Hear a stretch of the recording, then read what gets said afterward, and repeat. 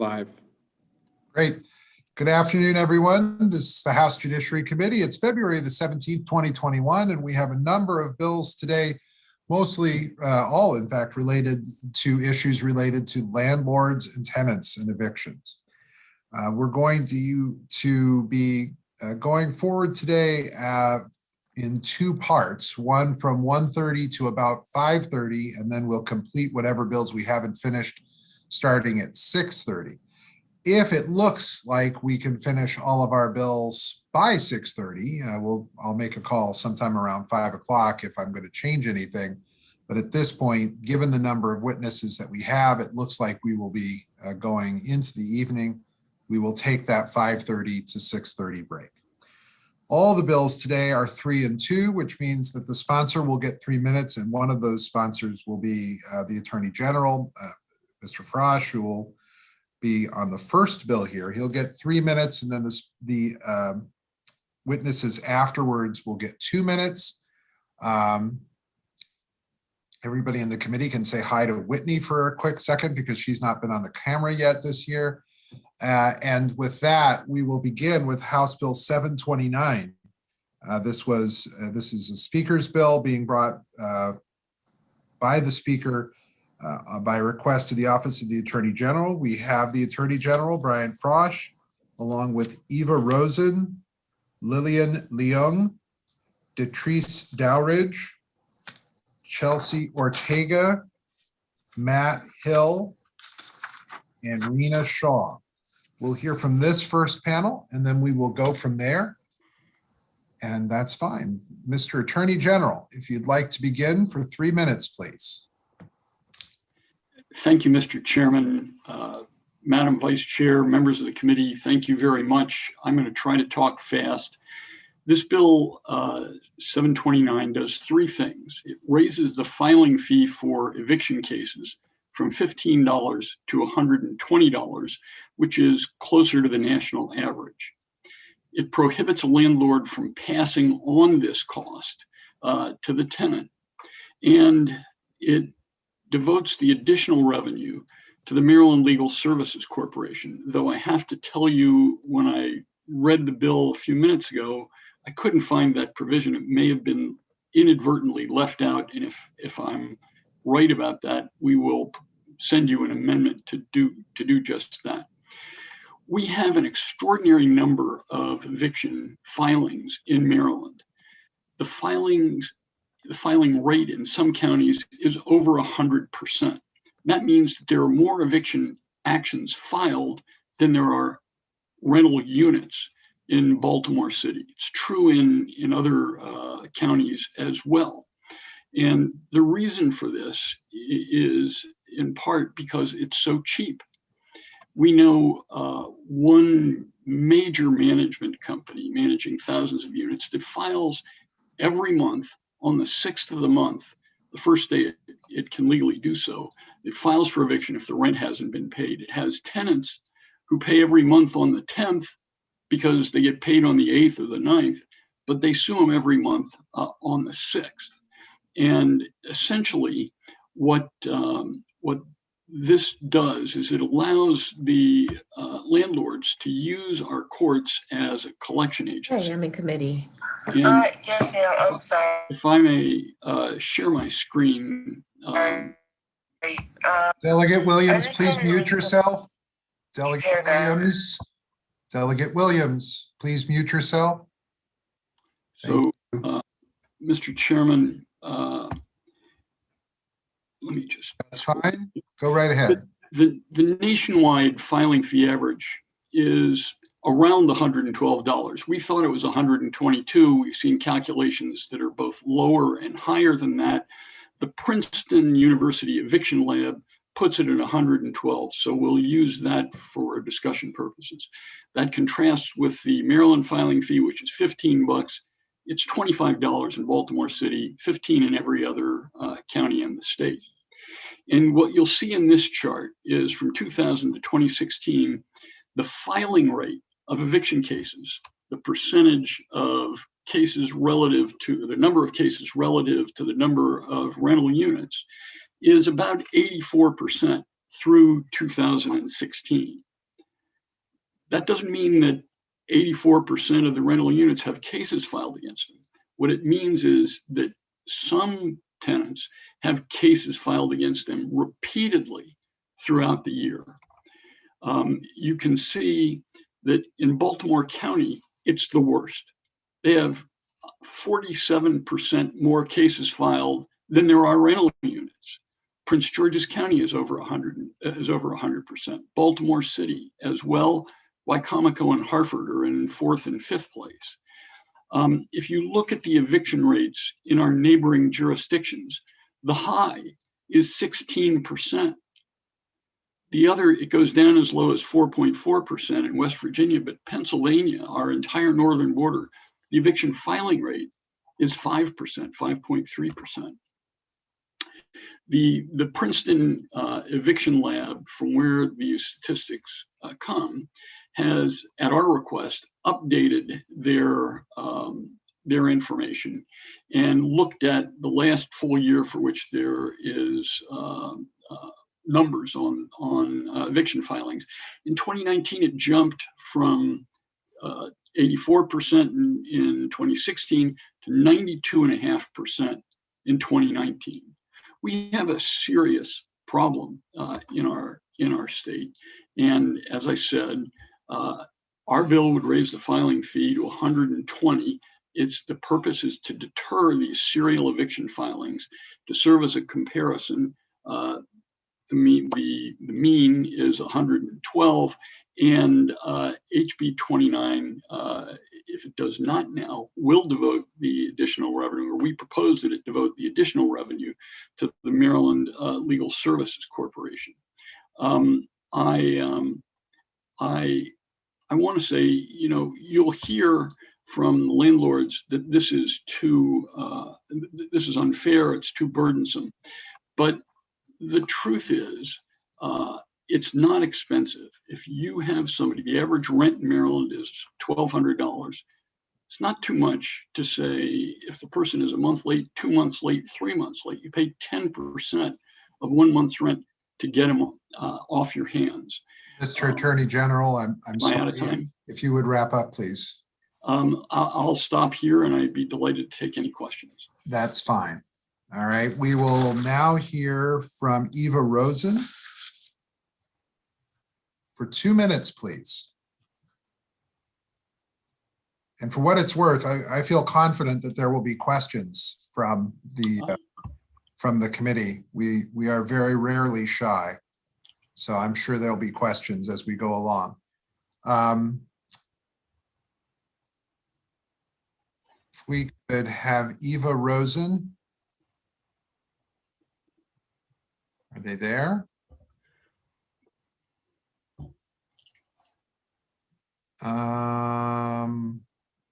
She's in. All right, I'm going to, I don't hear her responding. We will still hear from her, but let's go to Lillian Leung, please. Lillian Leung. Oh wait, there's Ms. Rosen. All right, Eva Rosen, I'm sorry. We'll go back. Hi, I'm so sorry. Can you hear me now? Yes, we can, and we'll have you start for 2 minutes. Great, thanks so much. So my name is Eva Rosen. I'm an assistant professor at Georgetown at the McCourt School of Public Policy. And in this testimony, I draw on over a decade of experience conducting policy relevant academic work on housing in Maryland, the District of Columbia, and nationally. So I've recently completed an analysis of all eviction records over the past 5 years in the District of Columbia as a point of comparison. In this report, we also document the fees charged to file for eviction in the 50 largest states. As we were just talking about, across these areas, the median filing fee is above $100, well above the current fees charged in Maryland. And importantly, we document that jurisdictions that have lower filing fees tend also to have much higher filing rates. So based on this research, the DC City Council has recommended that the Superior Court raise the filing fee to $100, as we are talking about here. That's now under consideration. But I want to say that this association is further substantiated by qualitative interviews and fieldwork with over 150 landlords and property managers in 4 cities, including Baltimore, that I've conducted. And again, in places where fees are low, as they are in Maryland, it's cheap and easy for landlords to file on tenants as soon as they're legally allowed to do so, knowing full well that filings will not often result in an eviction. And landlords in my research study report doing exactly this. So they explained that they rarely expect or hope even to actually evict the tenant, given how costly eviction is for property owners, aside from the fee, just how costly it is for that to have that turnover. So this phenomenon is what we call serial filing, where a landlord files for eviction on the same tenant in the same unit multiple times a year. And these account for a substantial chunk of all filings. And importantly, they're made not with the intent to evict, since again, the vast majority of filings don't result in an eviction, but often with the intent to intimidate the tenant, to change the power dynamic, to leverage a threat to get them to pay or to leave. So raising the filing fee in order to deter landlords from using the court system in this way is really important for several reasons. Filings result in a legal record that makes it harder for tenants to find housing in the future. The landlords in my research say that a history of a filing, even when it doesn't result in an eviction, is one of the single biggest reasons that they take prospective tenants out of the pool. Indeed, substantial research shows that publicly available eviction records follow tenants and have a negative impact on their future housing opportunities. In addition, families report that in some cases a filing may be enough for them to leave preemptively, either as a result of fear, threats, or pressure from the landlord. Some have raised the question of whether increased filing fees would be passed on to tenants, and this legislation includes an important key clause prohibiting passing on such fees to tenants or using any lease language. Ms. Rosen, if you would please wrap Is that up. my time? Yes. Sure. So based on this body of research, I support the proposal to raise the fee. I think it will lower the number of filings that will likely never have resulted in eviction. Thank you so much for your time today. Thank you. We'll go now to Lillian Leung for 2 minutes, please. Just to check, can you hear me? Yes, we can. Perfect. Good afternoon. My name is Lillian Leung. I'm a doctoral student in sociology at Princeton University and a researcher with the Eviction Lab. I am testifying today in favor of HB 729. America is in the midst of an affordable housing and eviction crisis that predates the COVID-19 pandemic. The cost of housing is a significant burden for many Americans, especially renters. This, coupled with stagnant wages, puts a growing share of renters at risk of eviction. In 2016, at a time of robust economic growth, we estimate that 3.7 million eviction cases were filed nationwide. That amounts to an eviction filing rate of 9.6%, or almost 10 evictions filed for every 100 renting households. In Maryland, these rates are far, far higher. In 2019, we estimate a statewide eviction filing rate of 92.5%. Some counties have filing rates even over 100%, which at first glance, these numbers seems impossible. But what we conclude is, this is because eviction cases are not always a means of removing tenants. Rather, they are often a tool for property management and rent collection. Professors Peter Hepburn, Matthew Desmond, and I have analyzed the phenomenon of serial eviction filings. Serial eviction filings take place when landlords and property managers repeatedly file evictions against the same household at the same address across multiple months and sometimes even years. Analyzing court records from across the country, we found that nearly 1/3 of households facing evictions in 2014 were filed against repeatedly. Serial eviction filing rates vary across the country. Because we do not have case level data in the state, we cannot estimate the serial eviction filing rates in Maryland. However, we can show a clear positive relationship between overall eviction filing rates and the frequency with which serial eviction filings happen. Counties that have higher overall eviction rates tend to also have higher serial eviction filing rates. And that is likely true of the really high filing rates we observe in Maryland. Interviews with landlords and property managers in South Carolina and Alabama led us to conclude that serial eviction filings were often used as a tool to facilitate rent collection. But such practices were only plausible where eviction filing fees were low and regulatory barriers minimal. In these states, eviction courts function as the court of first, not last resort. Ms. Long, please, if you'd wrap up, I appreciate it. Of course. To put this in context of HB 729, the current filing fee for failure to pay rent cases in Maryland is $15. This is among the lowest in the country. where the average filing fee nationwide is $112. By raising the filing fee, this bill would likely result in preventing unnecessary serial eviction filings and lowering Maryland's filing rates. For these reasons, I am in favor of the bill. Thank you. Thank you very much. Thank you. Detrice Dowridge, please. And if I mispronounced your first name, I do apologize. If I mispronounced your last name, I also apologize. $112. By raising the filing fee, Ms. Dowridge, you need to turn off the serial eviction you need filings. to turn off the YouTube stream.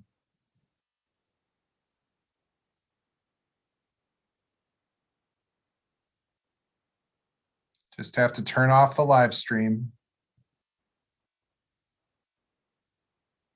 Okay, I'm here. I'm sorry. Can you all hear me? Much better. 2 minutes, please. Okay.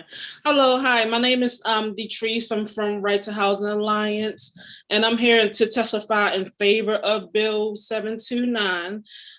In my years as a renter in Baltimore City and County, and as an advocate for housing justice, it seems landlords are allowed to use the district courts as their personal debt collector. Landlords are quick to file failure to pay rent eviction actions, but not quick to make repairs needed so that tenants can live in safe housing.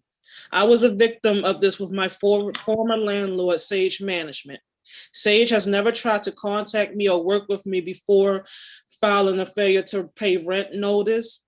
Sage has always filed against me, even if I was a day late, and which resulted in me always paying before the trial date. At first, I wasn't attending the trial because I assumed that Sage would be honest and let the court know that I already paid my rent so my case can be dismissed. But come to find out later, that wasn't the case. So I started going to court to dispute the balance that was owed. I was always stressed out and having to deal with the constant filing, especially when I saw fees that didn't make sense.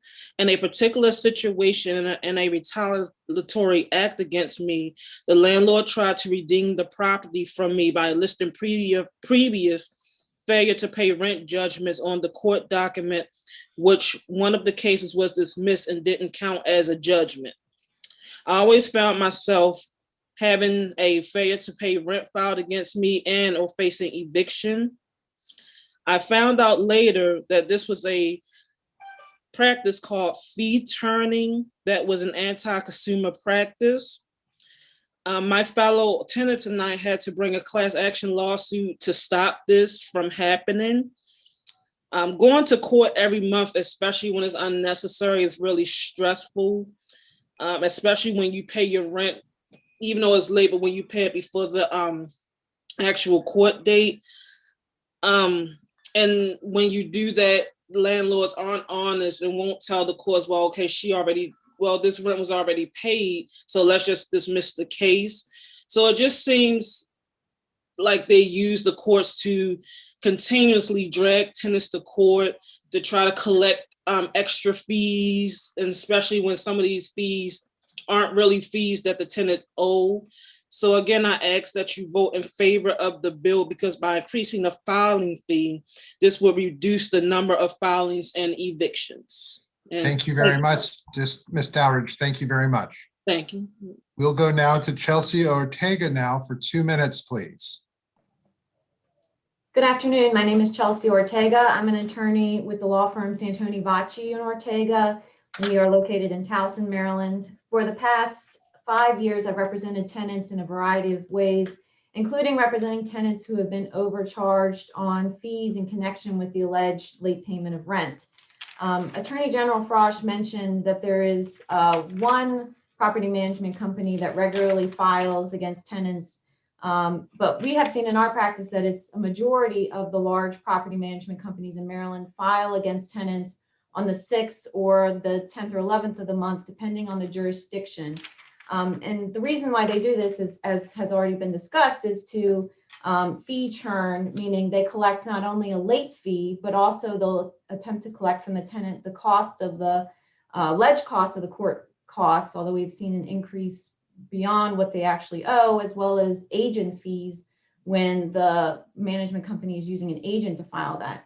And one thing we have seen in the cases that we have brought is that the late fee, which was intended by the legislature to cover these administrative costs, is just a profit item to landlords. So instead of using that to even cover the filing fee costs, they're just using it as a profit. And so there's an incentive for landlords to find that these tenants are late by using allocation provisions. So they'll deem the rent late, and to file against as many tenants as they can to get as much profit as they can from tenants. We have an eviction tsunami coming. With COVID-19, you've seen some of the data on how many renters are late. This body needs to act now to prevent people from becoming homeless in a pandemic, to reduce the number of evictions that are filed, to save judicial resources so we aren't having this massive number of eviction filings each month against people who need to be staying in their homes, especially now. So we urge a favorable report. Thank you. All right, and we thank you as well. All right, we're going to hear now from Matt Hill for 2 minutes. Thank you, Mr. Chair. My name is Matt Hill. I'm a member, I'm an attorney at the Public Justice Center, which is a member of Renters United Maryland. On behalf of the 19 members of Renters United Maryland listed in my written testimony, we strongly support HB 729. This bill is one of a series that the committee will hear today about changing the court from the landlord's front line for debt collection to one of housing justice. HB 729 will end the General Assembly's decades-long subsidy to landlords through the cheap, easily accessible debt collection process called rent court. To be clear, this will not end rent court, only the special subsidy that landlords receive in the form of a filing fee of only $15. It does this by adding the $120 surcharge to bring this fee closer to the national average. Critically for our members, this removes the incentive for the landlord to file in rent court, even if the rent is only 1 day late. We've heard a little bit from Ms. Dowridge about the consequences of the serial filing, but I'm here to tell you that that is not unique to Ms. Dowridge, that many of our clients had the same disastrous consequences. First, they're deeper in the hole from the additional court fees, the agent fees, the 5% late fees. They have to take time off work, find alternative childcare, perhaps miss a doctor's appointment, because one thing that hasn't been mentioned yet is that often tenants are getting notice of these rent court trial dates just 2 or 3 days, if we're lucky, before the actual trial date. It's an incredibly unique process that is frankly just crazy when you think about people's lives and their ability to actually defend against these complaints. It also affects their rental history and ability to re-rent. Now, the committee is going to hear other testimony about the damage of the current serial filing process and the disparate impact on Black and Brown communities. The committee is also going to hear about right to counsel, which is one thing that could be funded, doesn't have to be funded through a surcharge like this. But one last point, which is that RUM strongly supports the provisions in HB 729 that stop landlords of the court from passing this fee on to the tenants who are already most at risk of eviction. Striking that provision would defeat one of the primary purposes of this bill, which is to incentivize landlords to communicate with tenants, work out a payment plan, seek rental assistance, maybe fix the hole in the roof before you go and decide to file an eviction court. Thank you. Thank you, Mr. Hill. Rena Shaw, please. Chairman Clippinger, the chair of the Access to Justice Commission is signed up to testify, and he's in the next panel apparently. So Ward Coe will be testifying on behalf of the commission. Okay, so you're not going to testify. Mr. Coe will testify in the next panel. All right, that's fine. Thank you very much. That'll conclude this first panel then. And we will take the many questions that are showing up now from the committee. I'll ask committee members to try, if you can, to direct your questions to a specific person who spoke just now. I'd also encourage you that while I enjoy a good story, today is not the day for long lead-ups to questions. Ask your questions, please. Thank you. With love, sincerely, your chairman. Starting with Delegate Bartlett. Thank you, Mr. And Chair. not pointed at Delegate Bartlett, not pointed at any one of you. Love for all of you, Delegate Bartlett. Thank you, Mr. Chair. My question is directed to Mr. Matt Hill. You spoke about the consequences. I'd like to get some dollar figures on that. What is about so we know now that the filing fee is about $15. what is about a range of the late fee for tenants and court fees Yes. and cost of if they can hire a lawyer and going to court? Right. So the late fee is usually 5%. Well, it's capped at 5%. So your typical rent, say, is $1,500. The late fee would be $75. Is my math correct there? And then the court fees, just the court costs alone, $20 to $30, well, $15 to $25. And then there's also these agent fees that many landlords charge in addition. They say that they need to have an agent, which is essentially a specialized, so you don't have to be a lawyer to represent someone in rent court if you're the landlord. So the landlord can hire these specialized rent court agents, and they charge between $10 or $20 or $30 per case. And then those are passed on to the tenant. And so, again, this bill is one way to really disincentivize that kind of fee churning.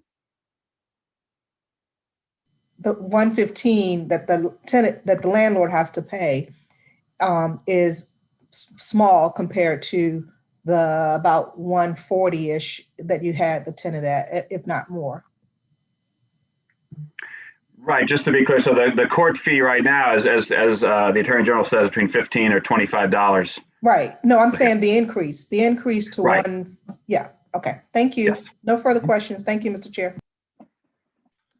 All right. Delegate Griffith. Thank you, Mr. Chairman.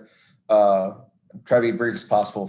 So, Ms. Rosen, my focus is really not on the big guys, but on the small guys, 1 or 2 rental units that are just trying to get by, that are acting in good faith. You'd mentioned there was a percentage, and please forgive me if I'm being crude about or not specific about the language you used, but what percentage would you estimate of these filings are done in bad faith, just trying to collect versus people feeling like they need to follow the process? I wish I could give you a percentage. I don't have, like the eviction lab, I don't have all of the Maryland data to be able to think about serial filings in particular.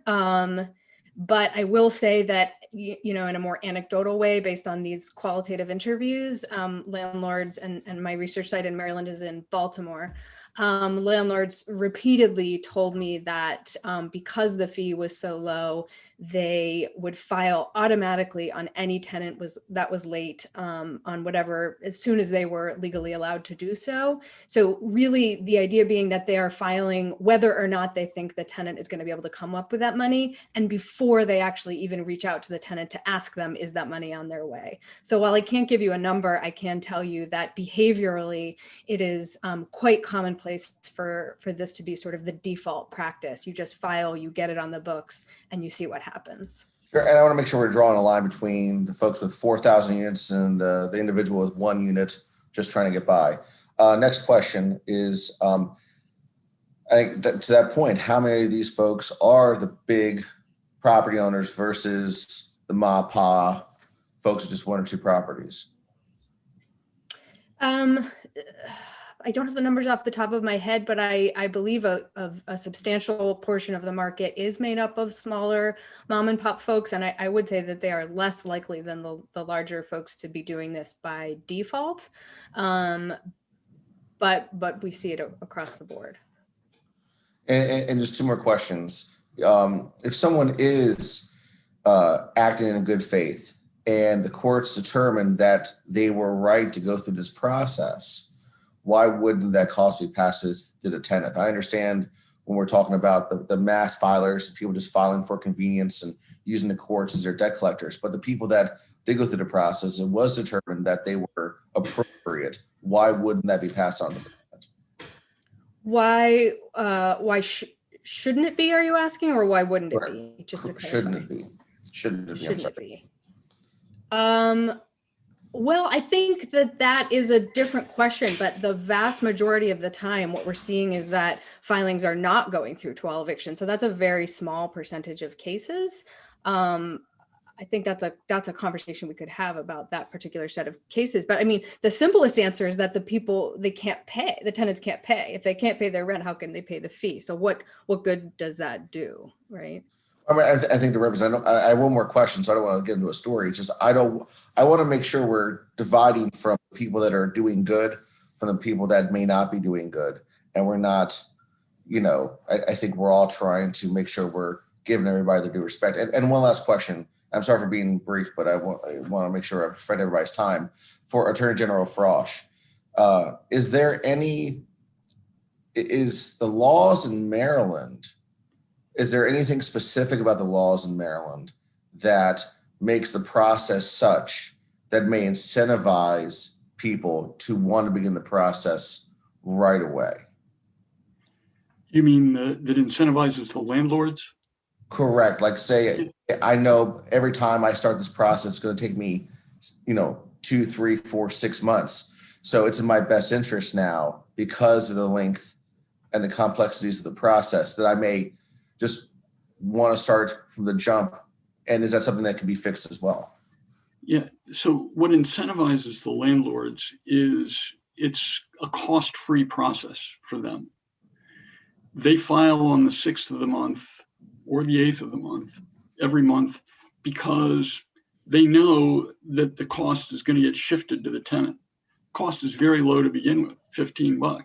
So that's the incentive. They know that the court's is gonna say to the tenant, you got to pay the rent.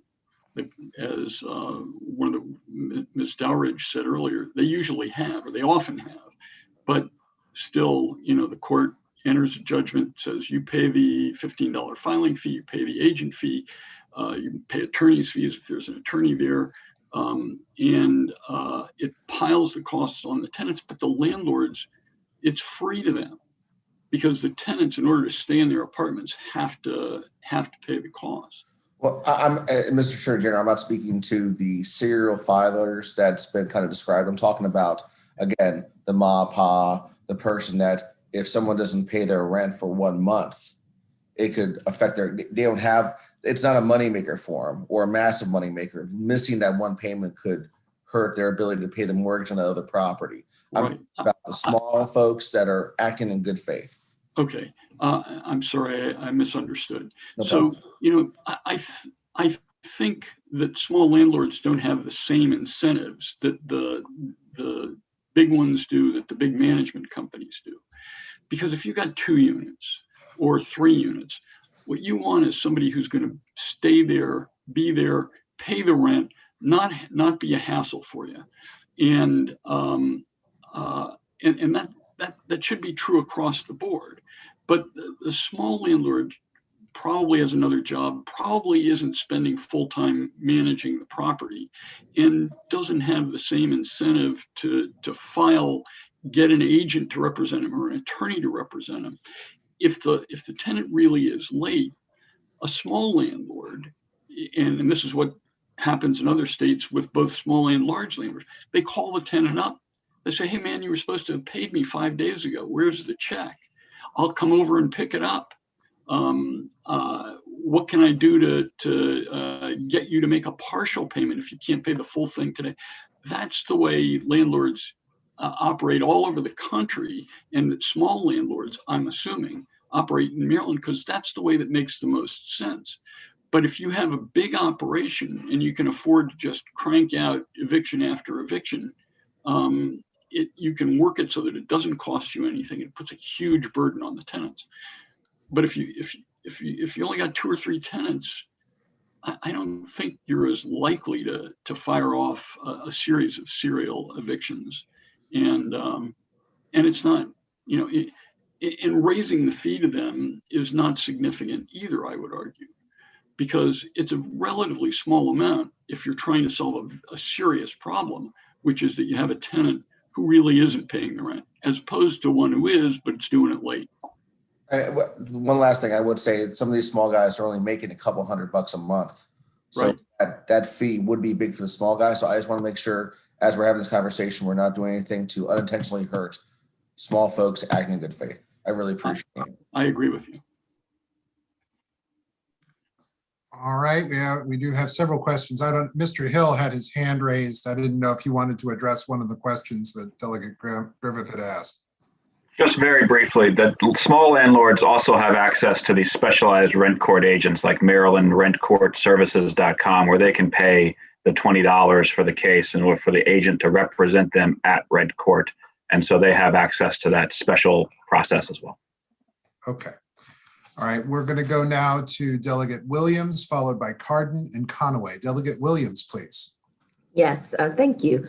So I have a question. It's probably, I guess, for Ms. Leung. Hopefully I'm pronouncing that correct.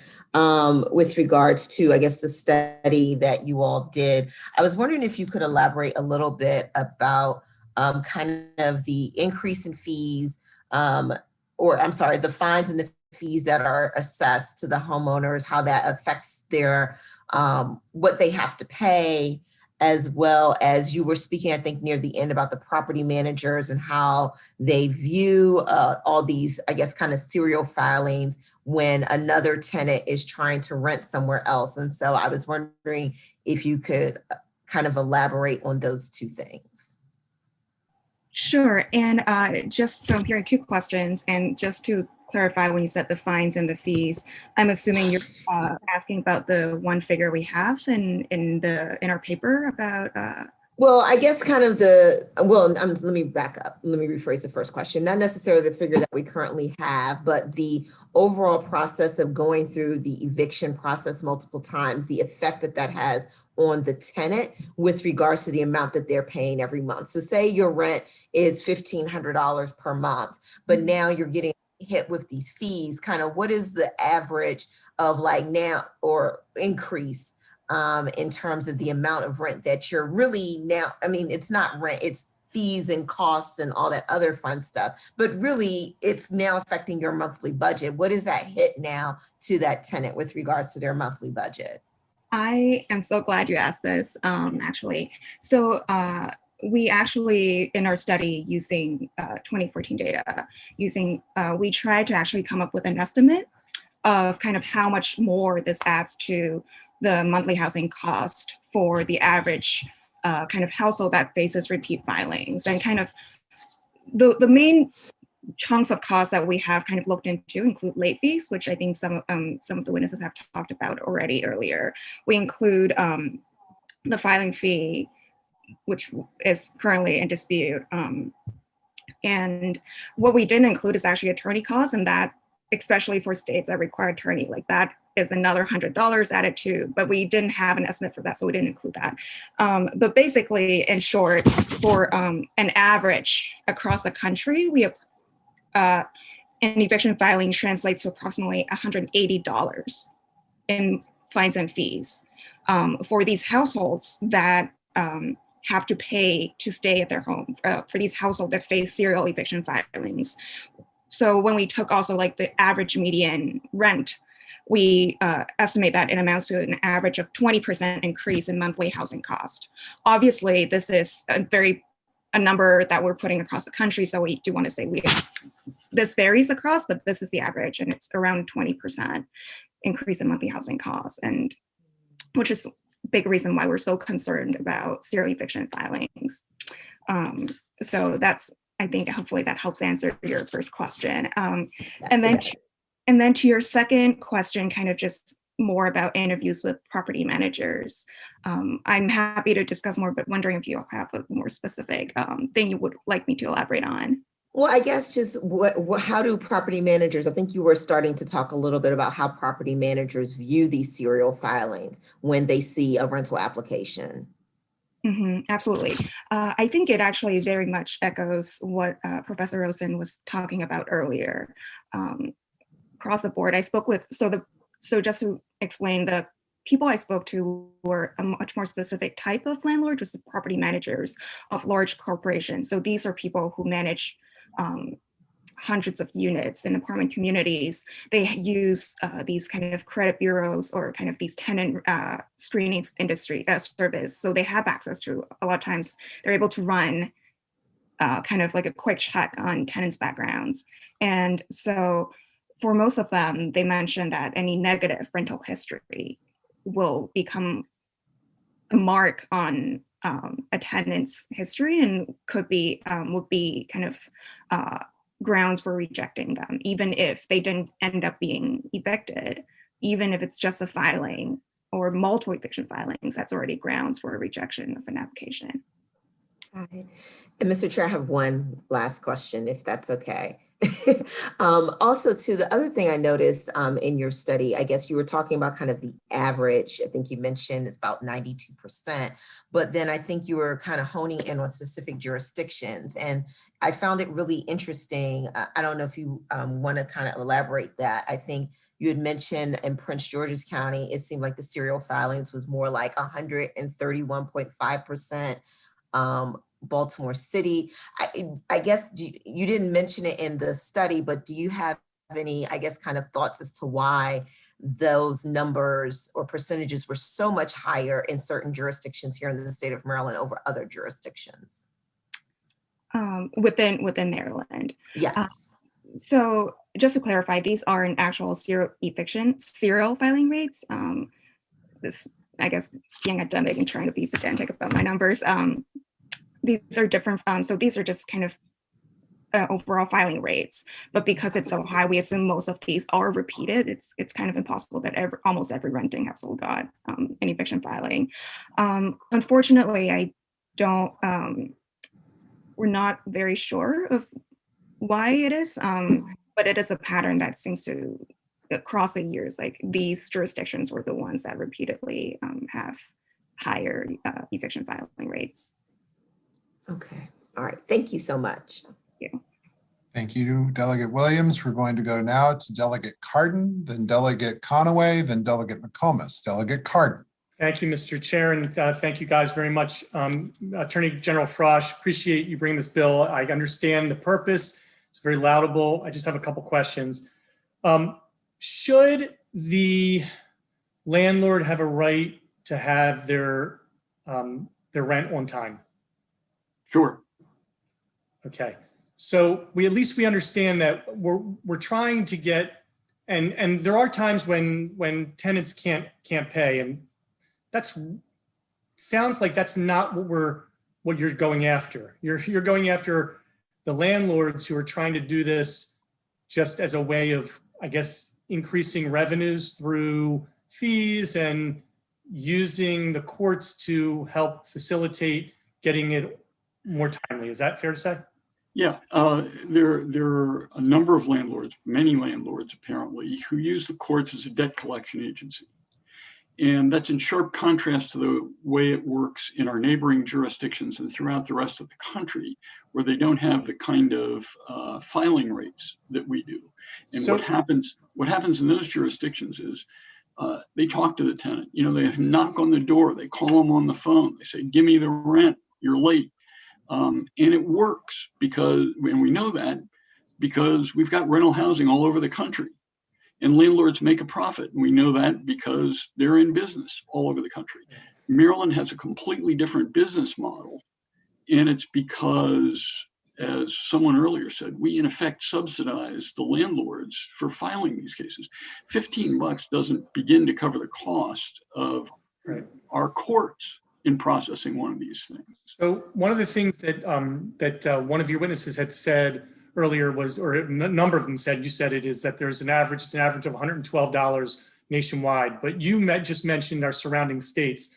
I'm curious to know, and maybe you don't have this information, you can get it to us, whether West Virginia, Delaware has a different average filing fee than the average across. Yeah, we're 48th in the country in the cost of filing this.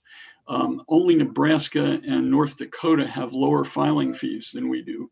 DC is right now at $15, but preparing to raise it to $100. So yes, we are lower than everybody in the region.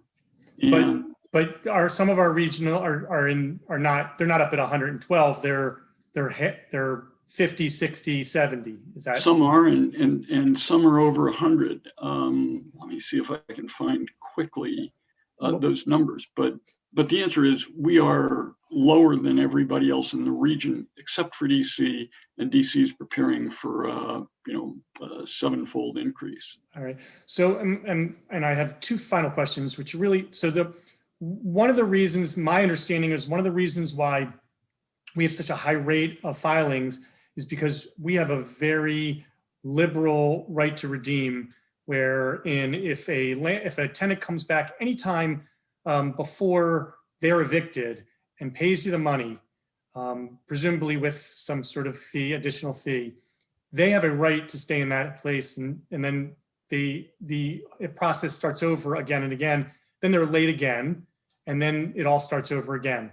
So it seems as if the issue is, how do we incentivize not being late, not how do we make it easier for, and we can combine that with how we make it easier for, or harder for landlords to file. But it seems to me as if this lateness issue is as problematic as making it easy for the landlords to file. Well, I wouldn't put the two on the same level, but let me start with that. I mean, there's a hefty late fee. I mean, the cap in Maryland is 5%. Virtually every landlord has a 5% late fee. So if your rent is $1,500, the late fee all by itself is $75. That's a pretty strong incentive. You layer on top of that the agent fees and the other costs that get added, the court fees. You layer that on top of the tenant, and it's a very strong incentive to pay on time. I thought that this bill doesn't permit you to assess these fees onto the. Yes, that's right. I'm talking about the status quo.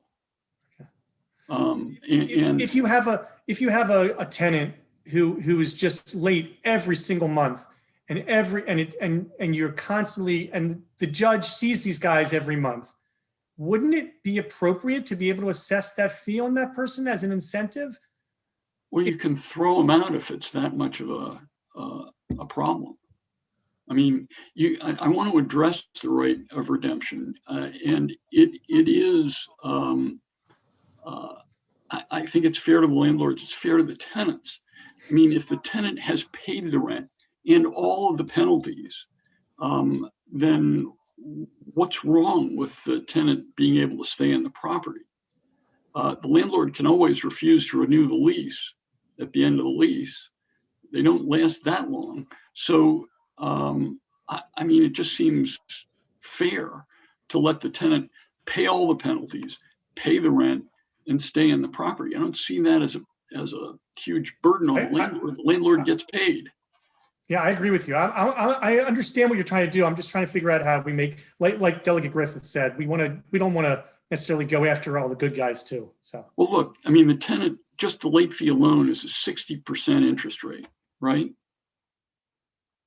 It's 12 times 6. If they're late every month, they're going to be paying 60% more than they would otherwise pay. Right, but they got to go and figure out how they're going to get the money from them. If the only way to get it is to take them and make them think that they're going to get evicted, and then have them come over with a wad of cash. I mean, well, actually, that's not the way. And that's not the way it works around the rest of the country. Around the rest of the country, the landlords call them on the phone, knock on their door, plead with them, threaten them, say, I'm going to file suit if I don't get it.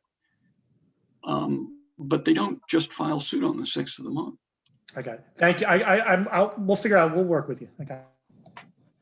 Thank you.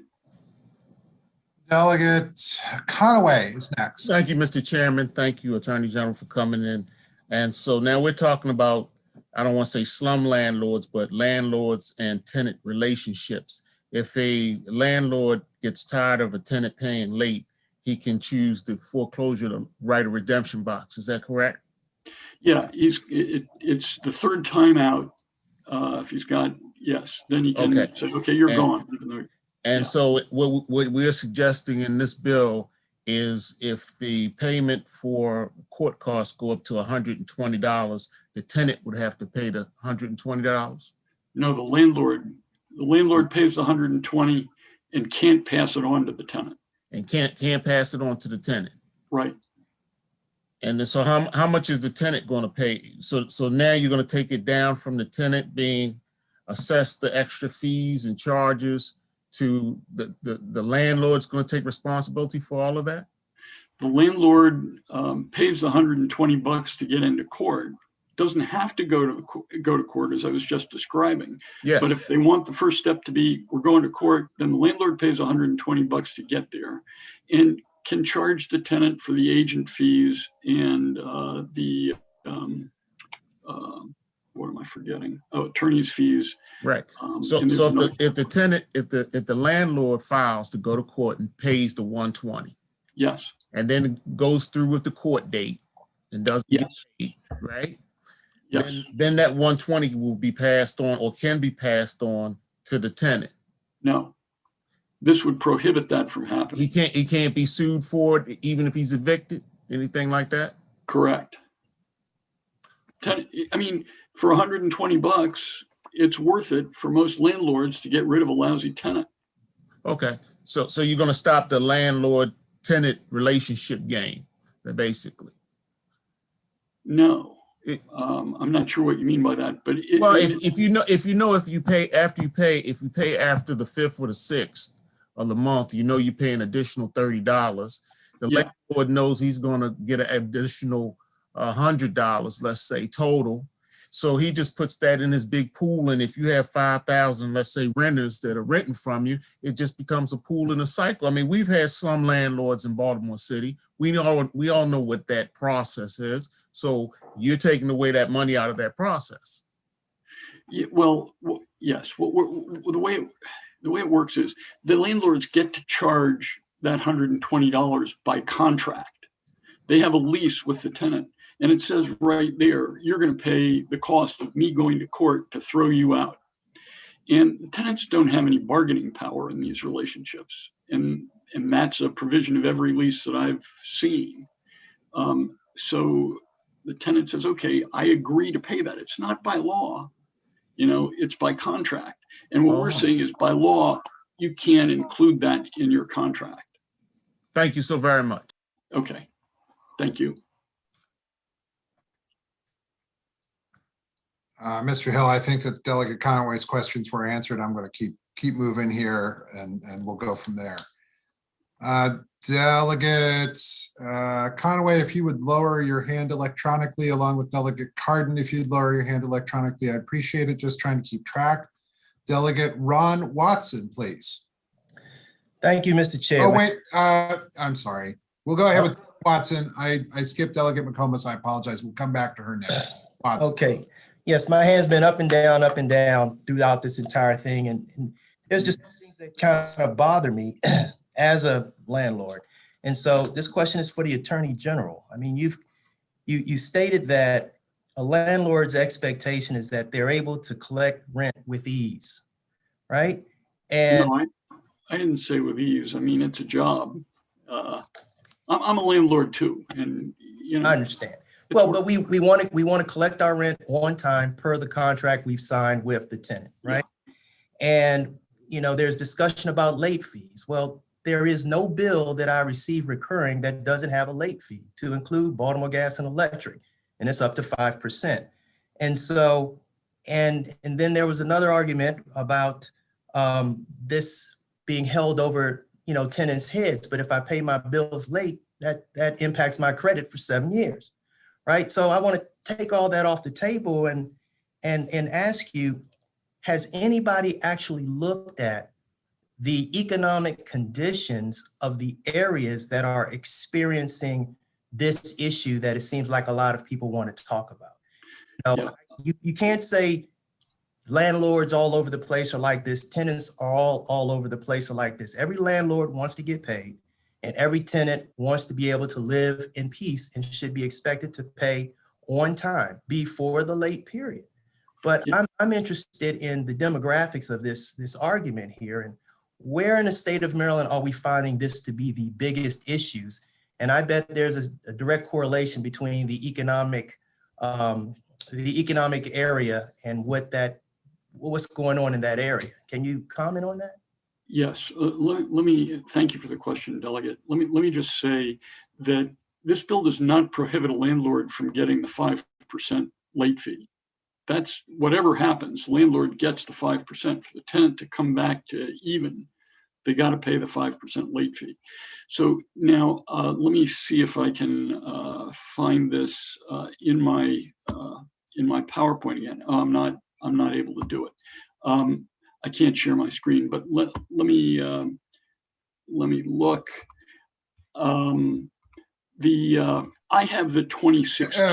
Mr. Attorney General, if you'd like the ability to share your screen, I'm sure Mr. Goldberg can work with you if you would like.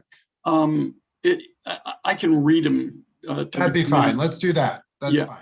So the 5 top in 2016, and you could ask Ms. Lung, I think they're the same in 2019, although the filing rates have gone up.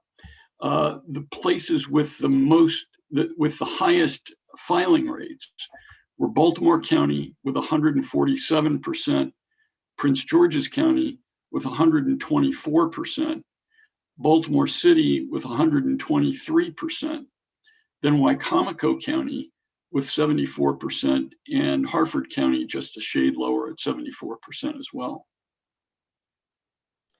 Thank you very much. I'm sorry I missed that. I was testifying on another bill, so I missed. No problem. Thank you. You bet. Now, Delegate McComas, I apologize for skipping over you. We'll go to Delegate McComas and Delegate Grammer. Unmute. Okay, Mr. Chair, thank you. Just a brief question. When you talk about filing is $15, I assume that somebody has to serve process on the tenant, either through personal process service, the sheriff, or through certified mail. Is that fair to say or not? When you file for failure to pay rent, there's a fee. So okay, so that could be $40 or it could be, let's say, $6 if it's certified mail, but you have to be in court right away. Is that, in other words, the person has to be served before they get drug into court, maybe with 2 days notice, right? Or then it finally gets scheduled once there's proof of service, right? Right. In the court system. Okay, I was just trying to understand because I don't do landlord tenant. I guess what I'm wondering is, okay, so we can't change any of the current contracts that these people have signed. So it's going to be the new contracts, and some contracts could be, signed 2 years ago and there's an automatic renewal. So how's that going to work if this passes? That's one question. And if you can't answer it, don't worry about it. But I guess what I'm wondering is would we solve some of this problem that you had to show before you could file? You have to show you contacted the individual either and have a letter or a phone call. And then the other quick question, if you'd respond to Attorney General Frosch, is I actually knew of a case where it was between family members and there was a rental disagreement and everything. And the gentleman took him to court. No, he didn't. He didn't take him to court. He just said, hey, I want my money. And the nephew turned around and filed a peace order against him and was granted it. And because the landlord didn't agree to it, he couldn't get it expunged. So, or not expunged, but shielded. Anyway, I'm just saying that may be some reasons that people are pretty, timid in Maryland to approach the tenants. But so I was wondering if part of this whole thing would be that if you don't pay rent for a month or maybe half a month, then you can file and just change the dates, and it would take time to change the law, because if you're only a day late or 2 days late, I mean, the whole mechanism should go forward. That's just some ideas I threw out that you could think about. Yeah, well, thank you, Delegate McComas. Let me say, with respect to what this bill would, which contracts this bill would apply to, it would not apply to any contract that is in existence now. I think there might be some difference of opinion as to when a contract automatically renews, whether that is a new contract which would be prohibited from having that provision in it, I would argue that it probably does apply to the renewal. It doesn't apply to the contract that's rolling along till its end. With respect to when I believe that there are bills that are also before you, and perhaps even today, that will say, look, you got to give the tenant notice before you file the eviction lawsuit. And whether it's 5 days or 10 days, I believe that those would both have very beneficial impacts.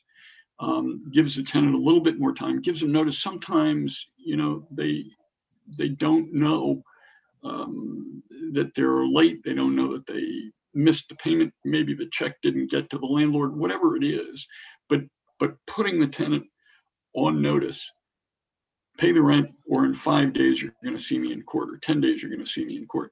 I think that would be another step this committee could take that would be very useful.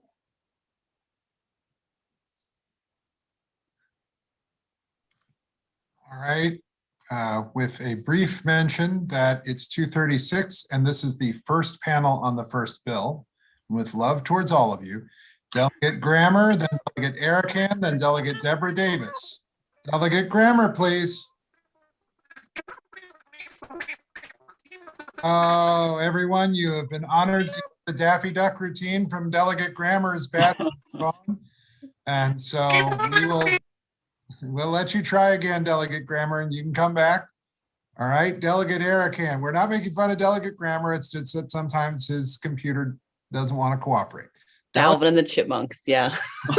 Thank you, Mr. Chair. Thank you all for being here on this bill. I just want to make sure I'm understanding some of this correctly. So I'm on page 2, looking at lines 20 through 22, I think. And am I understanding this correctly? We are asking that judges be allowed to assess against the landlord. So the same person who's getting financially dinged because they're not getting paid for the rent is now also going to be paying for the fees. Is that accurate?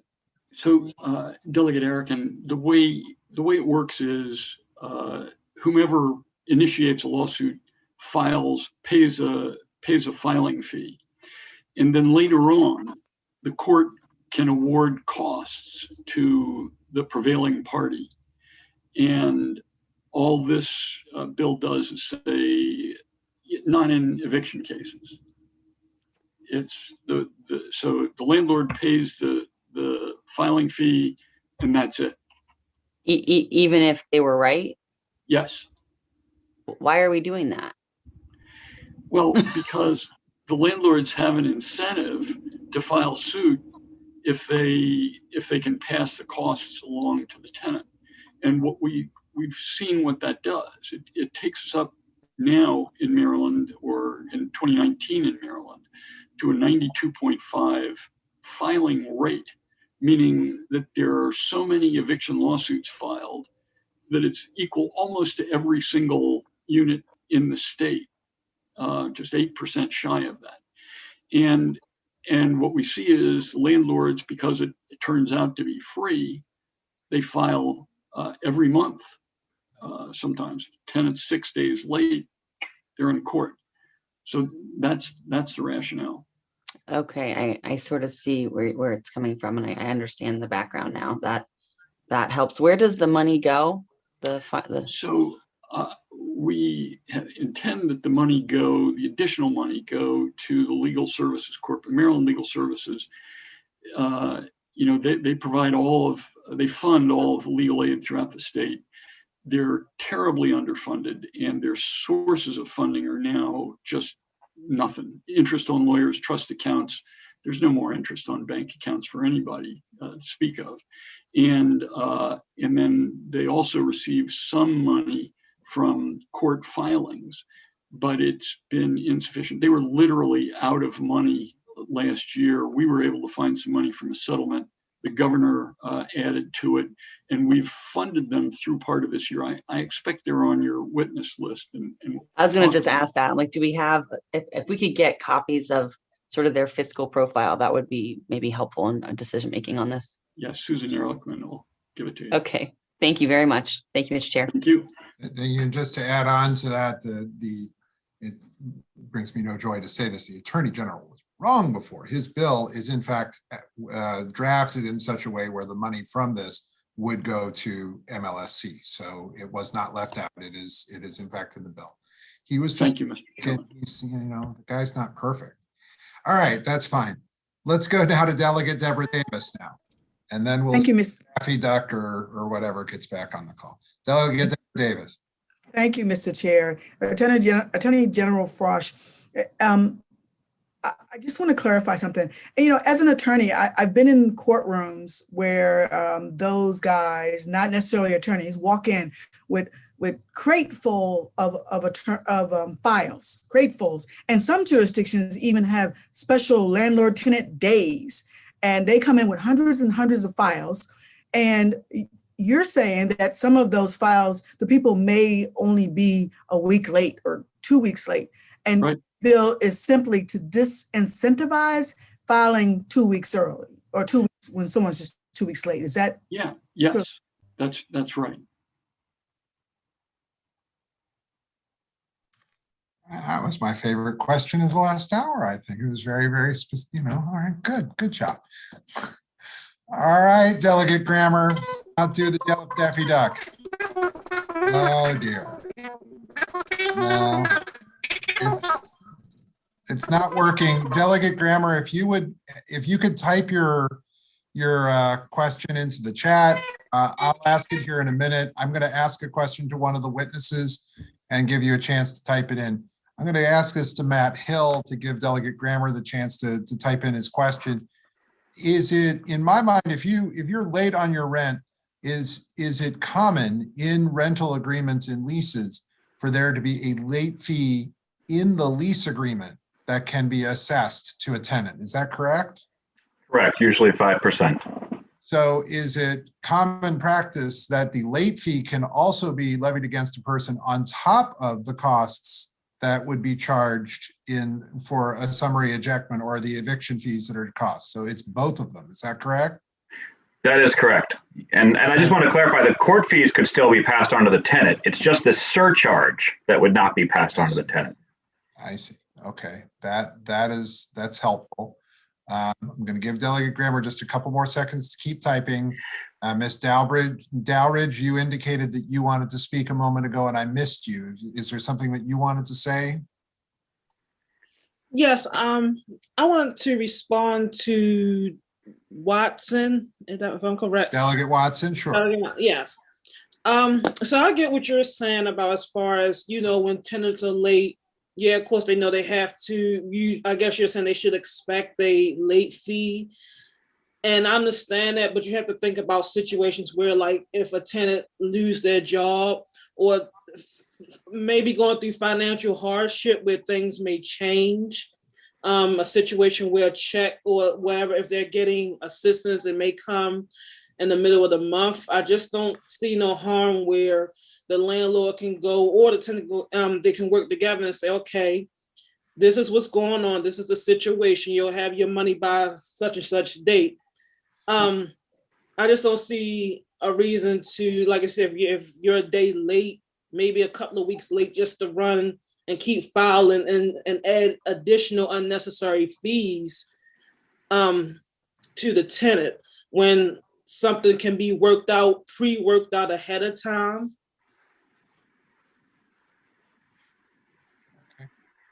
I agree with you. And as a former landlord, I've been to court many times and hate doing it. I've done the phone calls, but it's very often that 1 month can become 3 and 4 months late. And then the landlord has no other alternative. But then if the tenant tries to make it whole, in my mind, I don't want to go through this again. I would rather take the risk of finding another tenant versus continuing to work with this tenant and still, going through the same thing. But you're right, it is a relationship, but it works on both sides. Any bill that I have, they don't call me to remind me to pay the bill. they expect the bill to come. And as a landlord, I don't need to be harassing my tenants to call them, don't forget to pay, don't forget it's due. Okay, now you're late. I expect it to be there based on the terms and conditions that we have in the contract. But I do understand what you're saying, and I am sympathetic to it. So thank you very much. I have Delegate Grammer's question. I'm going to read it verbatim. The underlying problem is that this is again a question from Delegate Grammer. The underlying problem is that housing is unaffordable and that is getting worse. This bill may make that worse. From Delegate Grammer. Isn't it true that these costs can be passed on to the tenant in back-end accounting? Is there any way to actually stop these administrative fees from being passed on to tenants through generic cost accounting by those who rent properties? Is this actually enforceable? I'll throw that out to the panel, perhaps to the Attorney General, to to anybody really, I guess, actually, now that I look at it. Well, I'm not sure I fully understand the question, but this bill would prevent one of the costs, and Mr. Hill is right, it's the surcharge on top of the existing cost. It would prevent the surcharge from being passed on to the tenant. Otherwise, all of the costs do get passed on to the tenant. In terms of, is there any way to stop these administrative fees from being passed on to tenants? Yes, there is a way. This is one of them. This would stop the cost of filing the lawsuit from being passed on to the tenant. And yes, it's enforceable. All right. Okay. With that, he says, thank you. We are done with the first panel. Look at us go. Thank you very much, Mr. Attorney General. We appreciate your time. We're going to move on to the second panel. And there's my list. Thank you, Mr. Chairman. No, thank you very much, Mr. Attorney General. We will hear from Ward Co. We'll hear from, I'm just going to then go back to going straight down the list. And I'm saying that for staff. Rachel Wolpert from Maryland Legal Aid, Susan Ehrlichman from the Maryland Legal Services Corporation, Reverend Kobe Little from NAACP Maryland, Peter Hepburn from Rutgers University. All right, we'll go with those five. And then, well, I guess we also can put on Tom Cole and Chris Merriam, because I think that will cover everyone. That will in fact cover everyone. So we'll do all of them. And we will start with Mr. Coe if we can. Let's see if we can get Mr. Coe up on the screen. By the way, we're joined by members of the Environment and Transportation Committee who are here. Delegate Holmes just appeared on my screen. I know there are others who are on the call as well, and I don't mean to be rude, but I don't see you right this second. All right, Mr. Coe, Ward Coe. Yes, good afternoon, Chairman Cookinger and members. Would you mind turning on your, can you turn on your camera? Let's see here, yes. Sorry about that. Right. There you go. Here I am. For 2 minutes. I'm Ward Coe, I'm chair of the Maryland Access to Justice Commission, and the commission strongly supports House Bill 729. The commission was the lead partner with the Attorney General on his COVID-19 Access to Justice Task Force. House Bill 729 directly incorporates recommendations from the task force's final report. The high number of landlord-tenant filings in Maryland are a driver of housing insecurity and instability. There are long-term collateral consequences of a civil justice record that includes a rent court filing, which can leave an outsized stain, making it harder for tenants to get rehoused, affecting credit scores, and catching people up in a cycle of mounting court fees and costs. The Maryland Access to Justice Commission has developed a new tool that shows the prevalence of these filings is a significant problem throughout the state. And I'm just going to give you some examples of different areas. These are 2019 statistics. In Allegheny County, with 17,000 renter households, there were over 8,500 rent court filings. In Baltimore County, with 102,000 renter households, there were over 188,000 rent court filings. In St. Mary's County, with 2,800 renter households, there were over 4,400 rent court filings. In Wycomico County, with 15,000 renter households, there were over 11,000 rent court filings. These high numbers of rent court filings create an inordinate access to justice challenge and foster an environment that is ripe for injustice.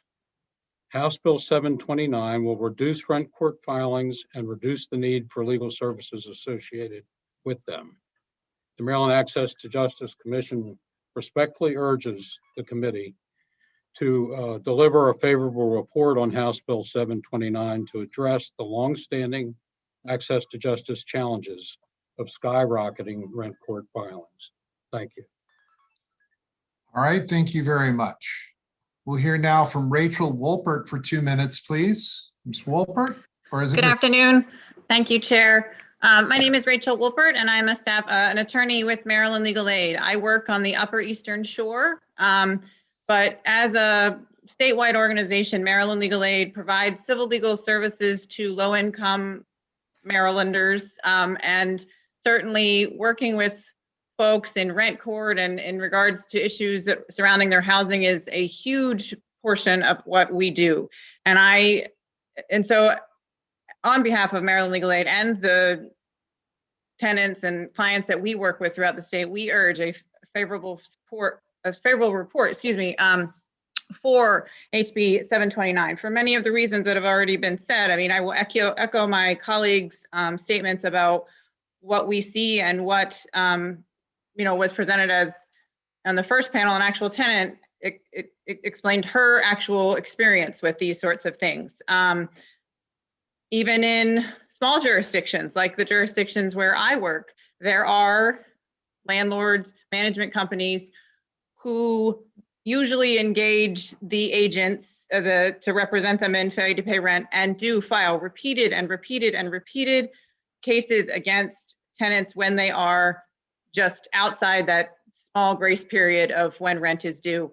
My colleague in the Salisbury office worked with a tenant who faced these sorts of repeated cases for months and months and months, and only whenever she went to court and she would show that she had paid her rent and the cases were dismissed, but she had to continually do that to make sure that there weren't issues that were coming up. And part of the reason that they kept filing was because they were charging an agent fee, which I realize is a bit outside this legislation, but that agent fee in our jurisdictions is almost $55 to file a case, which costs $15, for the court. And so, but she had to go and make sure that these cases, there weren't judgments entered. But when she did call Maryland Legal Aid and work with an attorney who basically worked out the issues with the management company to resolve it, it was just a conversation. She no longer faces those sorts of repeated filings. And for those reasons, we ask for a favorable support because we do see that these issues are throughout the state. Thank you very much. Susan Ehrlichman, please.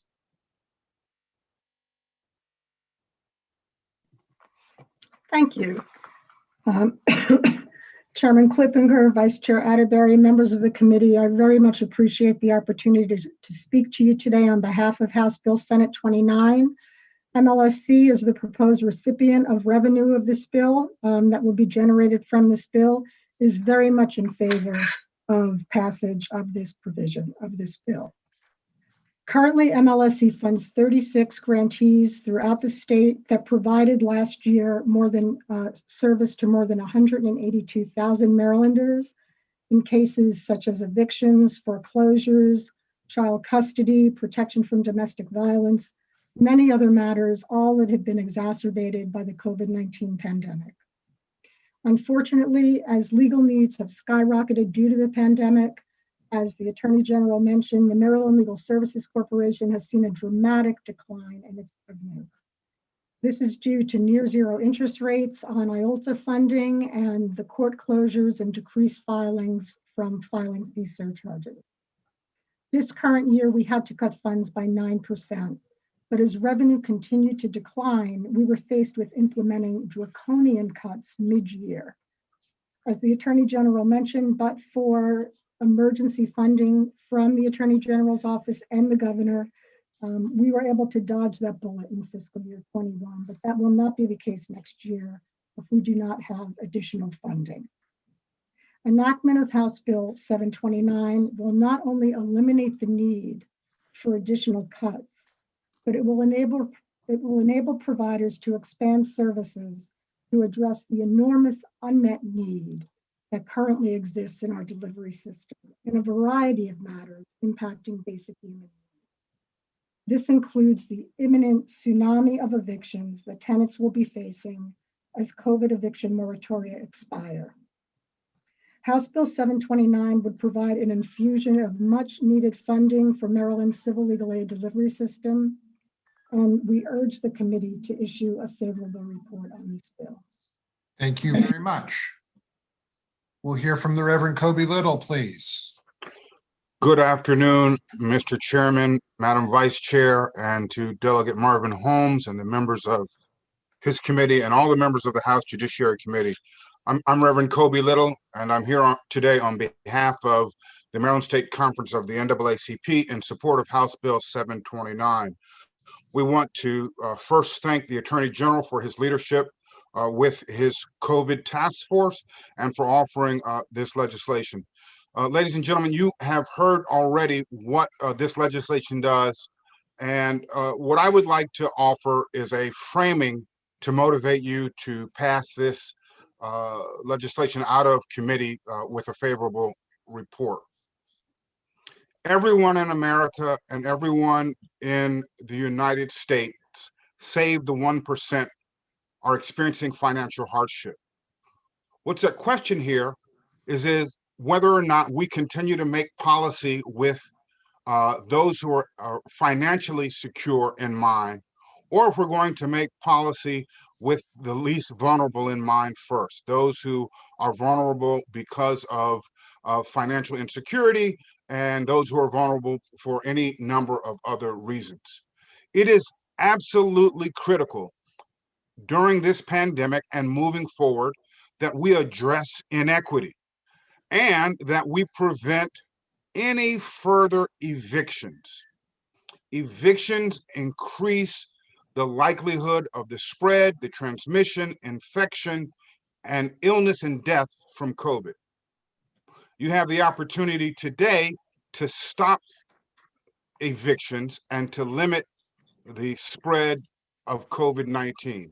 You also have the opportunity to reduce the inequity when it comes to housing in Maryland. So we urge a favorable report on this legislation, and I'll leave you with this thought. If we were to triage a medical emergency, would we first prioritize those and make policy based on those individuals who have a healthy amount of blood, or would we make a decision based on those who have the least amount of blood and face the most amount of vulnerability and risk? I think the answer is clear. The emphasis would go on saving those who have the greatest need. And although this is not a purely medical question, I hope that I've been able to demonstrate to you all that the challenge before you today is to look at those who are most vulnerable and act in the interest of those who are most vulnerable first. Thank you, Mr. Chairman, for— Thank you, Reverend Little. Thank you very much. All right, Peter Hepburn, please, for 2 minutes. Hi, thank you. My name is Peter Hepburn. I'm an assistant professor of sociology at Rutgers University, Newark, and a research fellow at the Eviction Lab. My testimony builds on that previously offered by Lillian Leung. As she described, eviction filing rates in Maryland are extraordinarily high, a pattern that's likely caused by repeated serial eviction filings against the same tenants at the same addresses. I want to emphasize the consequences of serial eviction filings, even for those who never receive an eviction judgment. Serial eviction filings increase housing costs for households that are already struggling to pay rent. Landlords and property managers that we interviewed noted that they typically pass court costs, including filing and attorney fees, on to tenants. We estimated that across the country, each eviction filing translates into approximately $180 in fines and fees. That amounts to a 20% increase in monthly housing costs. This bill's provisions ensuring that landlords and property managers do not pass those costs should help to reduce the financial burdens of tenants who are already at risk of eviction.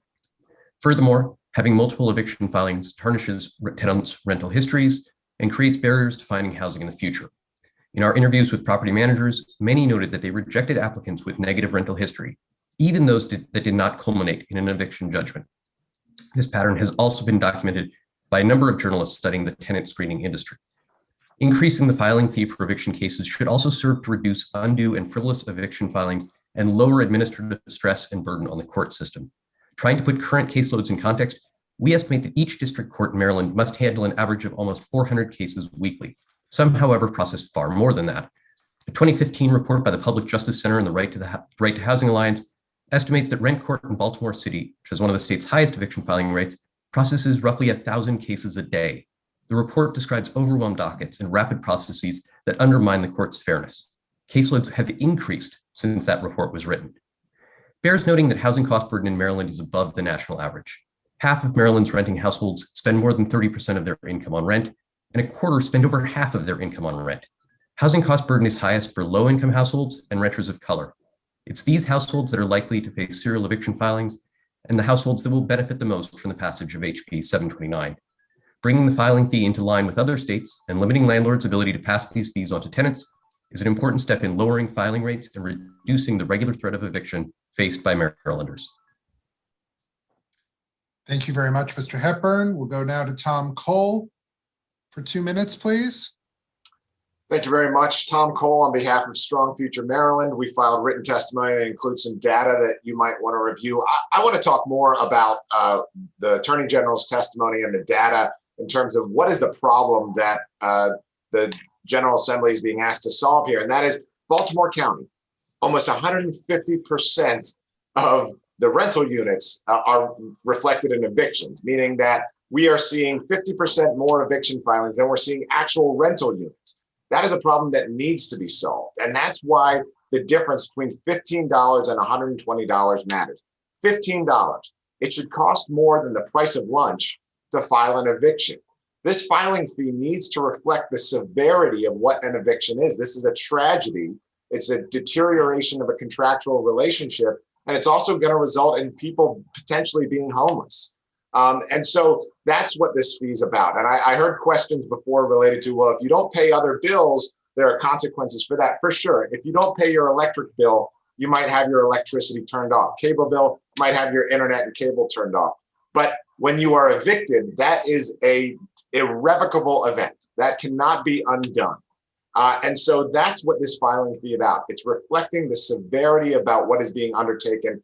And it also, as with many of the bills you're going to hear today, deters the eviction process from being undertaken when there are alternative means of preserving that relationship and keeping people in homes so that they are not made homeless, that they are not made reliant on the state or other social services for shelter. Thank you for your time. All right. We thank you for that. And we'll go now to Chris Merriam. Hello, everybody. Mr. Chair, Madam Vice Chair, members of the committee, my name is Chris Merriam. I am a Baltimore City landlord. I own and rent out 2 properties here. Filing a failure to pay rent case in Maryland costs a landlord as little as $15, as we know now. The average nationally is $120. This incentivizes landlords like myself to resort to eviction first, which both overburdens the rent court and creates additional financial and logistical challenges for renters. As a landlord, I certainly recognize landlords' right to evict a tenant in certain extreme cases. However, the vast majority of landlord-tenant disputes can and should be resolved in a more humane way. Alternative solutions are being discussed in other bills, such as HB 552 and HB 1312. But increasing the filing fee removes the incentive and instead makes other options more attractive. To me, the bottom line is that eviction is extremely serious and traumatic for the tenant. I have been a tenant before, and I understand what it's like. Should be an absolute last resort. I agree with the previous speaker, Tom Cole, that the cost of filing for eviction should be commensurate with how serious an act it is.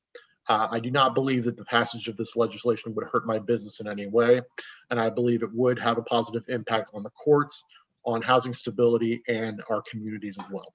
I respectfully urge a favorable report on HB 729. Thank you very much. All right, thank you very much. That will be the last person to testify. We have questions here that we'll take, starting with Delegates Griffin, then Bartlett, then Watson. Delegate Griffith. Thank you, Mr. Chairman. And first, I just want to comment on Reverend Little. I agree with you wholeheartedly that we want to make sure we are looking out for the folks that are experiencing financial instability as it relates to what the COVID crisis created. And that's why I'm so focused on the small property owners in this case who are experiencing, who don't have that huge margin and are experiencing their own financial difficulties as well. So all my questions are directed towards those small property owners. That's my concern. I guess this question is for, would be for Mr. Coe. I just didn't get a chance to ask this question in the previous panel. The Maryland Legal Services Corporation Fund, where the increased fees go to, would that fund defend tenants during the eviction process, or is that for other representation? Thank you for the question, Delegate. I should probably defer to Susan Ehrlichman, who's the director of MLSC, but my understanding is it would generally fund legal service providers. Susan, do you want to? Sure, thank you. And thank you, Delegate Griffith. Yes, Maryland Legal Services Corporation funds a variety of civil legal services, and a very large percentage of those services are related to housing and housing security. So particularly, given the anticipated dramatic increase that we expect in eviction filings, the funds would definitely be used for that purpose. So I guess my question is, and again, I'm focused on the small MAPA property owners, this increased fee would go to defending against their own court procedure. They would actually be paying for the defense against himself. Well, I guess it depends I don't see the court as the plaintiff. So all of the fees that are used for Maryland Legal Services, that Maryland Legal Services Corporation administers, are used for low-income Marylanders needing legal assistance. It's not necessarily only someone in a defensive position. They may be the plaintiff in an action, but it's someone who needs civil legal representation and is within 50% of the Maryland median income. Those are the income guidelines. No, I agree wholeheartedly that we need to, fund resources and opportunities to make sure people of all income levels have equal access to legal resources and justice, of course. What I'm asking is, with this substantial increase, would this money, a portion of this money, go to potentially defend the person they would be paying essentially for the defense of the person they're taking to court? Yes, that's exactly right. Since 1998, for the past 23 years, a major source of MLSC's funding comes from filing fee surcharge revenue. So this would not be new. Thank you very much. A major source of our funding. Thank you very much. I appreciate it. Delegates Bartlett, Watson, McComas. Yes, Delegate Bartlett. Thank you, Mr. Chairman. My question is directed to Mr. Tom Cole. You alluded to this is where a person lives and they could become homeless if they don't prevail in some of these eviction cases.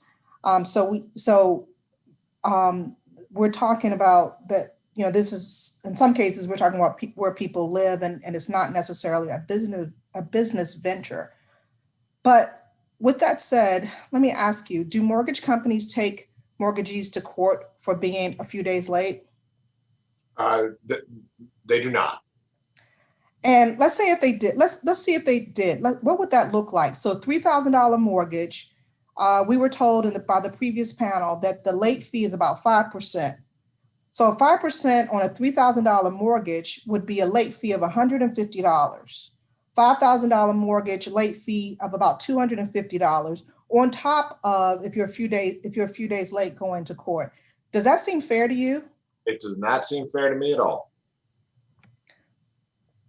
Me either. Thank you.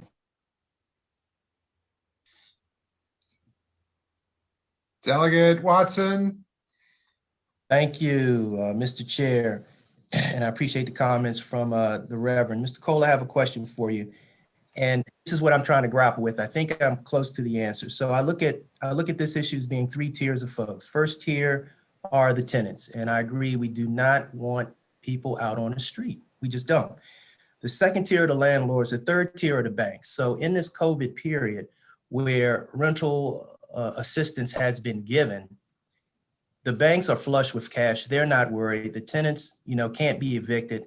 They're okay. But it's the landlords, from the emails that I've received, who feel that they're getting squeezed. Now, I did check Prince George's County, and for a small amount of time, they had an emergency rental assistance program for landlords, right? And so as we walk through this, in my community, which is a predominantly Black community, we were raised thinking that not only should your first investment be a home, but if you could own 1 or 2 rental properties, that is really where you want to be. And there are many people in my community right now suffering because the tenants are adversely impacted by COVID, and they feel that they have no recourse. And so these aren't the folks who are churning, and trying to take folks to court, for extra funds and everything. These are folks who are legitimately not getting relief from the mortgage companies, or if they're now putting this bubble payment on the end and making it impact them more. And I'm just trying to figure out that fine balance between making sure that our tenants are not put on the street, they are not evicted, there's ability for them to work out details with their landlords, but the landlords aren't just left holding the bag. Can you comment on that, please? Absolutely, Delegate Watson. And at Strong Future Maryland, we think that if we pit tenants against landlords, we're not helping anybody, because landlords are essential to affordable housing as well. And you will hear later this evening, House Bill 1312, which provides that critical funding, because when a tenant is paying their rent, the landlord's mortgage is getting paid. And so we want to make sure, to the extent possible, the landlord is getting the money that they need to keep that housing available. Now, in this circumstance, I would say that when a tenant is being evicted, that is not fixing the mortgage problem. That is just creating a vacant unit. And it's presuming that there is demand there to replace it with somebody else. So I don't know that this provision, this House bill, will change that. All it does is it encourages what we think is best for both parties, which is that they seek some other means of resolving that dispute. Because many times these tenants, they might not be able to make the entire mortgage payment, or rental payment. Because remember, under a lease, you can evict somebody even if they're not paying the whole amount. That you can evict them for paying half, you can evict them for paying 90%. If they're not complying under the lease, they can be evicted. So what this does is it says, if this relationship is ruined, it's going to cost you more than a burrito at Chipotle to get to court to file this eviction. And so that's what we're about. And I'll tell you, Delegate Watson, we agree with you entirely that this cannot be something where we target landlords and hurt landlords. Rather, it's something to say, landlords and tenants, let's try to figure out a way to repair this relationship to the extent possible. And if it's so severe we can't, then $120 is an appropriate amount to file to go into court. Thanks for that response. I am in support. Appreciate it. Thank you. Now getting text messages regarding the actual cost of a burrito at Chipotle, and no one is allowed to ask questions about that. Thank you. Delegate McComas. Thank you, Mr. Chair. I appreciate that. Also, I want to say that I think Delegate Watson really has gotten to the heart of the concern, but that's not my question, but I want to compliment him on his analysis. What I wanted to know is between Mr. Cole, this is Mr. Tom Cole, you talked about Baltimore County having 150% of the eviction compared to the number of units. And I wondered, is there any correlation between the number of Section 8 housing units versus the number of evictions? I just wondered if there was any correlation at all. You know, I'm not aware of any correlation. That those were the Attorney General's numbers that were said there. But we do know that in Maryland, one of the reasons why we have such an extraordinarily high percentage of evictions related to rental units is just because of the ease of use of evictions as a negotiating tactic and as a means for the landlord to work with the tenant as opposed to actually working outside of court. So I can't speak to which of those units are subsidized, but I would presume that it has much more to do with the low filing fee than it does who's actually using the unit. Well, I guess if I were interested to try to just, do a little research on my own, would I contact the Office on Housing in each of the counties? Well, I don't know if the Attorney General has deeper crosstabs on that data, but it's not something that's reflected in a court filing. So no, I understand that. I just hear that a lot, that there's, I'm just wondered, because obviously if you have reduced rent, you're obviously, don't have a lot of resources. That's all. But also in those circumstances, Delegate McComas, you are receiving the benefit of the voucher. The voucher is that reliable stream of income that is coming in to pay for that. And it goes to what I was saying before in response to Delegate Watson's question, is that there is some portion of that rent that is being paid. It's not as if the landlord is being left with zero. It's just whatever that delta might be between what the voucher provides and what the tenant provides in those circumstances. All right. Well, thank you, sir. Thank you. Chair.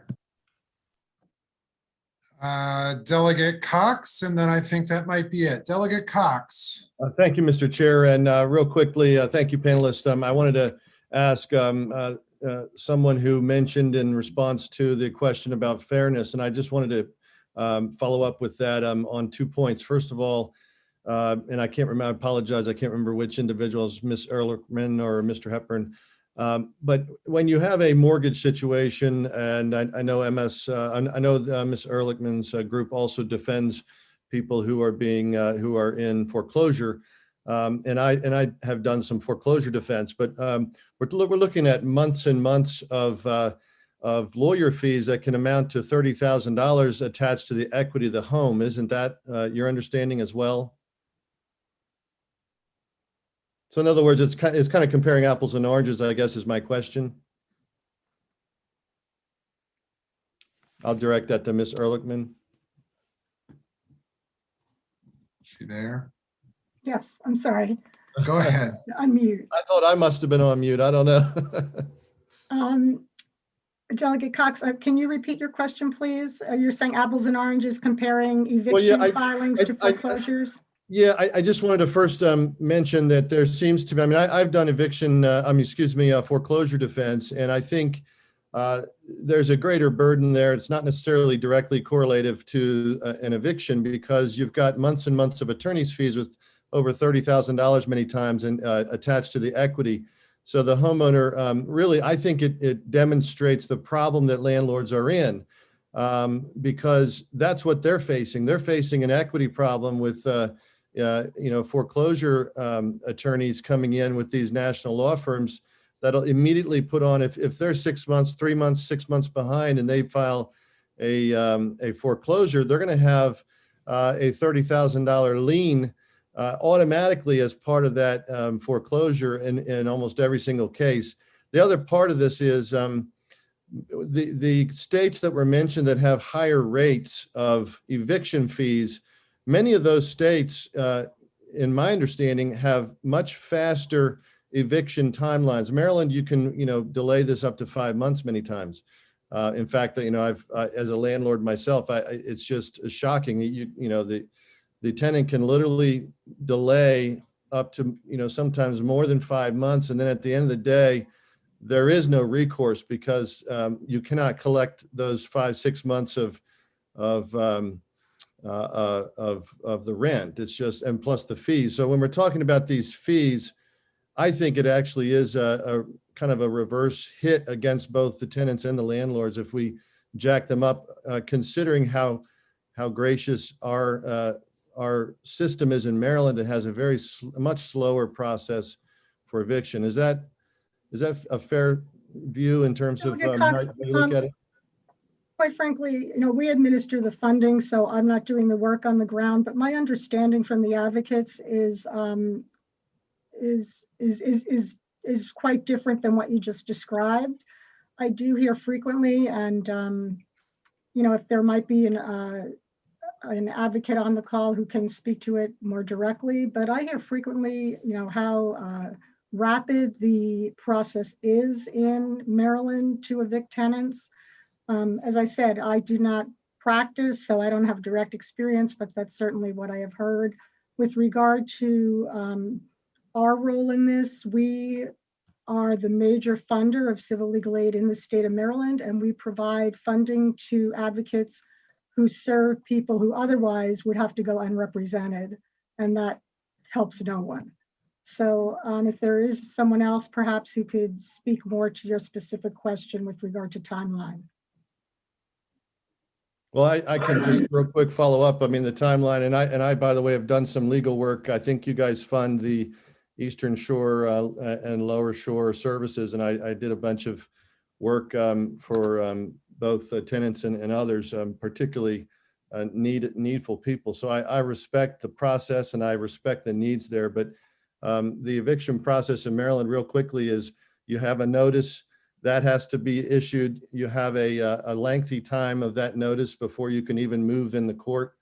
If it's uncured, the tenant, then you can file a complaint, and then you have to serve the tenant. Then obviously with COVID, there's no court dates at all for the last year. But generally speaking, a court date within 30 days. Then if you have that hearing, they can postpone it. They can postpone it, for several weeks sometimes. Then if you happen to win, that they literally have not, let's say it's 2 months by now have gone by and they do not pay, then you have another month before you can evict them. So, I mean, it's just, it's this lengthy process before you can get repossession of the property. And many times these, the actual steps in this system tend to greatly favor Maryland. Maryland's considered a tenant-friendly state in all the states. I mean, it's up there as one of the best. So that's my concern, that raising these fees will literally burden both the landlord and the tenant and have a reverse effect, actually, because of the fact that you won't be able to have a timely eviction. There'll be no recourse. You'll be able to have no attachment. And Delegate Cox, is there a question in our future? So that's my follow-up, Mr. Chair. Isn't that so? Thank you, Mr. Chair. Ms. Bitter, you were raising your hand, and I see Mr. Hepburn as well very quickly. I'm sorry, Ms. Wolpert, whatever. Ms. Wolpert, Bitter, please. That's fine, yes. Thank you, Chair. Yeah, again, I am an attorney with Maryland Legal Aid, and yes, I work on the Eastern Shore, but I am part of a group that speaks to my colleagues throughout the state. And for failure to pay rent, which is what sort of has the quickest and what we're talking about when we're talking about the repeated filings, failure to pay rent is filed and can get into court as soon as 5 days after the landlord has filed it. And certainly in larger jurisdictions, no, it doesn't happen that fast. But the jurisdictions that I work in regularly, it happens usually within a week or two that my clients have their court date from the time that the landlord filed it. That doesn't mean that the tenant got that notice, right? The tenant it can take a few days or even a week for the tenant to get notice that they have to go to court. And there are certain days that they do the landlord-tenant cases in all of my jurisdictions. But if a judgment is entered on a Friday, say in Caroline County for unpaid rent, that landlord has to wait on that judgment for 4 business days. So by the next Friday, they can go and get the warrant, and the warrant is what the sheriff has to carry out. And, you know, so if everything goes smoothly and the tenant is not able to get assistance to catch up, then the sheriff can schedule that eviction as early as a week and a half, maybe, from whenever the trial was. So it happens very quickly. All right, I think we've gotten that question answered. I don't see any more hands up at this point, so that is going to conclude the second panel, the final remaining people to testify in favor of House Bill 729, and we thank you all very much. Members of the committee, it is now 3:25. We've gotten through 2 whole panels in 2 whole hours. I will mention to the committee that we have 2 more bills similar in some ways to this bill that are going to immediately follow it. And I'm going to let the world know that we're going to try and get through those 2 and get through as many of the other bills as we can before 5:30. And that 5:30 may move around a little bit, but committee, pointed questions, please. Having said that, let's go now. We're going to go now to the opponents. Thomas Thompson, Grayson Williams, Francis Shore, Catherine Howard, William Castelli, Aaron Bradley. There are 6. This is all the people who will testify in opposition. They're each going to get 2 minutes, and we're going to start with Mr. Thompson. And thank you, Mr. Chair. Good afternoon, Madam Vice Chair, members of the committee. Thomas Thompson on behalf of the Maryland Multi-Housing Association in opposition to House Bill 729.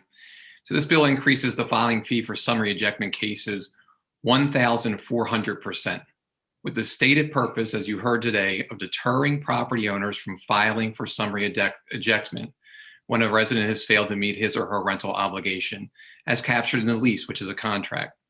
To further ensure property owners are deterred from accessing the courts, the filing fee, which the court can permissibly award, they don't automatically award, by statute to the prevailing party as part of the judgment, is now unrecoverable.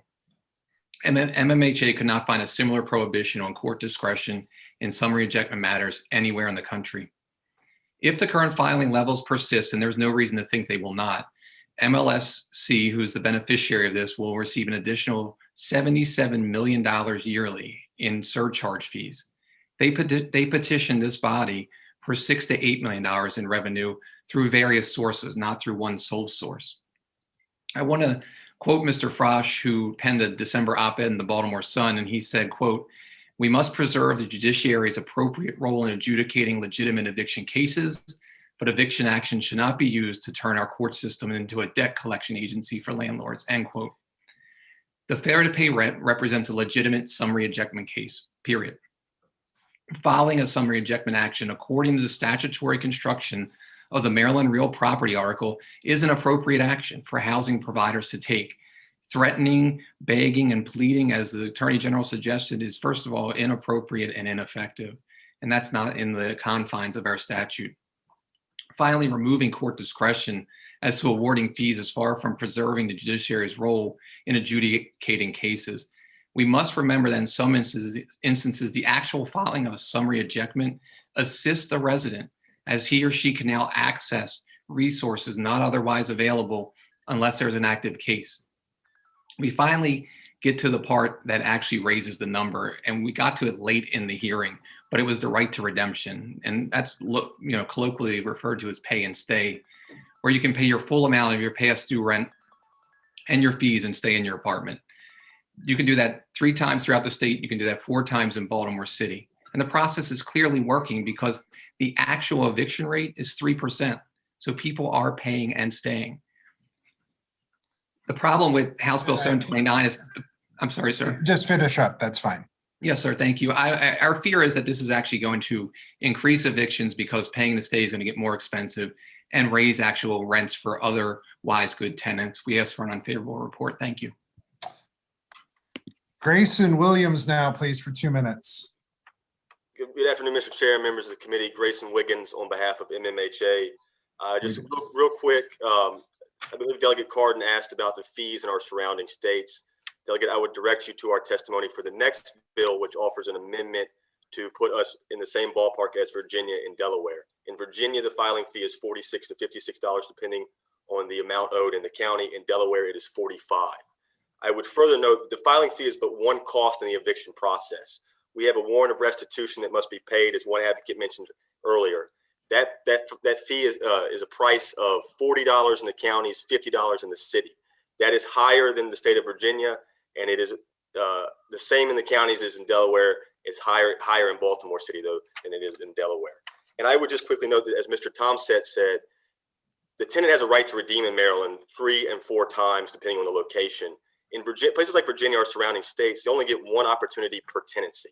So first, of course, there are more filings. And then 2, you have to consider that when you set the fee, because a Maryland landlord may have to pay this fee 4 and 5 times a year, as opposed to a landlord in Virginia, which would pay it once. If you make the filing fee $120, as it is currently delineated in this bill, you're looking at more than $500 to $600 on an annual basis per tenant that landlords are paying. Small landlords cannot pay that. And first, I would further note that the Attorney General said the cost fee process is the incentive to file. That is absolutely incorrect. The reason that we file is that landlords take 1 month of security deposit, and beyond that time, it increases our risk and liability. So for that reason, we file quickly. I will note that if you pass this bill, landlords will begin to require more than 1 month of rent. They'll go into 2, and that may act as a further barrier to housing. And for that, we oppose the bill. Thank you. All right, thank you very much. Francis Shore, please.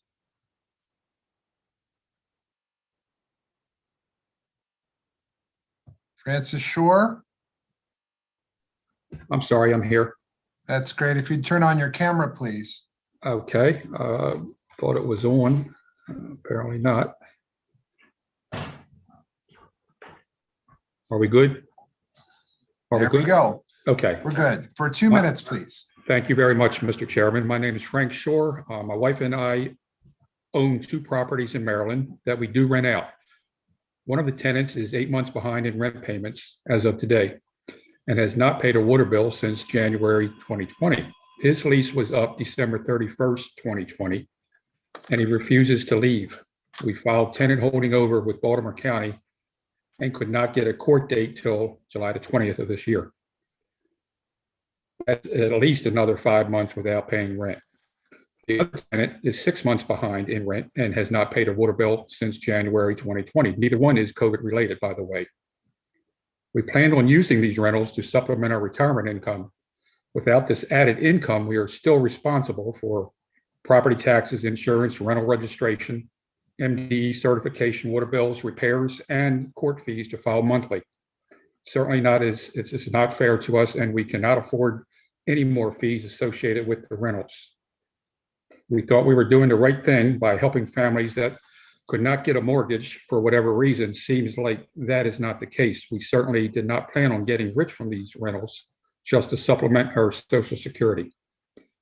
The opposite applies here, as we were taking money from our retirement income instead of supplementing it. We cannot keep going on like this, as we are getting close to having to dip into our small savings account to keep these rentals. And as mentioned before, more fees added to us would even further add to our problems. Thank you for letting us testify. Frank and Kathy Shore. All right, thank you very much. You're welcome. Howard, please. Good afternoon, Mr. Chair. Catherine Howard. I'm General Counsel for Regional Management, Inc. We are a long-term landlord in Baltimore City, and we have 5,000 rental units in what is a market rate affordable housing. We are opposed to this bill. I don't want to duplicate any testimony, but I do want to emphasize the situation with the right of redemption.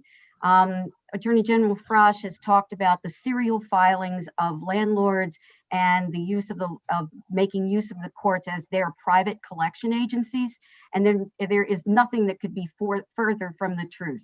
This legislature, for over 40 years and 2 gubernatorial commissions, has put together a landlord-tenant statute that does fairly balance the interests of landlords and tenants with regard to the need to be paid, but also the need to be protected from what used to be known as self-help eviction. This bill, with all of its terms, particularly the incomprehensible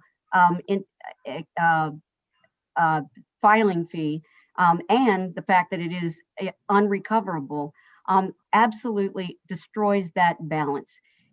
It is going to eventually result in all rents going up for all tenants, poor paying tenants and good paying tenants. And that is something that is absolutely incomprehensible to me, why this legislature would want to upset that balance and do something along those lines. The right of redemption is probably the most unique right of the tenant in probably the 50 states. And the fact that the tenant gets to take advantage of that right more than once, as has been said, is a unique and very important right. And it is why we have the quote unquote serial filings or multiple filings in a year that increases the numbers that have been quoted here today. That is a very important right. And we should not be punishing landlords or tenants who utilize that right in this situation. Ms. Howard. I appreciate your listening, and if you have any questions, I'm happy to answer them. Bill Castelli, please. Thank you. Thank you, Mr. Chair, members of the committee. Bill Castelli on behalf of the Maryland Realtors. And we are also opposed to the legislation, although I think, as you'll hear in a testimony on the other bills, we would support some increase in a fee, but this we feel is extreme. And I think it would help if I could walk through what the eviction process is. Most of our members who do property management work with very small landlords. They're usually renting out a single family property, maybe one property, maybe two properties. And so these are not people with lots of resources. And I can assure you, I've never talked with one of our property managers working with one of these owners that wants to evict someone. The costs are very high, and it's not just the surcharge and the filing costs. You also have the warrant of restitution once you've been granted possession by the court. And then you have the costs of hiring a crew. So for example, in certain jurisdictions, you're required to hire, and we deal mostly with single family properties. So sometimes we hire very large crews of up to 20 people. You have the cost of the turnover of the unit, cleaning it, painting it. So these are thousands of dollars of cost. So our landlords often work with tenants when they're having financial difficulty because these costs are so high. So we think this is an extreme cost. And for that reason, we would encourage an unfavorable report.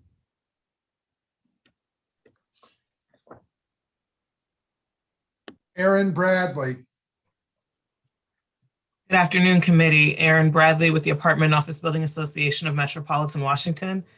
Today's hearing is very full, and my colleagues have covered much of AOBA's position wonderfully. So I'll just speak with regard to Delegate Watson's earlier point on demographics. It is absolutely correct that economically disadvantaged communities have higher incidence of filings. And there is another bill before the committee today that AOBA supports that increases the filing surcharge, but will also help target Delegate Watson's specific point by creating a funding mechanism for rental assistance. That will absolutely help decrease both evictions and eviction filings. So with that, I conclude my testimony, but I'm happy to answer any questions. All right. I think those are all the people to testify here. We're going to go to questions and go to Delegate Grammer, who hopefully will be audible. Can you hear me, Mr. Chair? Fantastic. I have a That's question. exciting. All right. Thank you. Delegate Grammer. No comedy relief now. Ms. Howard, you mentioned that if we proceed with a measure like this, it's likely to increase the cost to tenants. Can you elaborate what you mean by that? Yes. Thank you very much, Delegate Grammer. What I mean by that is this: if these fees are increased to the amount that you're discussing, that the Attorney General's office is discussing, and it is these fees are unrecoverable, those are additional costs that the landlord has got to deal with across the board, not just raising rents on the bad the tenants who cannot pay, and I don't mean to say that they're bad, but the non-paying tenants, and spread those rent increases across to people who have been on time paying, as well as the persons who are generating the loss through the unrecoverability of these fees because they are not paying as agreed in their leases. Gotcha. So I think frequently we put things on paper, we make it a law, and we act like that works properly. And as this is written, you probably can't pass it through directly and issue a receipt for that payment to a tenant, but you could sure as hell average a cost across your back end accounting. Is that correct? That's correct. And I'm guessing that for an organization like yours, I don't have any rental properties. I think I'm the only person in the world who doesn't, but I'm imagining you allocate like a certain amount of cost for general administrative expenses or legal expenses. Is that correct? You of course budget for that kind of cost, but the kind of cost that you are talking about are things like, as Mr. Castelli indicated, the costs of getting the evictions done, getting the attendant costs with those, and you also have the agent's fees, which are not necessarily recoverable either. You have those costs that are your normal costs that you are budgeting for. This bill, unfortunately, makes one piece of that, increases it, number one, and secondly, makes it completely unrecoverable.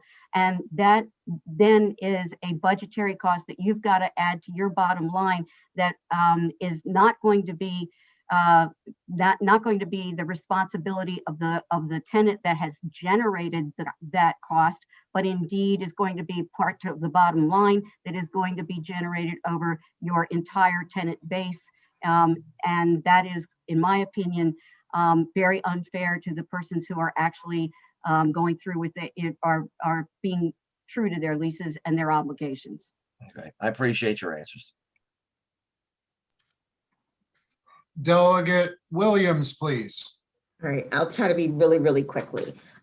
So my questions are, one, when was the last time the filing fee has been increased? That's number one.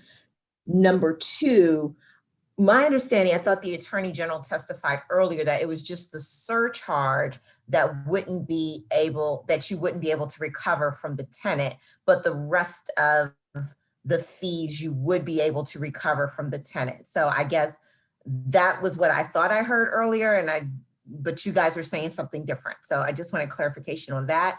And then thirdly, I think Mr. Castelli, you mentioned that there's additional costs like, painting the unit and having to go back in and fix up the unit if there's damages to the unit. But can't you recover those costs by the filing of the damages against the tenant? And that's a separate action that you could still pursue to recover those costs. So those are my three questions. I can take the question that was directed to me. And it depends. If it's normal wear and tear, some of those are not costs. I mean, if there's actual tenant damage, that might be a cost that you can recover and take it out of the security deposit. And then theoretically, if it was very significant damage, you might be able to pursue, a case against them for that.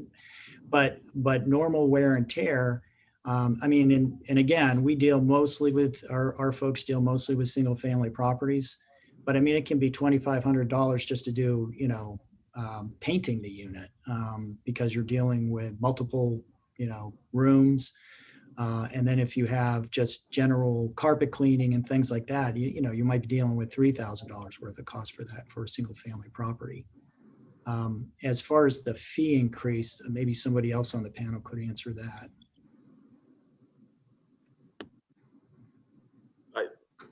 Mr. Chair? Yeah. Okay, Delegate Williams, hi, good to see you. I would like to answer, I think the question you asked about the different aspects of the fees involved.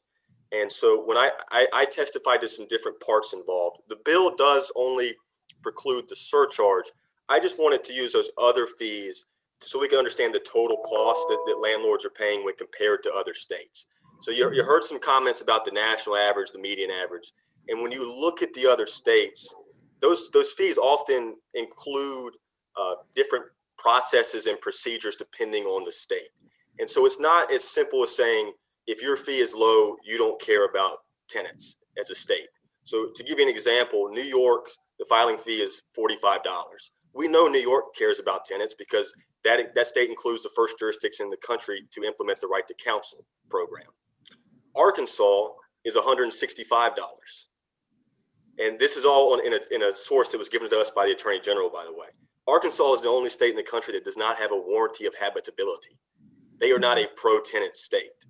That fee is increased oftentimes, I think, to weaponize it against tenants. So it's not as simple as just saying our fee is low, their fee is high, so they care more about tenants than we do. And that's simply the point that I was trying to make. In regards to the last time that a surcharge was increased, I can get you the exact date. I would note that there was a surcharge included for the electronic records database for the courts. So I would assume because it was electronic that it's been somewhat recent. But I'll get you the date. Thank you. Delegate Cox.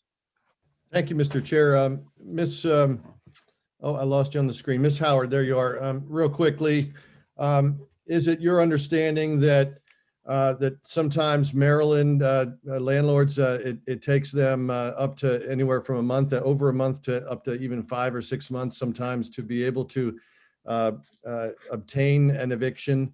And then at that point, a lot of times, a couple things could happen. First of all, they're totally unable to collect that money judgment, first of all. And secondly, there's many times damages that have been done that are totally uncollectible as well. Is that your understanding?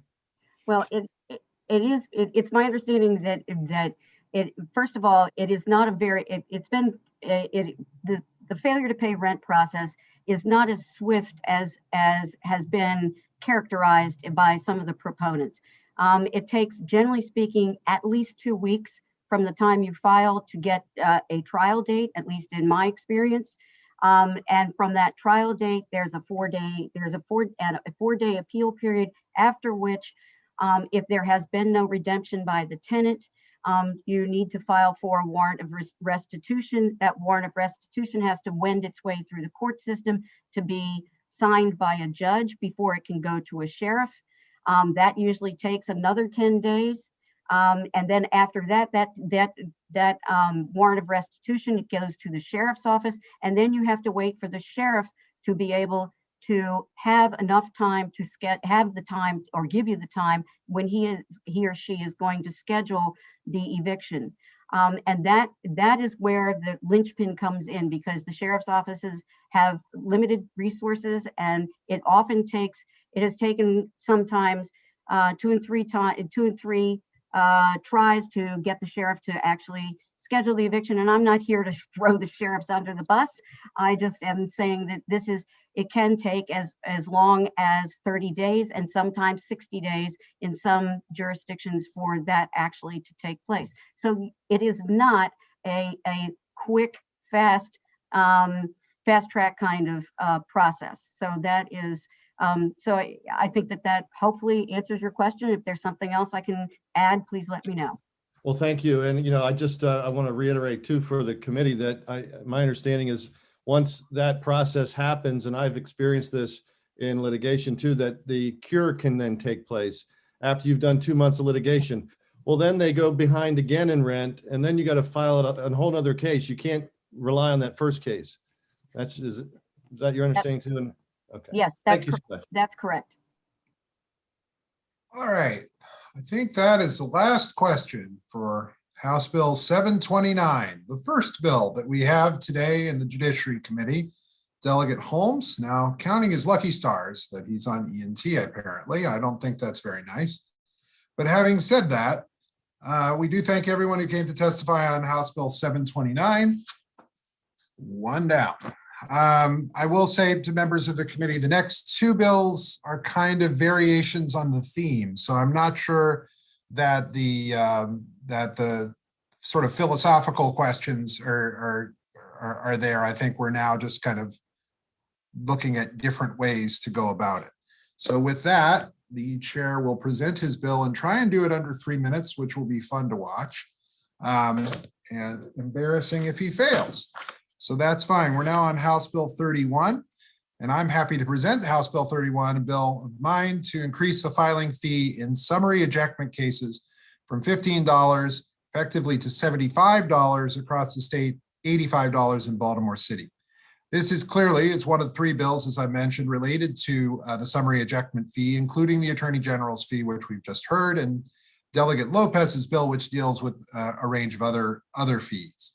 I drafted and pre-filed this bill partially from my time working on the Attorney General's COVID Access to Justice Task Force, and also from memories as a I was young once, prosecutor in District Court in Glen Burnie, where we got to watch, as was mentioned by Delegate Davis a long time ago, Delegate Deborah Davis a long time ago, where I got to watch the rent docket take place in district court with people over and over again, in some cases, hundreds and hundreds of cases moving through rent court.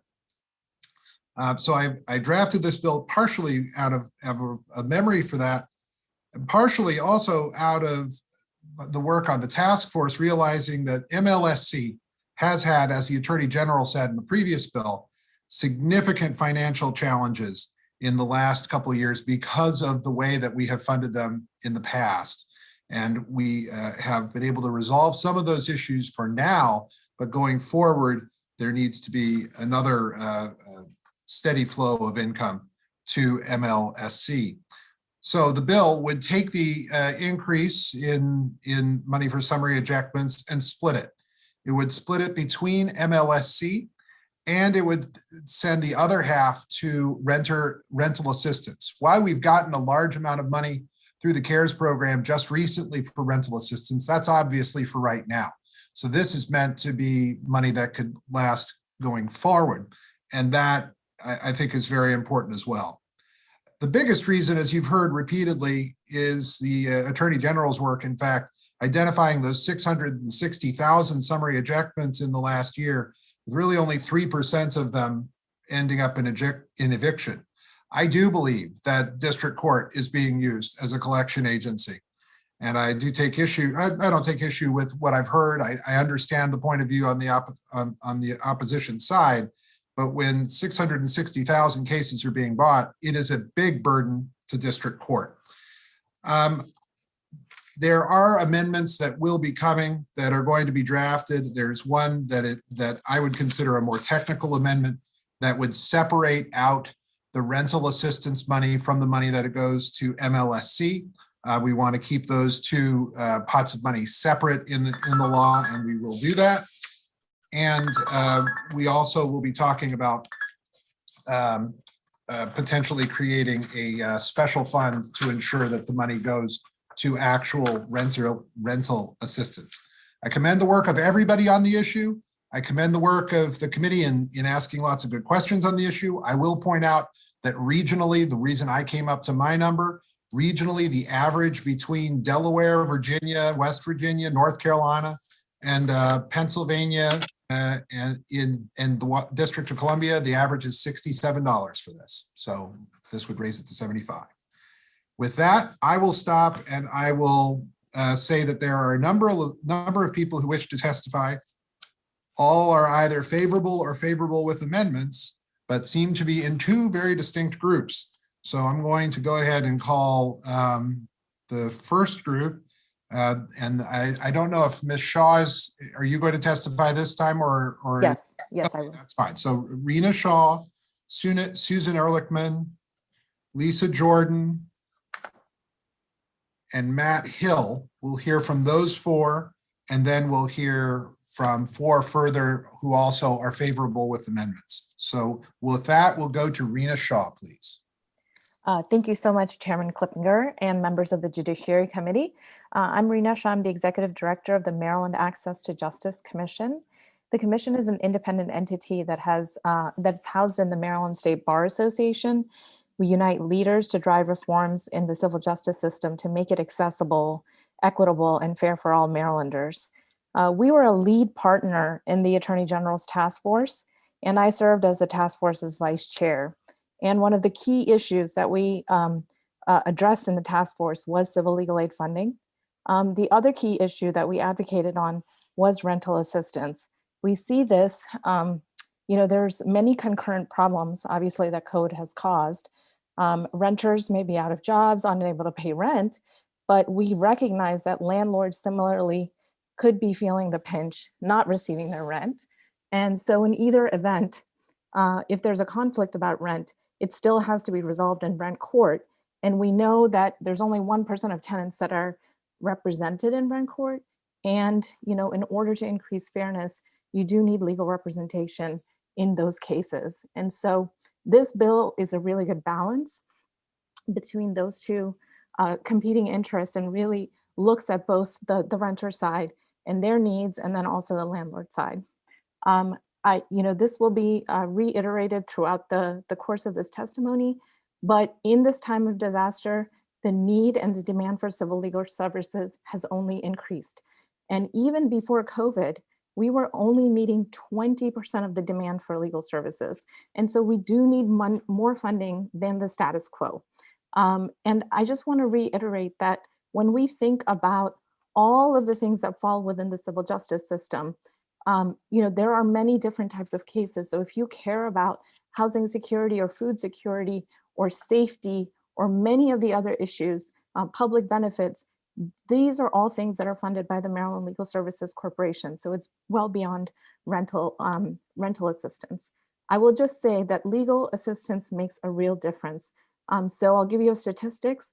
In a protective order case, for example, 83% of the litigants that had legal assistance were successful versus 32% who did not have it.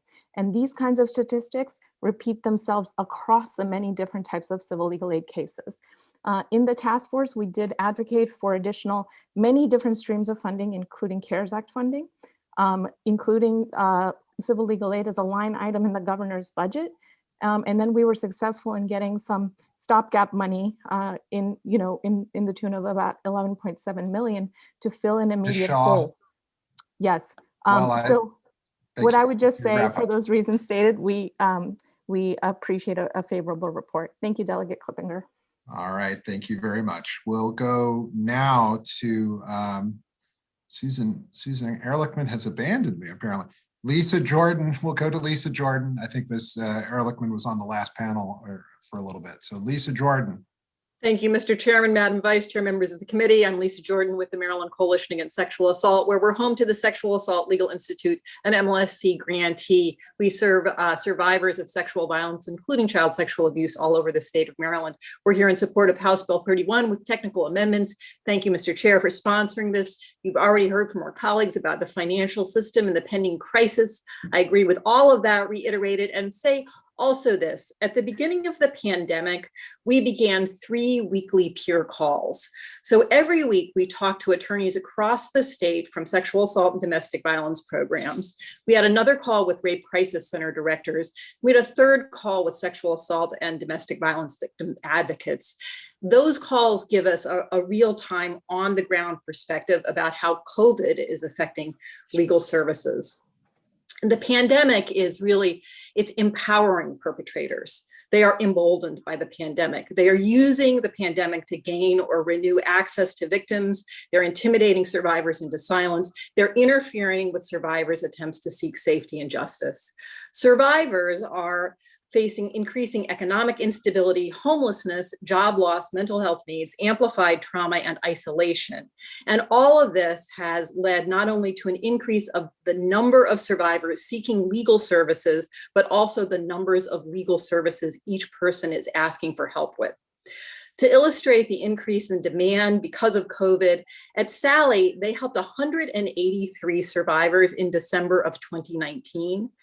A year later, after the pandemic, December 2020, 318 survivors. That's an increase of 135 survivors just that month-to-month comparisons. But for each case, again, everyone is asking for more help, more different types of services, and housing is a huge issue. To help give some life to that, think of the experience of homeless women. 13% of homeless women have been raped in the past year. Another study found that 9% of homeless women were raped in the past month.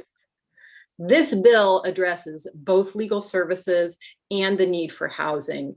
And so for those reasons, the Maryland Coalition Against Sexual Assault and the Sexual Assault Legal Institute urge a favorable report with the technical amendments mentioned. Thank you very much. We'll hear now from Susan Ehrlichman, who joined the call. And Thank you. A hard time to. I apologize for that, Ms. Ehrlichman. That's fine. I apologize as well. That's all right. Thank you very much. I appreciate the opportunity to talk to you again today. I'm very mindful of your time, and I'm not going to be repetitive with regard to what has already been discussed. Suffice it to say, Chairman, you certainly noted, as well as the Attorney General, that the Maryland Legal Services Corporation is in a dire situation because of the loss of funding of its two major revenue streams. So we are very supportive of House Bill 31. We filed written testimony as well. We're supportive with amendments, and indeed, it's a technical amendment, one as you described, with regard to separating out the rental assistance from the funding for legal services. And the only other amendment we recommend is to change the effective date to July 1st, 2021. This will ensure that MLSC is able to meet its grant obligations and will not have a disruption because of a shortage of funding. Our fiscal year begins on July 1. With that, I really very much look forward to working with the committee. As you said, there's 3 of these bills. We have one coming up right after this. And to the extent MLSC can be helpful in any way on any work group or answer any questions or provide input, we're delighted to do so. And with that, again, thank you very much for this bill, and we are strongly in favor. Thank you very much. Matt Hill, please. Good afternoon again, Mr. Chair, members of the committee. Matt Hill, I'm attorney at Public Justice Center, and I'm testifying on behalf of the organizations and Renters United Maryland that are listed on my testimony. I'll incorporate my testimony from the prior bill with 2 distinctions. First, we're seeking an amendment that, right now, there's no remedy for tenants in HB 31 if a landlord wrongfully passes through these fees. As you've already heard before, we already have significant problems with the charging of excessive fees. It's involved in quite a few of the cases we do already.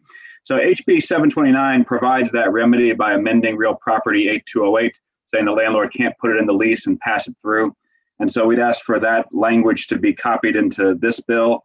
Second distinction, of course, is that this bill provides half the money to rent relief. In terms of the rent relief versus legal services issue, both are important. No one's going to stand up here and say that they're not important. They absolutely are.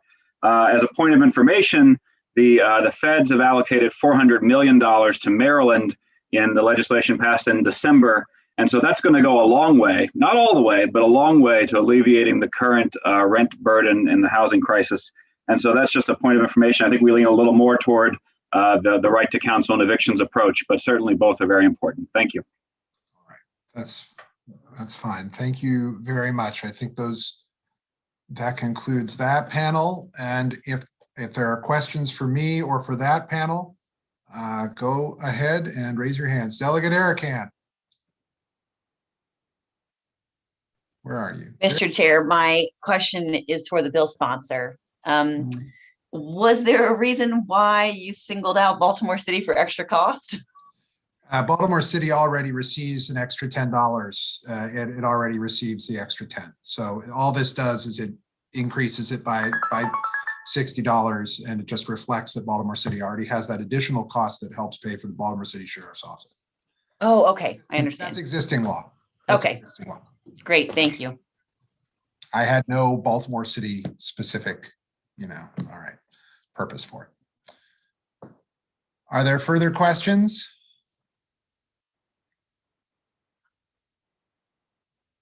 All right, well, thank you all very much for that. That concludes the first panel. We'll go to the second panel, coming from a different direction, but also favorable with amendments. Thomas Thompson, Grayson Williams, Catherine Howard, Bill Castelli.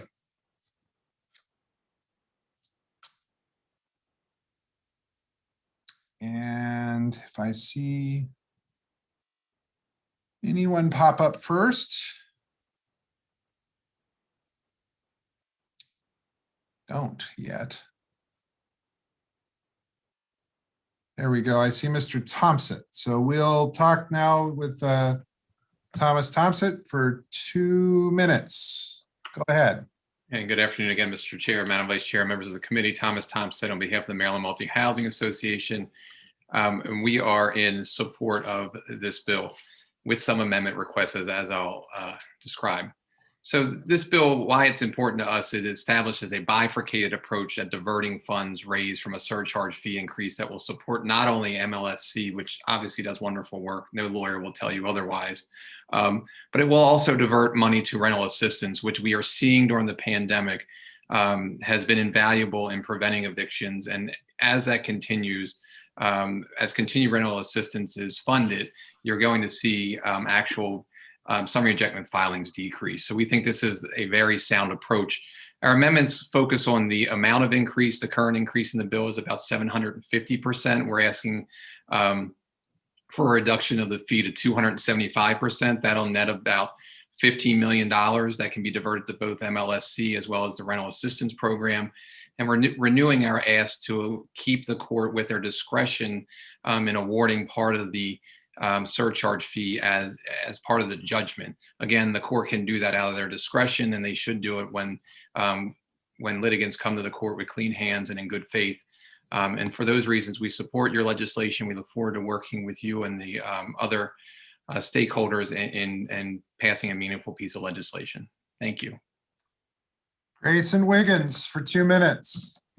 Mr. Chairman, I think Mr. Thompson well covered it. We look forward to hopefully working with you. Me too. The magic words are me too. Catherine Howard. Thank you, Mr. Chair, and I'm going to go, me too.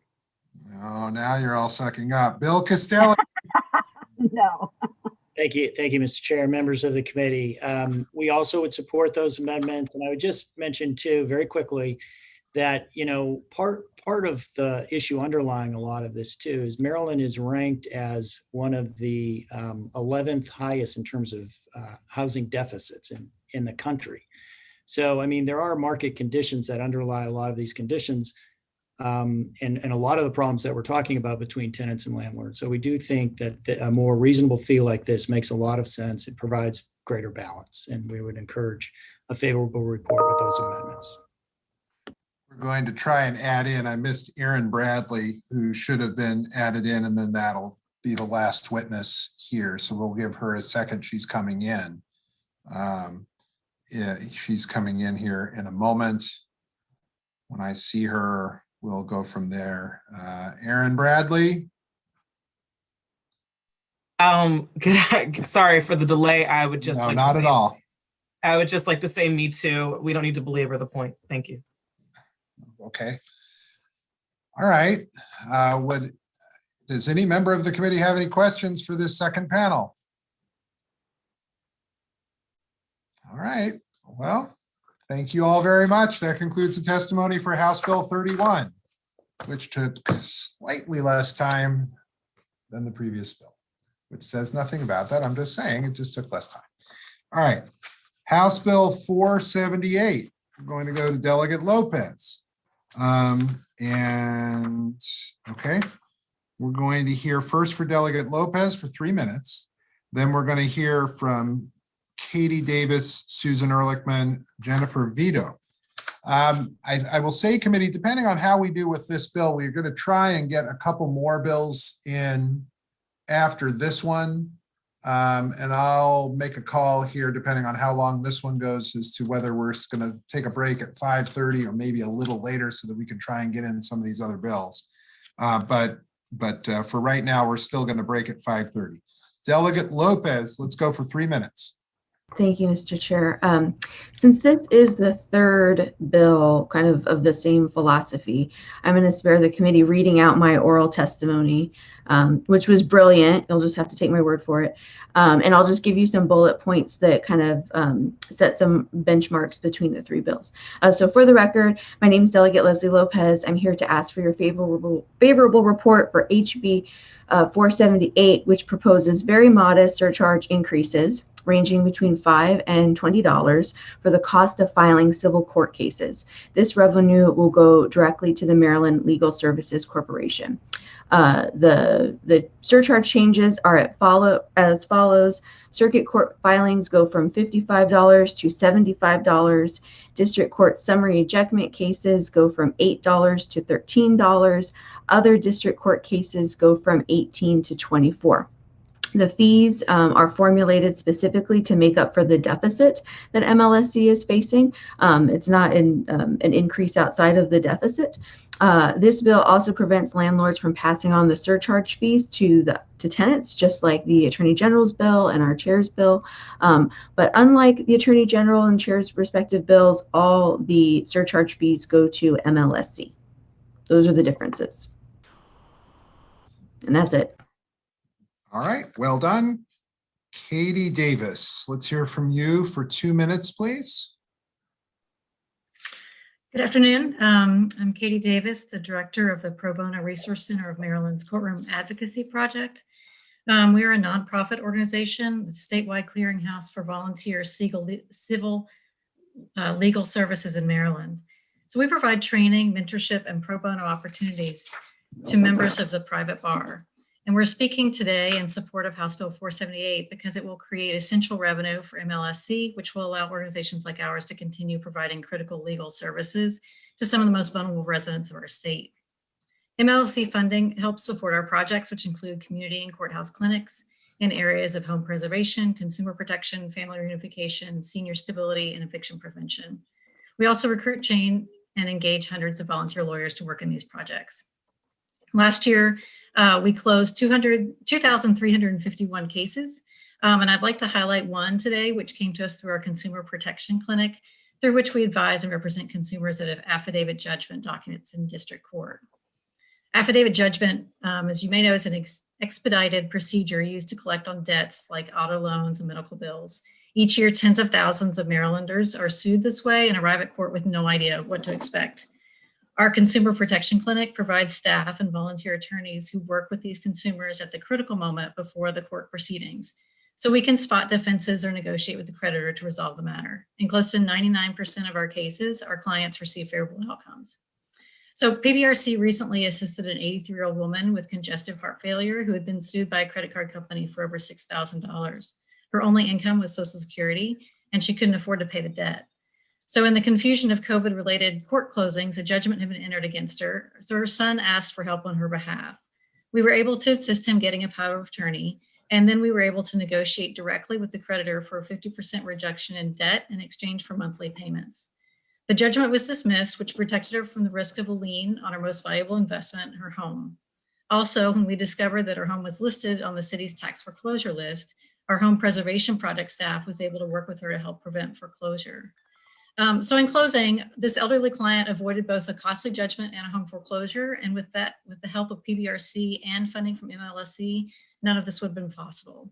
So we are asking a favorable report on this bill. Thank you. Thank you very much. We'll hear now, please, from Susan Ehrlichman. Thank you very much. 3 times in a row, you get an extra stamp on your card here.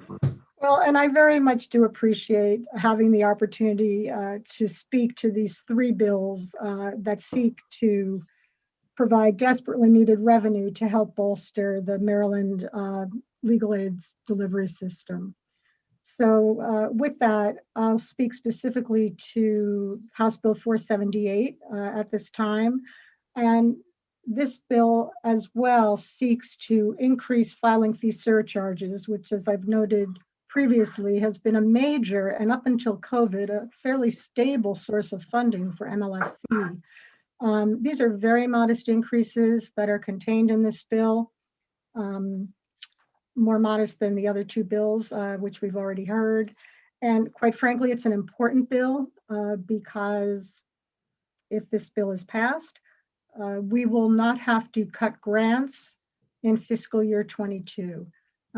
But certainly, and quite frankly, this bill really doesn't solve all of our problems. It doesn't get us where we need to be as far as being able to expand services at a time of dramatically increasing need. So with that, again, I'm happy to the extent MLSC can be helpful with regard to helping the committee looking at these bills together. Please call on us to do so. I'm very much supportive of House Bill 478, very thankful to Delegate Lopez for bringing this bill. And I urge a favorable report from this committee. Thank you. Thank you very much. Jennifer Vito, please. Mr. Chair, Madam Vice Chair, and members of the committee. My name is Jennifer Vito, and I am the Executive Director of the Harford County Bar Foundation, a nonprofit organization that provides citizens of Harford and Cecil counties with legal education and advocacy regarding issues that impact their well-being. By recruiting pro bono and reduced fee attorneys, we served more than 2,300 people last year. We helped parents navigate family law issues, assisted low-income senior citizens with advanced planning, and walked clients through complicated legal issues surrounding housing and consumer debt.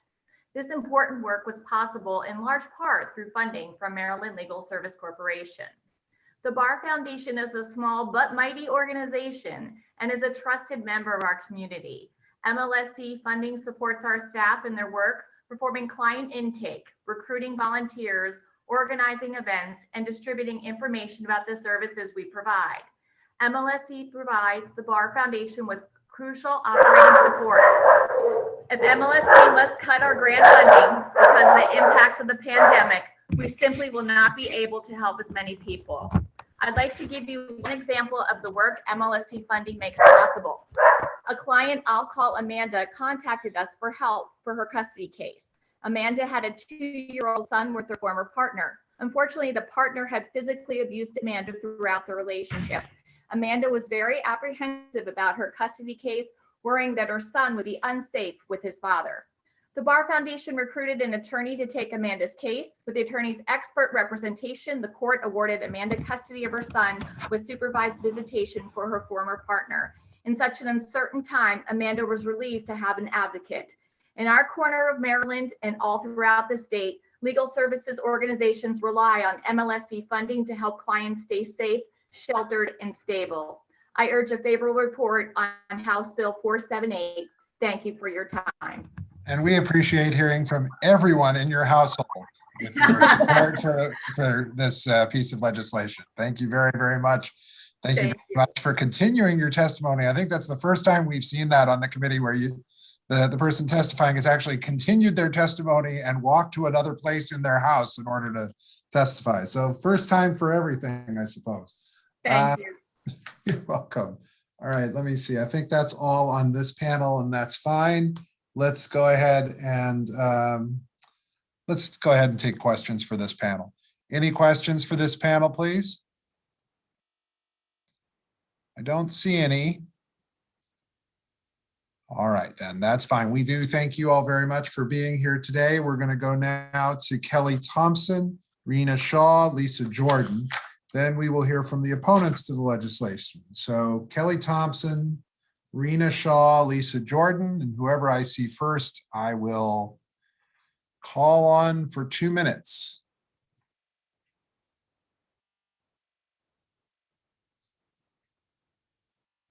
I see Rena Shaw first, so we're going to let her go first for 2 minutes. Can you hear me, Ms. Shaw? Ms. Shaw, this is on House Bill 478. Oops, are you ready? Ms. Shaw? Oh, she's got the live feed and this. Ms. Shaw, are you ready?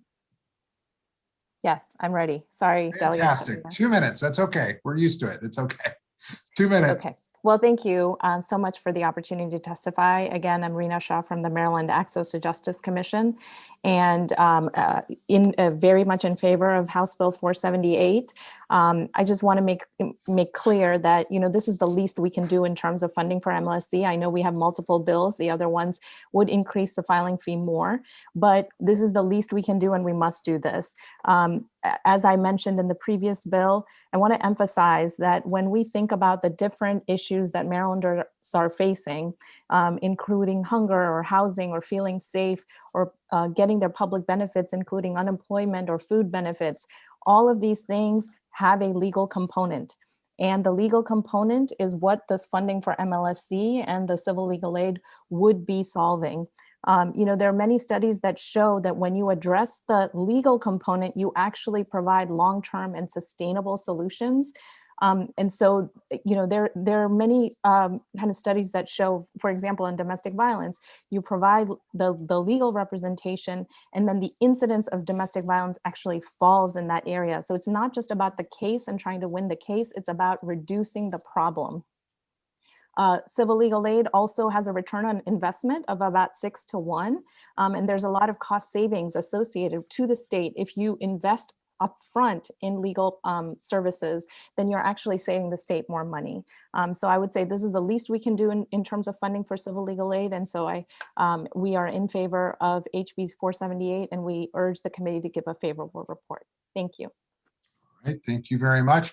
We'll go to Kelly Thompson now. Kelly Thompson for 2 minutes.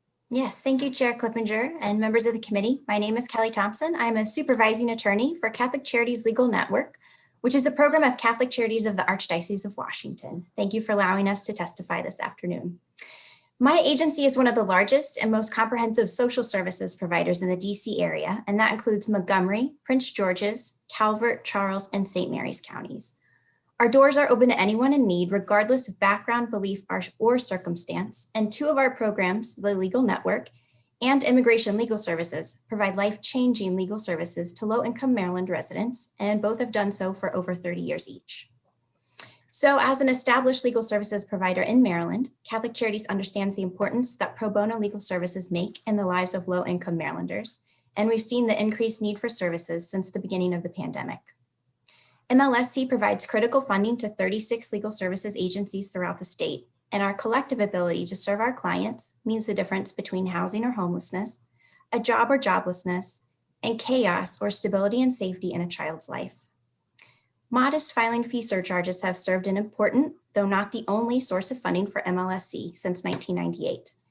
And with FIDL funding proposed to make up for the current shortfalls, especially due to the near zero interest rates on IOLTS accounts, legal services providers throughout Maryland will have the necessary resources to continue making a real difference, resulting in more just and equitable outcomes for the most vulnerable Marylanders.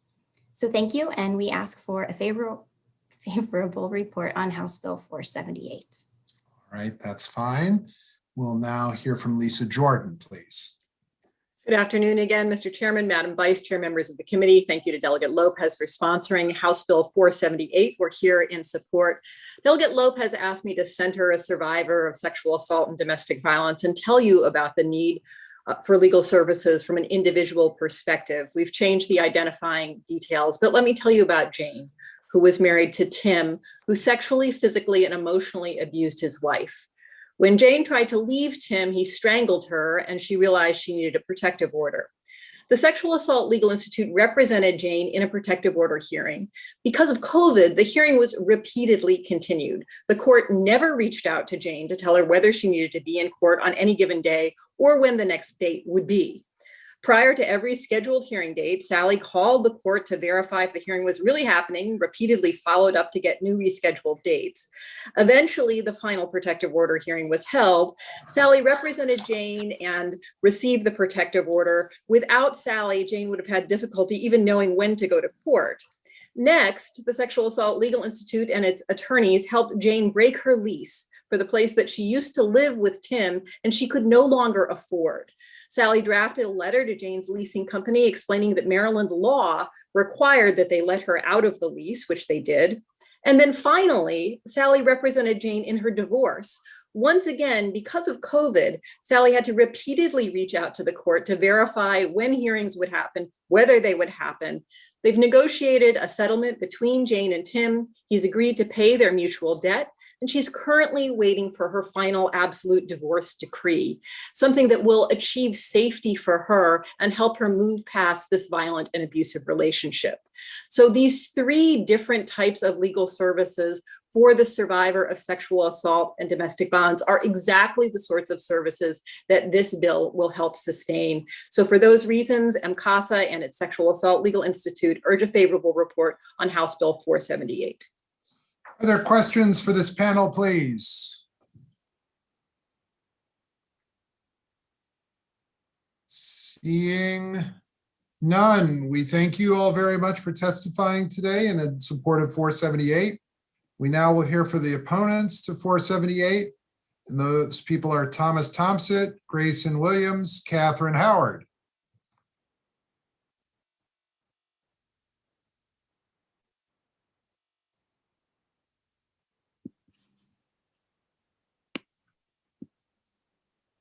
I see Mr. Thompson. Let's go ahead for 2 minutes, please.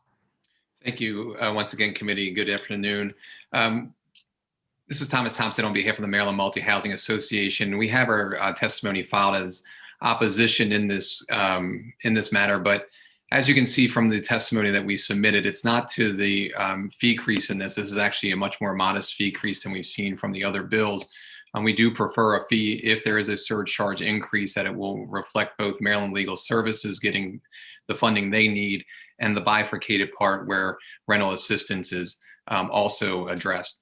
The issue again, once again, is how judges are allowed to use their discretion to award the fees. We would hope that the committee would just consider that, because judges are perfectly positioned through their experience and spirit of equity to actually make that determination appropriately. And for all those reasons, though we oppose the bill in filing, we do support the bill in its intent. All right, let's hear from Grayson Wiggins, please. Good afternoon again, Mr. Chairman and members of the committee. Grayson Wiggins on behalf of MMHA. Mr. Thompson well covered it. I would just note that if you remember nothing from this 2 or 3.5 hour conversation on 3 bills, on the recoverability piece, please just remember that we would like the judge to decide. And with that, it was great seeing everybody. All right, Catherine Howard.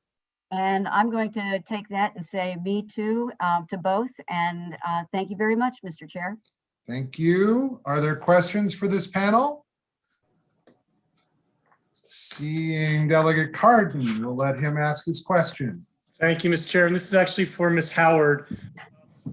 I've seen you in court oftentimes. I do not practice landlord-tenant law, but I do see you in court because oftentimes I'm in the courtroom next door. I have been in front of a judge where it was clear that somebody was not doing something appropriately. This is in Baltimore City. I think you may have been at this. I've actually seen it oftentimes where particular judges are aware of certain landlords that are trying to take advantage.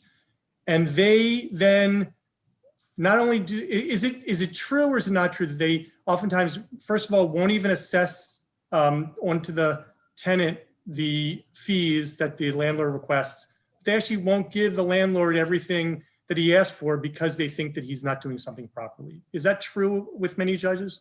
Absolutely. That's what judges do. And I've been an observer in those same courtrooms waiting for my cases to get called.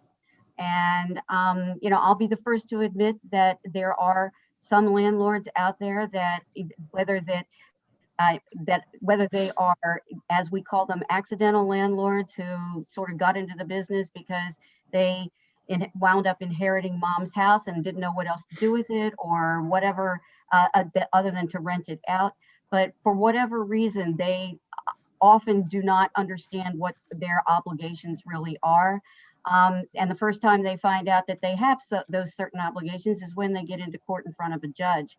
And the judge will definitely take them to task, because it is a business. It's something they're supposed to know about. And certainly MMHA and our colleagues, both at Public Justice Center and other places, do spend a lot of time trying to educate all landlords what their obligations are. But if you don't follow your obligations, the judge is going to realize that and will take you to task. They will not let you collect your fees. They will not offer you court costs, and they will often cut the rent in a way that they believe that they've asked for, to make it clear and fair for the tenant. This happens a lot, I will say, in cases where there are unrepaired problems under the rent escrow statute. That's where it takes place more often, and those cases have a nexus with the failure to pay rent case, because the rent escrow is an affirmative defense to a claim that that the tenant has not paid rent. So those two things go together, and judges are absolutely willing to make a fair and balanced decision. And if the landlord's not entitled to the costs and the rent and whatever else, the judges are not shy about letting them know.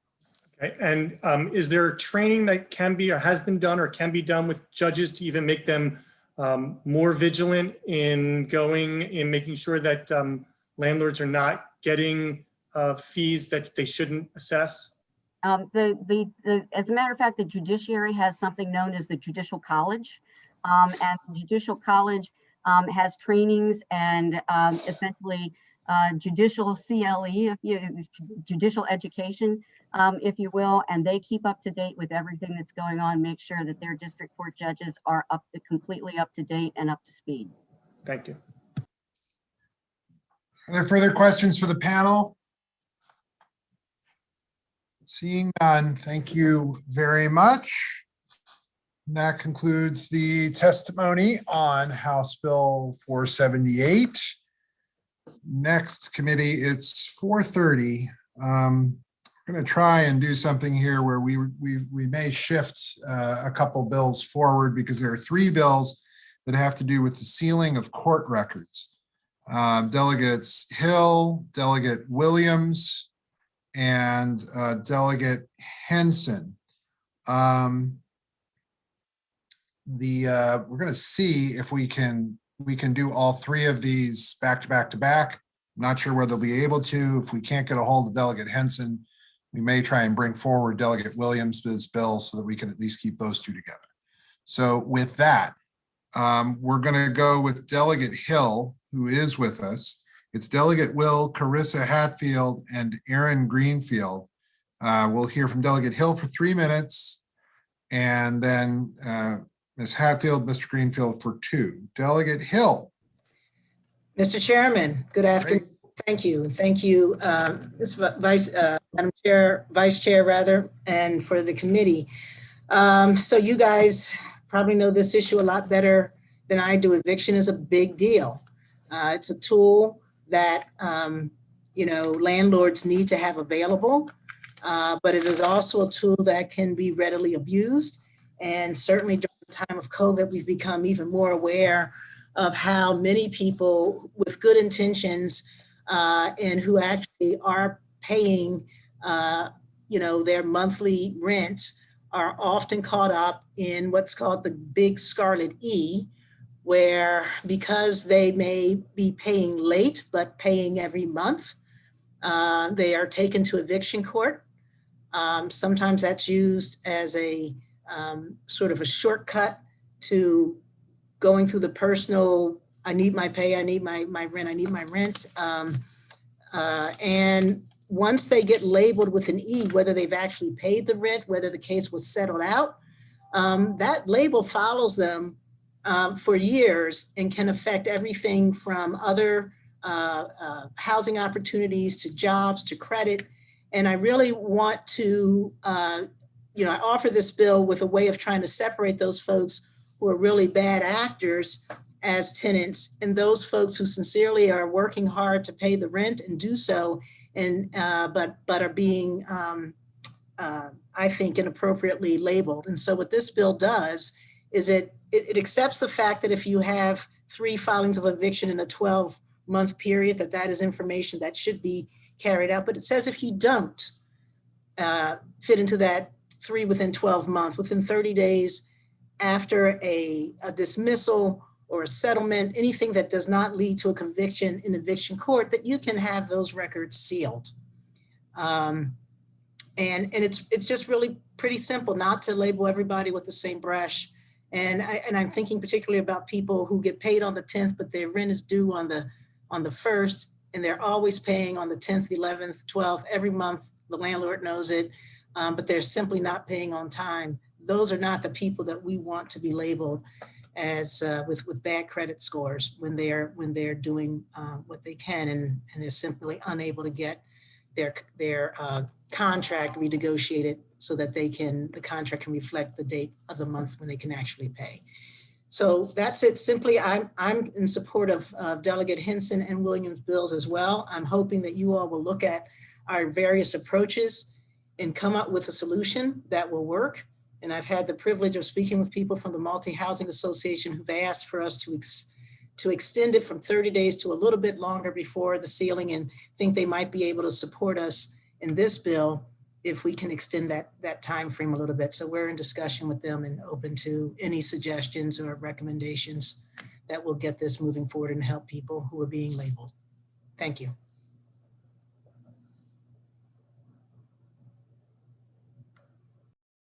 Helps to be unmuted. Delegate Hill, thank you very much. Delegate Hill will now go to Carissa Hatfield for 2 minutes, please, and then Mr. Greenfield.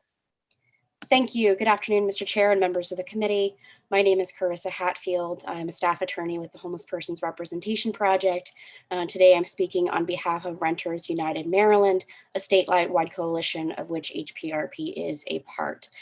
We are in support of House Bill 1008, which seeks to seal records related to eviction, as the delegate said, for records where there is a dismissal or a judgment otherwise not in favor for possession. Those records would automatically seal after 30 days. And if for tenants where there is a judgment in favor of the landlord for possession, after 12 months, if the tenant is able to show that they did redeem the property, they would be able to file with the court to have that record sealed, or to have that record sealed for a reason that's compelling to the interest of justice. Now, why this is important, for tenants like the ones that we work with at HPRP, a legal record of eviction or an eviction filing, regardless of whether it actually results in eviction, becomes a huge stain on that person's eviction legal history, a huge stain on their record looking forward to trying to rent a new unit. This may be true, especially for a tenant who's trying to move from a unit because it has poor conditions. They may not be able to rent somewhere else in the future because there's this past attempted filing by the landlord for failure to pay rent, even though there wasn't a judgment entered against them. This was reflected in testimony by Ms. Rosen and Ms. Lung on the Attorney General's bill, but it does also hold true here during this bill that these things hold tenants back. It's something that is a negative rental history that they often carry with them for years and years. So for these reasons, Renters United Maryland supports this bill, and I thank the committee for its time in hearing 1008 today. Thank you very much. We'll go now to Mr. Greenfield, who is favorable with amendments. Mr. Greenfield, please. Yes, Mr. Chairman, members of the committee, good afternoon. My name is Aaron Greenfield. I'm here on behalf of the Maryland Multi-Housing Association, here favorable with an amendment. We have had actually very productive conversations with the sponsor and appreciate that this bill, candidly, unlike the other two coming before you, is very specific to the failure to pay rent process, unlike a breach of lease, which we may get into in the coming bills. But we've had good conversation with the sponsor, as I mentioned, and want to continue those discussions. We are favorable with the amendment that we change that shield from 30 to 90 days to allow a prospective residential housing provider the opportunity to see if something had actually been filed as someone is looking for another unit. And for those reasons, again, we are favorable with amendment. Thank you. All right, thank you very much. Are there questions for this panel? Delegate Watson, please. Thank you, Mr. Chair. I wish there was this much zeal for sealing the records of formerly incarcerated individuals. My question is very simple, and it is, as a landlord, I have always had to utilize a utility that did a background investigation because I want the best knowledge before I enter into a year or more contract with a tenant. And so if this is sealed, don't you believe this does a disservice to a landlord who simply wants the best tenant for their property? So I'm happy to speak to that, Delegate. What I would say is that for a tenant who has an action filed against them and the action is dismissed or it's ruled in favor of the tenant, that action shouldn't reflect poorly on the tenant because of the fact that this landlord filed an action that was ultimately dismissed. That means that the tenant paid the rent or some other defense was presented to the court that resulted in the case not being held in favor of the landlord. In a matter where there's a judgment of possession, there is that 1-year waiting period that's required by this bill. The tenant has to file a motion and it has to be granted by the court. So the court would have to find that this has indeed happened. The tenant has paid, the right of redemption has been exercised, and that a year has passed. So that record would remain with the tenant for that year period if there was a judgment of possession against them. So I do think that this is fair both to landlords and to tenants because it provides for the fact that if tenants have a judgment that's for them, that there's not an opportunity to hold that against them for something that wasn't their fault or that they remedied. And for tenants who have a judgment against them through a right of possession, if they do pay it, in that circumstance, it does indeed get sealed. But so if you're they don't talking pay about, it, I got you. So you're talking about, I can have a tenant who has a history of paying late, and it doesn't matter how much it impacts me personally as a landlord. The fact that they've paid it means that this information does not have to appear on their record. Is that fair to say? that would be fair to say. And let me just say this, if I may, Mr. Chair. So, you know, as a landlord, and I've been in that position myself, you do want to know that people are going to be regular and are going to be, you know, reliable as tenants. But what we find is that, you know, we're trying to get at those folks who are reliable as tenants, but who the landlord is using the threat of eviction as a tool, not because they really expect it to go through. And that's why you've seen some of the bills that talk about raising the cost to the landlord to even file. But they're using it as a tool. And if the tenant is actually a good tenant, but they've got a bad landlord, right? So we're trying to make sure that they're not held liable because of this, that what has become an adversarial relationship. Particularly if they're trying to move into other housing. And I think that if they're a bad tenant and they're not going to be reliable, I mean, again, not talking about once in a while, they need a little grace period. But if you're going to find that out because they're going to have filings more than 3 in a 12-month period. If there's a pattern, then you should know that. But I'm not sure that you need to know that there was a one-time circumstance. And I would also add that I think that something that's going to come up as we move back into hearing failure to pay rent matters in the next couple of months. Indeed, the court issued an order for phase 4 to resume on March 15th, which includes failure to pay rent matters. We're going to see quite a few cases coming into the courts where it's not at all bad tenants or quote unquote bad tenants who don't pay their rent regularly. We're going to see a lot of average individuals who lost their job as a result of COVID-19 and other factors that are going to be coming into failure to pay rent court. And they're going to be facing these issues. They may have paid the rent eventually because they were behind because they lost their job, or they may have had a defense available to them as a result of the governor's order, the CDC order. And those things I feel like should not be held against that tenant for that reason. And I agree with you, but the thing that I see with all these bills is there's this underlying cause of COVID, but the bill's existence doesn't end, say, 180 days after the governor calls the all clear. It's in perpetuity.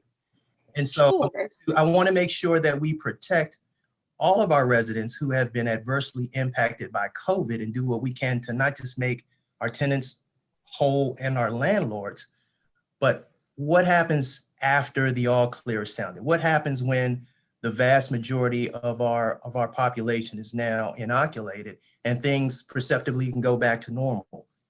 So two things. let me say, Delegate, if you want to speak to that. Yeah, thank you. So just so you're aware, this bill, or the idea of this bill preceded COVID. I didn't introduce this bill because of COVID. I think that COVID has really shown the light on why some kind of change in how we're approaching evictions and the process needs to be changed. But this was not a COVID generated bill. This problem with evictions being used, or the threat of eviction being used as a blunt tool, has been present for decades and has really caused a lot more damage in ways that you guys know a lot, probably a lot better than me. So, and there's actually some data, and I can get that information and share it with you in the committee if you're interested, that talks about how when particularly the agencies, the management agencies who use this as a tool, not often, sometimes it's not even the landlord, and are indiscriminately on the 6th of the month filing an eviction notice, how when those folks are actually using other processes and not going to eviction and working with the landlords, as most individual landlords would do, working with the tenant, that they actually save money, they have more reliable tenants, and they don't have the problem of the bad tenant that you're so concerned about. So thanks, Delegate Hill. I don't want to give egregious landlords a free pass at all. I don't want to absolve a tenant of their inherent responsibility. Right. And that's why we're talking about whether 30 days is too short, whether 30 days is too short, and open to that discussion, as I'm sure the committee and subcommittee will be. Got it. Thank you very much. All right. All right, thank you. Delegate McComas. Thank you, Mr. Chair. Just a brief question to, I guess, anybody that can answer it. If a person gets a notice to evict or gets the first filing, would that show up on a credit report at all? Or, a lot of these, financial groups that, I guess, Equifax or some of the three prominent ones. So in other words, even if it gets expunged within the 90 days, it might already be on their current credit report. I don't know. If anybody can answer the question. So my understanding is that is exactly what part of the problem is. The credit, if the credit, it doesn't automatically go to a credit bureau, but if the credit bureau uses eviction filing information, they do not distinguish on whether there was a judgment against the tenant or there wasn't. They don't discriminate. So if they list filings, and filings, not judgments. So the question is, though, if there's a filing, okay, do they capture it within the month, or do they capture it pretty much as soon as it's filed? Right, and researching the bill, the 30 days seem to address that. If we look at the amendments that have been requested, that would be one of the things that we would need to look at, or would ask the committee to look at, is does that defeat, some of the purpose by giving the credit bureaus, it's the right question, right? How quickly will they look and see and apply it? That's how we came to the 30 days, actually. But you don't know if that's actually the fix. I don't know. I don't know what happens. Okay. 60 days or 45 days. Thank you, Doctor. Yeah. Dr. Delegate Doctor. All right, I never get that right. I don't see any further questions for this panel, and we do thank them very much for being here. That concludes the testimony on Delegate Hill's bill. As I mentioned, there are two others that have to do with shielding, but that concludes House Bill 1008. We're going to go now to Delegate Williams' bill, House Bill 697, with some encouragement to kind of distinguish your bill from the previous bills, and I'm sure that you will, and I'm sure that Delegate Henson will. But 697 is Delegate Williams. Carissa Hatfield was here, will be brought back in. Doug Nivens also is going to testify. And then we have a panel in opposition of two people. So Delegate Williams, we'll hear from you for 3 minutes, please. Thank you, Mr. Chair. And yes, I'm here before the best committee in the House regarding House Bill 697. Thank you so much. I will start with what the chair requested, kind of the differences. My bill's a little bit more aggressive in the sense that the shielding would take place 5 days after the issuance of the warrant. So it's a much shorter time frame, which it sounded like from some of the advocates was a little bit of a concern. And like Delegate Hill mentioned earlier, you know, we have all spoken, myself, Delegate Hill, Delegate Henson, and we're willing to work on something that may kind of incorporate a lot of the different things from all of our bills and see if we can try to kind of work through it. One of the things with my bill is that it also applies to ground rent as well as the repossession of mobile homes. So I think it's a little bit broader in terms of the residential housing that it covers. To answer Delegates Watson's or address Delegate Watson's comment, you'll still have the ability to pull a credit report on a potential tenant, Delegate Watson. I understand the concern with, you know, trying to screen potential tenants. You'll still have that ability regardless of what version of these bills pass or which bill passes. You will still have the ability to still run a credit report on a particular tenant. This bill is mirrored after legislation that was passed in Colorado, actually in 2020. And I agree with the comment that Delegate Hill made that while COVID has kind of exacerbated this problem, the reason why this is not limited to just the state of emergency is because this is really a long-term problem. And you know, studies have shown that the majority of individuals that are disproportionately affected by the eviction tag on their rental history are primarily individuals of color, according to the ACLU. That's not my quote, that's their quote.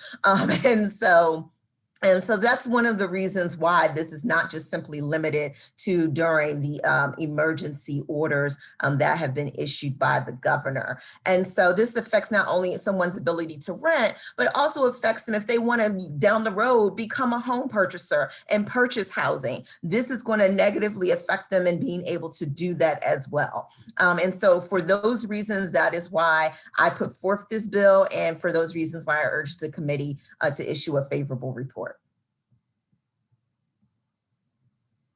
Very model of efficiency there. We'd like to thank you for that. Carissa Hatfield for 2 minutes, please, and then Mr. Nivens.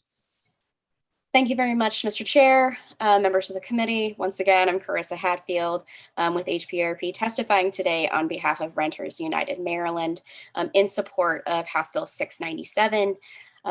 The difference between 697 and the other two bills that you have heard, 1008 and you will hear 112 next, is that this bill, 697, is a shielding bill instead of a sealing bill. What that means is that a shielding bill will cover from the beginning of the litigation and through, and according to 697, the time that a warrant of restitution is issued. This means that the case will not become public record until such time that a resolution is reached. This can be an essential tool for many tenants for many reasons. In my written testimony, I highlighted the story of a tenant that HPRP has recently represented, and I'll briefly tell that story here. Tamara is a tenant of ours. Her landlord and her have been involved in various cases over the past year during the pandemic, one of which is a recently filed breach of lease matter. Tamara and her landlord are trying to reach a resolution. We've been working on filing an agreement to get the breach of lease dismissed. And part of that agreement would be that Tamara would move out. But because Tamara has this open breach of lease case sitting out in the court, what is happening is that every time a landlord sees that, they're refusing to rent to her because they're afraid of that adverse credit history. They don't realize, no matter what we tell them, that that case will go away as soon as Tamara moves, that she'll have that she has been a good renter otherwise, that she's never failed to pay her rent, that she's been doing everything right. All she's trying to do right now is move. And her landlord wants her to do that, and she wants to do that, but this record is holding her back.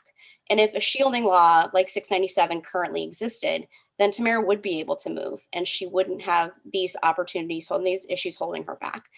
This is why ROM supports 697, and we urge a favorable report. Thank you. That was in fact 2 minutes. All right, we'll go to Mr. Nivens now, please, for 2 minutes. Well, good afternoon, Mr. Chairman, members of the committee. I'm Douglas Nimitz II. I'm attorney in the Baltimore City Office of Maryland Legal Aid. I primarily represent tenants in housing cases arising in the city, especially for failure to pay rent, tenant holding over, and breach of leases. Maryland Legal Aid appreciates the opportunity to comment on this bill, and we support passage of it with an amendment clarifying its application to wrongful detainer cases. We added details as part of our written response, but why we believe wrongful detainers should be included. We represent low-income tenants, many of whom are facing cases brought by their landlords, but have yet to have a trial. In these situations, you have these untried allegations, which give the appearance that the tenant caused some sort of misdeed, but in fact, that may not be true. And at this point, no trial is yet to hear and decide whether those allegations have merit. But nonetheless, we see it as a problem that harms our tenants' ability to move on and find new housing. For example, I have a client who has a breach of lease case, which was brought by a landlord. However, due to the pandemic, it is yet to be scheduled for trial. Meanwhile, my client wants to leave. Her landlord wants her to leave. The landlord will even give her a neutral reference so that she could find a new place. However, because of this outstanding breach of lease case that's out and available on Maryland Judiciary Case Search, no landlord has been willing to rent to her. And so in the situation where you have a tenant who wants to move on with her life and find a new place due to the public availability of this information, without much context, we're seeing denials and an impediment for people to move on. So that's why we support passage of this legislation, like my client, so they can at least have an opportunity to find a new home without these past allegations that are untried holding them back. Thank you. All right. Thank you very much. Are there questions for this panel? All right, seeing none. Thank you all very much for your testimony in favor of 697. We'll hear from Mr. Greenfield again, Aaron Greenfield, but this time also Bill Castelli. Both of them in opposition, and we'll hear from both of them for 2 minutes. And when they get on, I think I'm gonna kind of gently we'll do the best we can. Mr. Greenfield, if you could begin for 2 minutes, we'll just keep plowing right along. Yeah. Thank you, Mr. Chairman and members of the committee. I'm sorry, I had too many devices going on trying to figure. I can appreciate that. Go ahead. Aaron Greenfield on behalf of the Maryland Multi-Housing Association. We're here unfavorable on House Bill 697. We did have a good conversation early on with Delegate Williams. She was kind enough to give us her time. Our first issue with the bill is that it goes, unlike Delegate Hill's previous bill, this bill goes beyond a typical failure to pay rent. This bill means that you could shield instances of breaches of lease in imminent danger matters, for example. You could have a tenant who's starting fires and you take them to court and breach of lease and ultimately evict them. In that case, under this bill, if you don't go forward with the warrant of restitution, or if they leave, or if they are in fact incarcerated, then this bill in fact would shield that court record. The other issue we have with the bill is that it violates what we believe it violates the Federal Fair Credit Reporting Act, and in fact state law that allows a creditor or a landlord to look back on certain records for 7 years. And so that's an existing law, and I don't know that this would supersede that. It's a question we have with the bill, and for those reasons, we respectfully request an unfavorable report. Thank you, Mr. Castelli, now for 2 minutes. Thank you, Mr. Chair, members of the committee. We share many of the same concerns that Aaron just expressed. And again, just with the smaller landlords that we work with, oftentimes they do want to know a lot of this information. I mean, their financial situations may be a little more precarious, and they are trying to be careful, about someone who can consistently pay, because oftentimes they're relying on rent money to help pay that mortgage. And for those reasons, we have those concerns and would recommend an unfavorable report. All right. Are there questions for this panel? Seeing none, we thank you both for your testimony this afternoon on House Bill 697. That concludes the testimony for House Bill 697. We're going to go now to House Bill 112, also a bill on the sealing of records. We're keeping these three together because we do have some of the same people testifying in each one. We're just kind of doing it for efficiency's sake. Delegate Henson, as I've mentioned with previous people, and I'll mention to your panel as well, to the extent that they can hear me, to the extent if they can, and some of these people to testify are not people who've testified on either of the other bills, if you can distinguish yourself from the other bills to give us a sense of what you're doing as opposed to other people, that's helpful. If you can't, that's, you know, you don't lose any points for that. But we will give you 3 minutes, and if you go over that, you lose points for that. But having said that, Delegate Henson, and then we will hear from, and then we will hear from Susan Allen, Kyle Caraga, Lisa Cerro, Matthew Losak, Joanne Matson. We'll go ahead, Carissa Hatfield and Tisha Guthrie. We're going to hear from all of them, and then the next couple are favorable with amendments. So Delegate Henson for 3 minutes, please. Thank you, Mr. Chair. Thank you, Madam Vice Chair, and thank you, Mr. Chair, for considering these very similar bills together. The distinction with House Bill 112 is the time frame in which the shield or the sealing could be sought. I do want to mention that I do support the bills that are filed by Delegates Hill and Delegate Williams as well. The distinction with 112 is that the period starts 30 days. If there is a judgment in favor of the tenant, then the record would be sealed after 30 days. And then the next time frame that it would be sealed is after a period of 3 years, the tenant could petition to have a record sealed no matter what the verdict was when they were in court.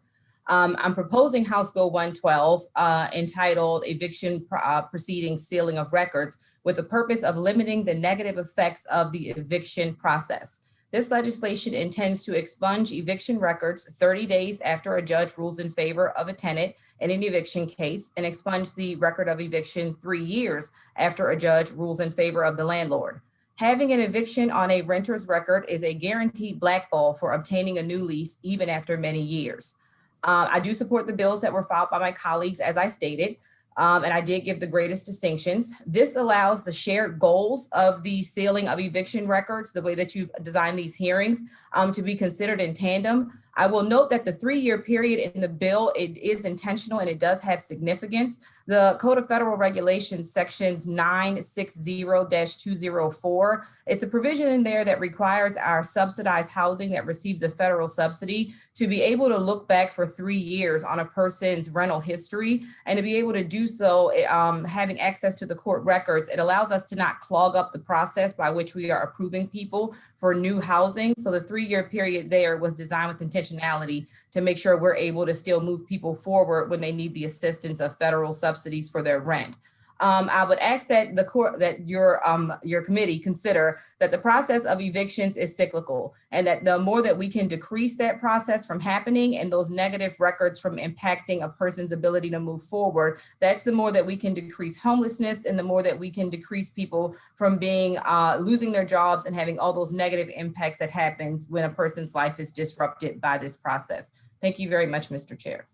All right, thank you very much. And no, we're not a court. We just act like one sometimes. Susan Allen, if we could hear Susan Allen now for 2 minutes. Hi, I'm Susan Allen, and I'm just an ordinary citizen here today. I live in zip code 21430, and I found out about 1.5 years ago that half of the people in my zip code are renters.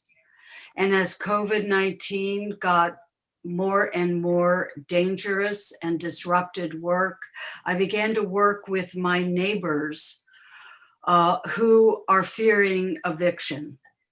Now, I'm lucky, I own my own home, but I had serious housing insecurity as a child. my family and I moved to a lot of small rental units and trailer parks. Delegate Williams mentioned trailer parks in her bill. And the only reason my parents were not evicted is that my maternal grandparents would send us money if our rent was going to be a little late. But many of my neighbors do not have that family safety net.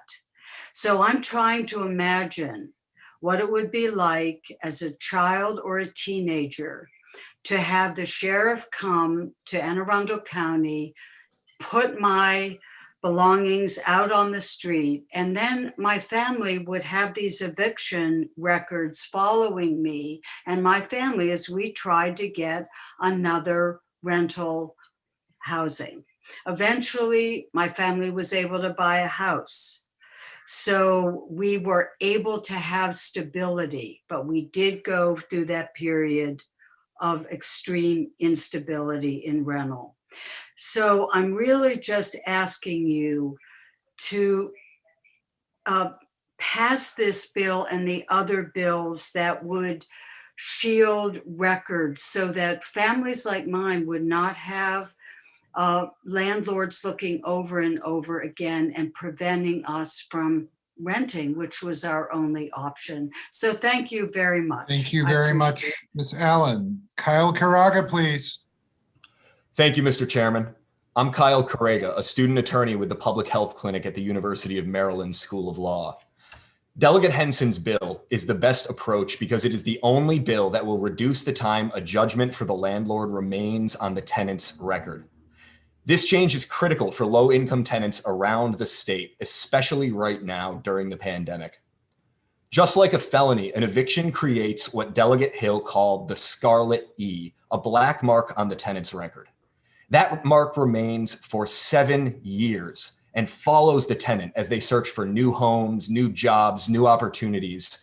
This is a cycle of financial instability that makes rebuilding a difficult prospect. And therefore, regardless of which bill this committee adopts, I would urge it to adopt this provision from House Bill 112 and reduce the time these judgments create this cycle of poverty. A couple of additional points. Now, unlike a felony, an eviction does not require a guilty verdict. As Delegate Hill noted earlier, filings appear on the tenant's record even if they win in court. For less than the price of a burrito at Chipotle, a landlord can burden their tenant for 7 years. And this is common in our state. In Baltimore, according to the Stout report, only 4% of rental filings result in eviction. For the other 96, tenants will still bear the Scarlet E. Finally, 2 bills ago, Delegate Watson raised concerns with a landlord's ability to screen tenants, but sealing records doesn't stop that. It just ensures that landlords will look at a tenant's current financial status instead of what happened up to 7 years ago. Landlords have plenty of other tools at their disposal: background checks, income checks, employer statements, and interviews. All of these options are better predictors of a tenant's ability to pay, and they will still be available if this bill passes. Thank you for the opportunity to testify today. I urge this committee to report favorably on House Bill 112 or on one of the other bills that tackles this critical issue. Thank you very much. Lisa Sarro, please.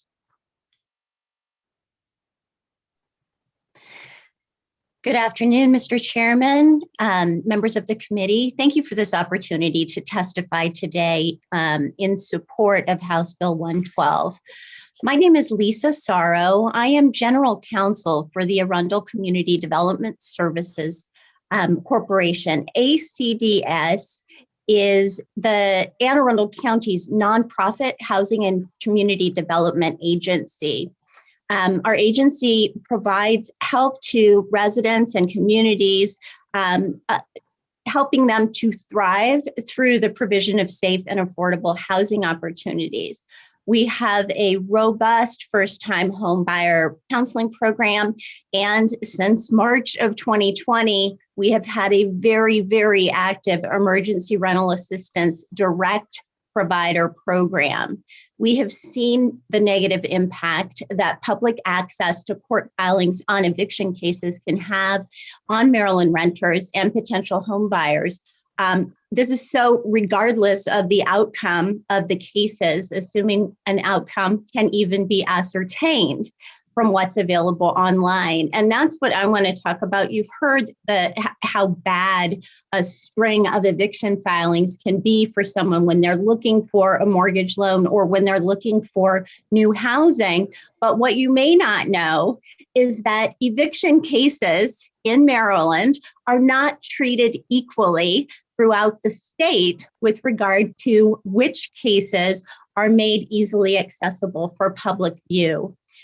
While eviction filings in any given county are accessible by physically going to the courthouse and asking the clerk for specific files, as a practical matter, what people do is they go online to the Maryland Judiciary Case Search and do a search by, in this case, the tenant's name. That's Maryland's online portal for viewing court records. Well, here's where the inequality comes in. Whether and when an eviction case, particularly failure to pay rent cases, get posted to Maryland Judiciary Case Search is totally dependent on the jurisdiction where the case was filed and heard, and how busy the clerks are, frankly, in any given jurisdiction at any time. Ms. Sarah, I'm going to have to ask you to begin to wrap up, please. Okay.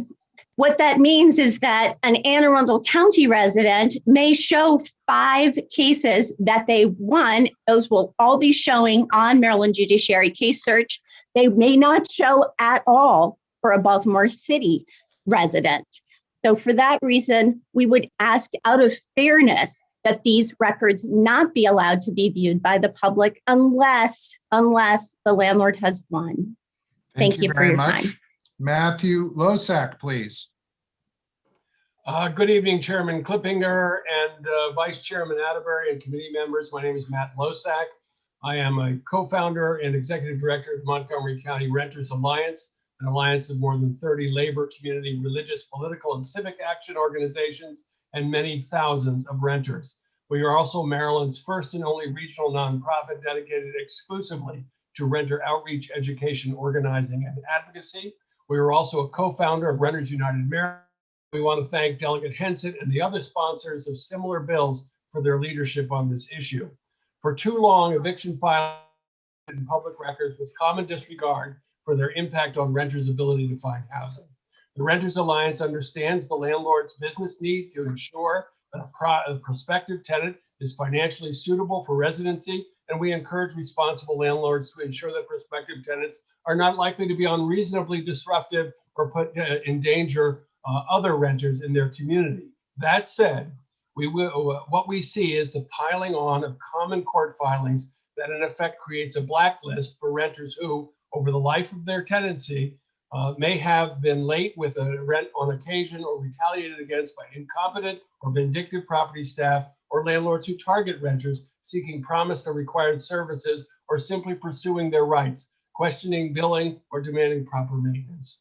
This bill asks that all too common filings be shielded from public view and ultimately from public records until such time as serious allegations be substantiated and adjudicated.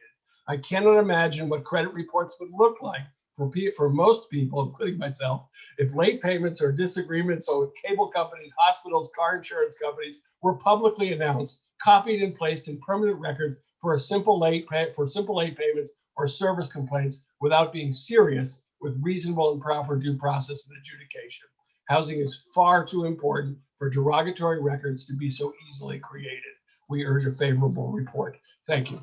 Thank you very much, Mr. Losak. We'll now hear from Joanne Matson, please. Joanne Matson, or did I not call them in? Maybe I didn't call them in. Okay, I don't see Joanne Matson.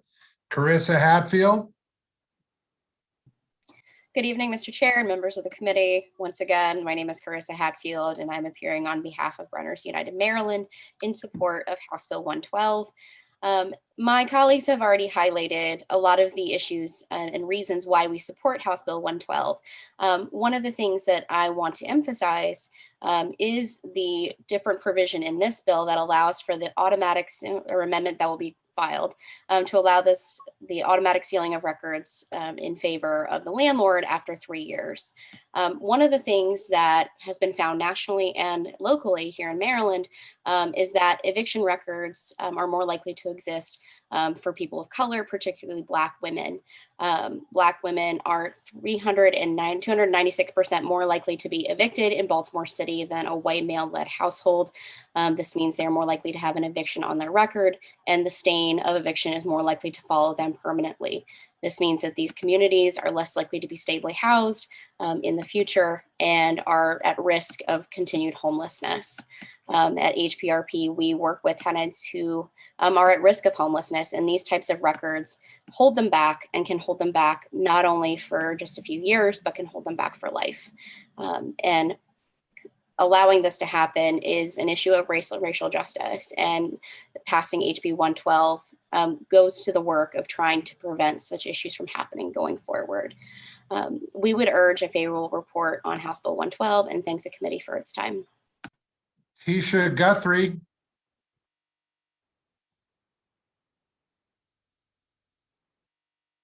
Tisha Guthrie. Maybe is in the waiting room. All right, Tisha Guthrie is in. Can you hear me? Yes, we can. Go ahead now Okay. for 2 minutes. All right, thank you. We'll go ahead. I'm Well, going to, you I'm need going to to turn ask, off. You need to turn off the YouTube link that you have. You have to close the YouTube link. okay, is it turned off now? Yes, go ahead. Okay. Okay, I'm going to ask your indulgence. I have impaired vision. I have no vision in my left eye and impaired vision in my right eye, and I'm going to read my testimony. So Okay. I ask your indulgence. Good evening, my name is Tisha Guthrie. I am a member of the Baltimore Renters United, as well as Bolton House Residents Association. I'm also a member of the I'm a commissioner for the Baltimore Affordable Housing Commission. And I currently reside in Mount Vernon, the Mount Vernon neighborhood. Simply put, my testimony is to convey our state's dire need for initiatives such as HB 112. That being to address the power imbalance between landlords, tenants, and the rental machine, and how this bill to seal the rent court records has the potential to begin to dismantle the structural inequities. The historical period of health and financial vulnerability that has the power to afford significant insights into how circumstances beyond one's control can devolve into something life-altering. Many who have lived a life of stability and comfort have come face to face with previously unknown economic devastation. Having to wait for a state assistance to pay one's mortgage or rent has introduced many to what is a regular anxiety for far too many: the threat of housing instability. We all, at some point in time, find ourselves in financial binds. What is unacceptable and what is more injurious is the damage perpetuated by the long-term and even indefinite tracking of one's rental history. Nationwide, we know that not one state in the union has enough affordable housing for all of those who are in need and who are qualified. A large portion of these individuals and families are rent burdened. And though I don't intend to assume that any of our delegates on this panel would behave in a manner contrary to their pledge, it has been mentioned by their own willfulness that many of you are landowners and are landlords. This goes to address the instability or the imbalances of power and how those purviews are used to establish and to perpetuate laws that are definitely not in favor of renters and those who rely on landlords. So with that being said, I urge a favorable report on House Bill 112. Thank you. Thank you very much. Appreciate it. Are there questions for this panel? Seeing none, we thank you all very much for testifying. There are two people who are going to testify favorable with amendments, Eva Rosen and Greg Cantus. If we could hear from them now, that would be helpful. And then after that would be Aaron Greenfield and Aaron Bradley. So if we can get all four of them loaded in, that'll be fine. Committee, then what we are going to do, we will not stop at 5:30 exactly. We're going to try, because the next three bills after this, God willing, are relatively brief with few witnesses. We're going to try and get through these three bills so that we don't have to hold them. We don't have Eva Rosen, so if we have Mr. Cantus, we'll ask him to start speaking here in a moment. So delegates Wilson, Lehman, and Attar should be ready to go right after we finish this bit of testimony from Mr. Cantus and Mr. Greenfield. Mr. Cantus for 2 minutes.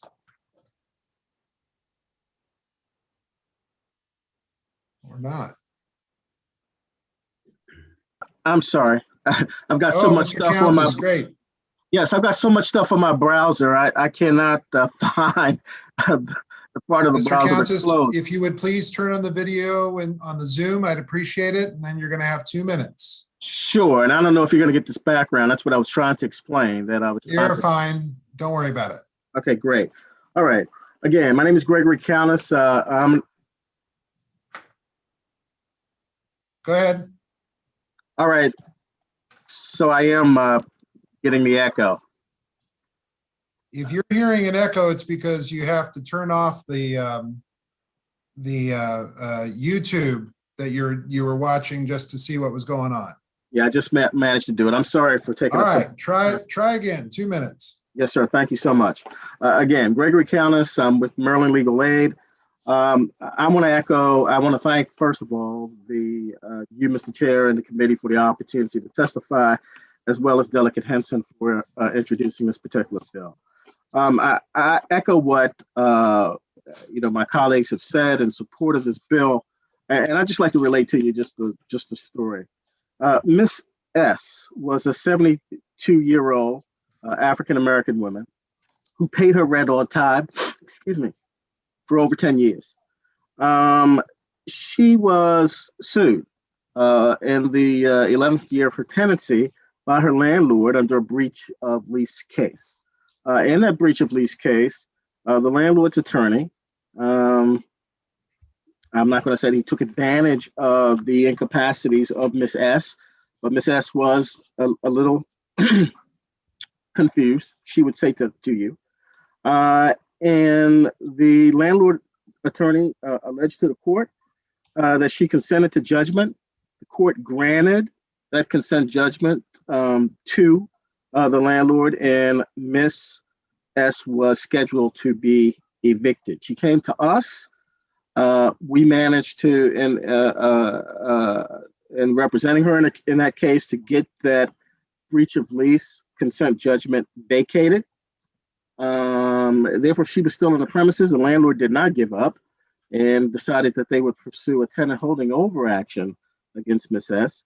So in between the time that the tenant holding over action was heard and when there was judgment granted to the landlord in this particular case, Miss S applied for numerous applications for housing. She was denied each and every time. And finally, she faced homelessness. A 72-year-old woman who had an impairment, who was homeless on the street. Now, I don't know whether or not the tenant holding over action held sway with these landlords in terms of denying a person who was stable, was creditworthy, and who had won at least one of the two cases filed against her by the landlord. But nevertheless, she was denied. Mr. Countess, I need you to wrap up, please. Sure. This bill would help out people like Ms. S., and we urge a favorable report on this bill. Okay, so that was not favorable with amendments, but that's fine. Does anybody have any questions for Mr. Countess? All right, seeing none, that's fine. That'll conclude the favorable testimony. We'll go now to Mr. Greenfield. I think it's just Mr. Greenfield, Aaron Greenfield. Yeah. And that's fine. Go ahead, Mr. Greenfield, for 2 minutes. Thank you, Mr. Chairman, Madam Vice Chair. Aaron Greenfield on behalf of the Maryland Multi-Housing Association, here unfavorable on House Bill 112. It's important to note that a negative rental history does not in and of itself preclude an applicant from leasing an apartment. And just conversely, a lack of filings does not mean either that it's a strong applicant. It's about considering the full picture of the applicant, right? And so that means looking at employment, court records, rental history. We are unfavorable on this bill for, again, a couple key reasons. One is that this bill does not distinguish amongst eviction proceedings, does not, unlike Delegate Hill's bill, speak to just failure to pay rent. It includes breaches of lease, which again, could mean the automatic shielding of potentially residents that created dangerous conditions. And again, the look back period, we believe, potentially violates the 7-year Fair Credit Reporting Act and 14-1203 of the Commercial Law Article. And for those reasons, we respectfully request an unfavorable report. Are there questions for Mr. Greenfield? Seeing none, that concludes the testimony for House Bill 112. So we're going to keep going here because we've got a couple more bills that are relatively straightforward, and then we will take a break for an hour. So we're going to hear, is Delegate Wilson on the line? I can see Delegate Attar and Delegate Lehman. Why don't we do them? Actually, we can go with them first. I don't see Delegate Wilson yet. But we'll do their bills first. We'll go with Delegate Lehman's bill 524. I believe, Delegate Attar, Delegate Lehman, that these are roughly similar, perhaps geographically different. So Delegate Lehman will go for 3. Thank you, Mr. Chairman. Let me ask the following. It appears. No, that's fine. We'll go ahead. I will just say, as witnesses are listening in these bills, with respect to everyone, we're trying to get in we have 3 more bills at the end of this evening that are going to take quite a while, that have nearly another 100 witnesses. So to the extent that you are not repeating people or re-emphasizing the same points that other people have made, the committee would deeply and wholeheartedly appreciate it from the very bottom of its heart. And with that, Delegate Lehman for 3 minutes. Thank you, Mr. Chairman. I'm glad I'm going now. Good evening, everyone. Mr. Chairman, Madam Vice Chair, committee members. For the record, I'm Delegate Mary Lehman, asking for a favorable report on House Bill 524, requiring landlords to provide their rental license when they file for eviction based on failure to pay rent. So this concept that a landlord cannot proceed with an eviction filing without the license is rooted in case law, and you will hear a little bit more about that from legal experts. The bill does 3 things. First, it says a landlord who files an eviction case based on failure to pay rent cannot do so without complying with local licensing requirements in Anne Arundel and Prince George's counties. I cannot emphasize this next point enough. This bill is not creating a new licensing requirement. That already exists in both of these counties. The bill also applies to municipalities in those 2 jurisdictions that have separate licensing requirements. Secondly, the bill clarifies that a provisional or a temporary license does not constitute adequate proof of compliance with those local laws and therefore cannot be used to support the eviction complaint. And finally, the landlord has the burden of proving that the property is licensed in accordance with all of those local rental licensing laws. So the bill is needed because Rental licenses provide a level of assurance that a property is safe and habitable. Provisional licenses do not provide that. They are issued before there is an inspection, and they may never trigger an actual inspection or the issuance of the actual license. So without an inspection, there is no assurance that a property meets those local health and safety standards. In other words, that the property is safe for human habitation. The premise of the bill is simple, but it's powerful. Landlords who do not comply with local rental licensing requirements on the front end cannot evict tenants who they have no legal right to be renting to in the first place. Mr. Chairman, this is not a local bill because it applies to 2 counties. So Prince George's and Anne Arundel delegations were not required to take it up. However, Anne Arundel County did so, and it voted unanimously in support of the bill. That information should have been transmitted to the committee. I'm also pleased that the Latino caucus is in support of this bill. Finally, I've submitted an amendment at the request of the Maryland Multifamily Housing Association that allows for an electronic copy of the license shown on a phone or a tablet to be sufficient proof of a rental license. Thank you for your consideration of HB 524. I urge a favorable report. All right, we're going to hear from Harrison Mont, Lisa Sorrow, Angela Williams, Zafar Shaw, and Aaron Greenfield. I think that the amendment he is favorable with was just mentioned. We'll hear from each of them for 2 minutes, and then we will take questions. Harrison Mont, are you there? Yes, I think Greg Countess is supposed to be for this one. If that's possible, could we give him an invite for legal aid? I don't know if Mr. Mont or if he is still in the, all right, we'll move past you for a moment. We'll go to Lisa Sarro. We'll find out if Mr. Countess is available, and then we'll go from there. But here we go. Lisa Sarro now for 2 minutes. Thank you. And Chairman, I promise I'll be quicker this time. My name is Lisa Sorrow. I'm an attorney. Turn on your camera, please. Oh, I'm so sorry. I thought it was on. That's all right. Thank you. I'm so sorry about that. My name is Lisa Sorrow. I am General Counsel for Arundel Community Development Services. Prior to my time with Arundel Community Development Services, I spent more than 20 years in legal services, representing mostly housing clients and tenants. I know the background of the law, the case law regarding this case. Personally, I was part of the case. So in a little bit of a history lesson, in 2011, the Court of Appeals decided a case called McDaniel versus Baranowski.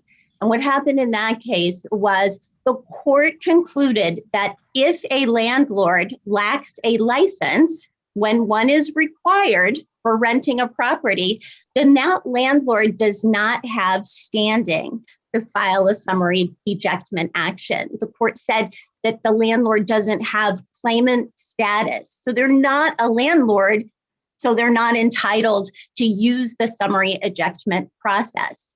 Immediately after the case was decided, the standard court form, the complaint for failure to pay rent, was modified to include a section at the beginning right below where the property address is that specifically provides that the landlord must provide or must have a rental license at the time of filing a current license. And if the landlord is required in that jurisdiction to be licensed, they have to include the license number on the complaint itself. Despite the clarity of the complaint form, courts have grappled since 2011 with exactly what proof of licensing is required and when. By adding just a few paragraphs to the existing failure to pay rent statute, this bill clears up any confusion. It requires proof of standing to sue when the complaint is filed, and that's simply by requiring the landlord to provide a copy of the rental license that they've already identified in the complaint form. It provides that Sarah, I need you to start to wrap up. Yep, provisional licenses are not by definition current licenses, so this bill would clear that up. Provisional licenses are not acceptable. And finally, at trial, the landlord, again, has the burden of proving that they have a current license. That's all this bill does. I thank you for your time and urge a favorable report on House Bill 112. Thank you. Thank you very much. Could we please go to Kayla Williams now? Thank you for 2 minutes. Hi, good evening, everyone. Thank you. My name is Kayla Williams, and on behalf of Community Legal Services of Prince George's County, we are requesting a favorable report on House Bill 524. In 2018, CLS began a failure to pay rent tenant representation program where we began providing same-day representation to tenants at their failure to pay rent hearings. We have represented over 775 tenants, and as a staff attorney, I have personally witnessed the confusion and difficulty a temporary license presents. To obtain a rental license in Prince George's County, a landlord must first pay a small fee to obtain a temporary license. Next, the landlord must have the property inspected to ensure compliance with state and county laws. If the county deems the property safe, a permanent license may be issued. The Court of Appeals in McDaniel versus Baranowski determined that a landlord who does not possess a current rental license is not entitled to utilize failure to pay rent proceedings if the property is in a jurisdiction that requires a license. Possession of a temporary license does nothing to comply with the rationale of the McDaniel case because it does not ensure the property will pass the inspection required to obtain a permanent license. Prince George's County has issued guidelines which state that a temporary license is not sufficient to obtain a judgment for possession.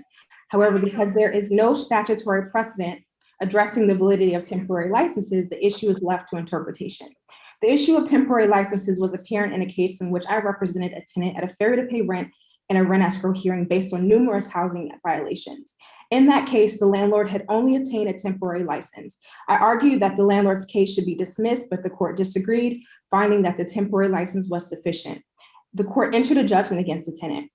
Before the rent escrow case could be fully litigated, the county declared the property unfit for human habitation and ordered the tenant to vacate within 24 hours. This is a real-world example of why temporary licenses are insufficient and why this codification is necessary. For these reasons, we urge a favorable report. Thank you. All right, thank you very much. We will now hear from Zafar Shah, and then we'll hear from Mr. Countess. Zafar Shah.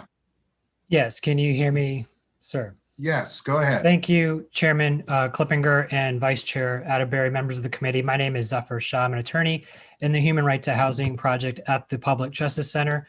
We are a nonprofit civil legal aid organization. We provide legal assistance and brief advice to renters throughout the state, but in Baltimore City, we provide day of trial services to renters. And that's given us a very upfront view of how landlords evade the McDaniel versus Baranowski decision. And it clearly affects renters outside the city and throughout the state. I want to emphasize the points, just shore up some of the points that my colleagues have made. This bill and the McDaniel decision itself is really about enforcement of rental licensing ordinances, and how the court relates to that enforcement is by removing the financial incentive for clearly bad actors, unlawfully operating landlords, to evict whenever they want. As long as these actors can evict tenants using our public resources, the courts, they will also continue to have the incentive not to comply with these rental licensing ordinances. These are not red tape ordinances in Prince George's County and Anne Arundel County. They require inspection, which is for the safety of the public. After McDaniel, as Ms. Sarah was getting to, this jurisprudence has left uncertain the burden of proof in court. And this bill, HB 524, makes it clear that it's not the court's position ministerially to look up licensing. It's not the tenant who should have to prove the landlord's standing to bring the case. Up front, at the stage of filing, at the stage of trial, the landlord under this bill will need to provide evidence of their valid rental license. And again, just a final point, even with the provision that a landlord would show would have their valid license ready for inspection at filing, this bill does not require the judiciary to have their clerks doing ministerial decision-making about the validity of the license. This is merely showing that there is a document, and I don't think that gets to whether the document itself is valid or true or real. That is a Thank you, trial. Mr. Shaw. That is a trial issue, and we urge a favorable report on this bill. Thank you very much. We'll hear now Mr. Countess from Legal Aid, please. Right. And again, thank you to you, Mr. Chair, and the committee. I'll pick up where Mr. Shaw left off. This does not require the clerk's office to take the ministerial step of at least in my opinion, perhaps I'm incorrect, of not allowing the filing to occur. What it just simply says, and it seems as if it's a reminder to the landlord that in order for you to proceed with this case, it's required in Anne Arundel County and in Prince George's County that you have a license. And if you don't have a license, then your case will be dismissed at trial. The burden is on you. And the reason why that's important is because it removes, though ordinarily I'm all in favor of discretion, with the judge. However, we have had cases since Baranowski. I was also a part of that with Ms. Sarah, in which, in fact, we have one right now that is before the Court of Appeals, where, in fact, the landlord did not have a license. They filed the failure to pay rent action. There was a defense that was asserted by the tenant. The court did not allow or agree with that particular defense, overruled us, and ruled in favor of the landlord. So what this does is remove, we think, a sort of barrier to tenants being able to be assured that they're not going to be forced to come into court in a case in which the landlord, who has the burden of showing, in fact, or is required to be licensed, that they haven't met that particular burden. And time means something for our clients. Over about 147,000 of low-income tenants in the state of Maryland pay more than 50% of their income for rent. And being forced to come into court to defend an action that the landlord should not have brought is one that impairs their ability to be able to put food on their table, and more importantly, in this particular case, to pay their rent and keep their housing. And so for those reasons, we would urge a favorable report for House Bill 524. Thank you very much. Let's hear from Mr. Greenfield, please, for 2 minutes, favorable with amendments.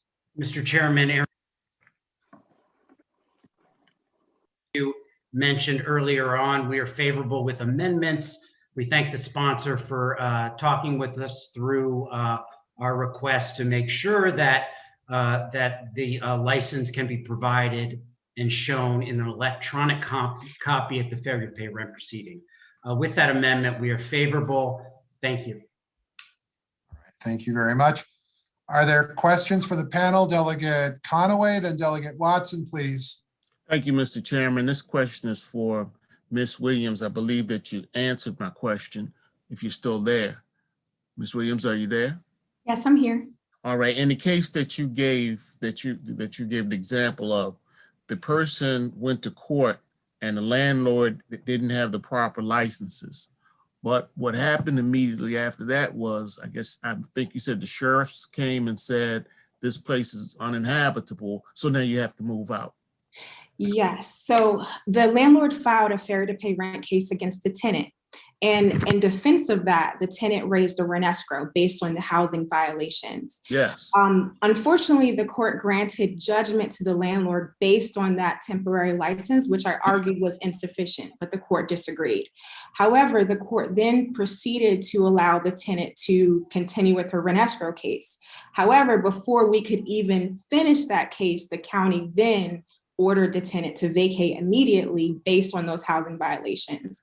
So if the court didn't allow the landlord to proceed with their case, that they could still, the property still could be condemned or whatever, said, well, you can't live in this property, so you have to move out immediately, right?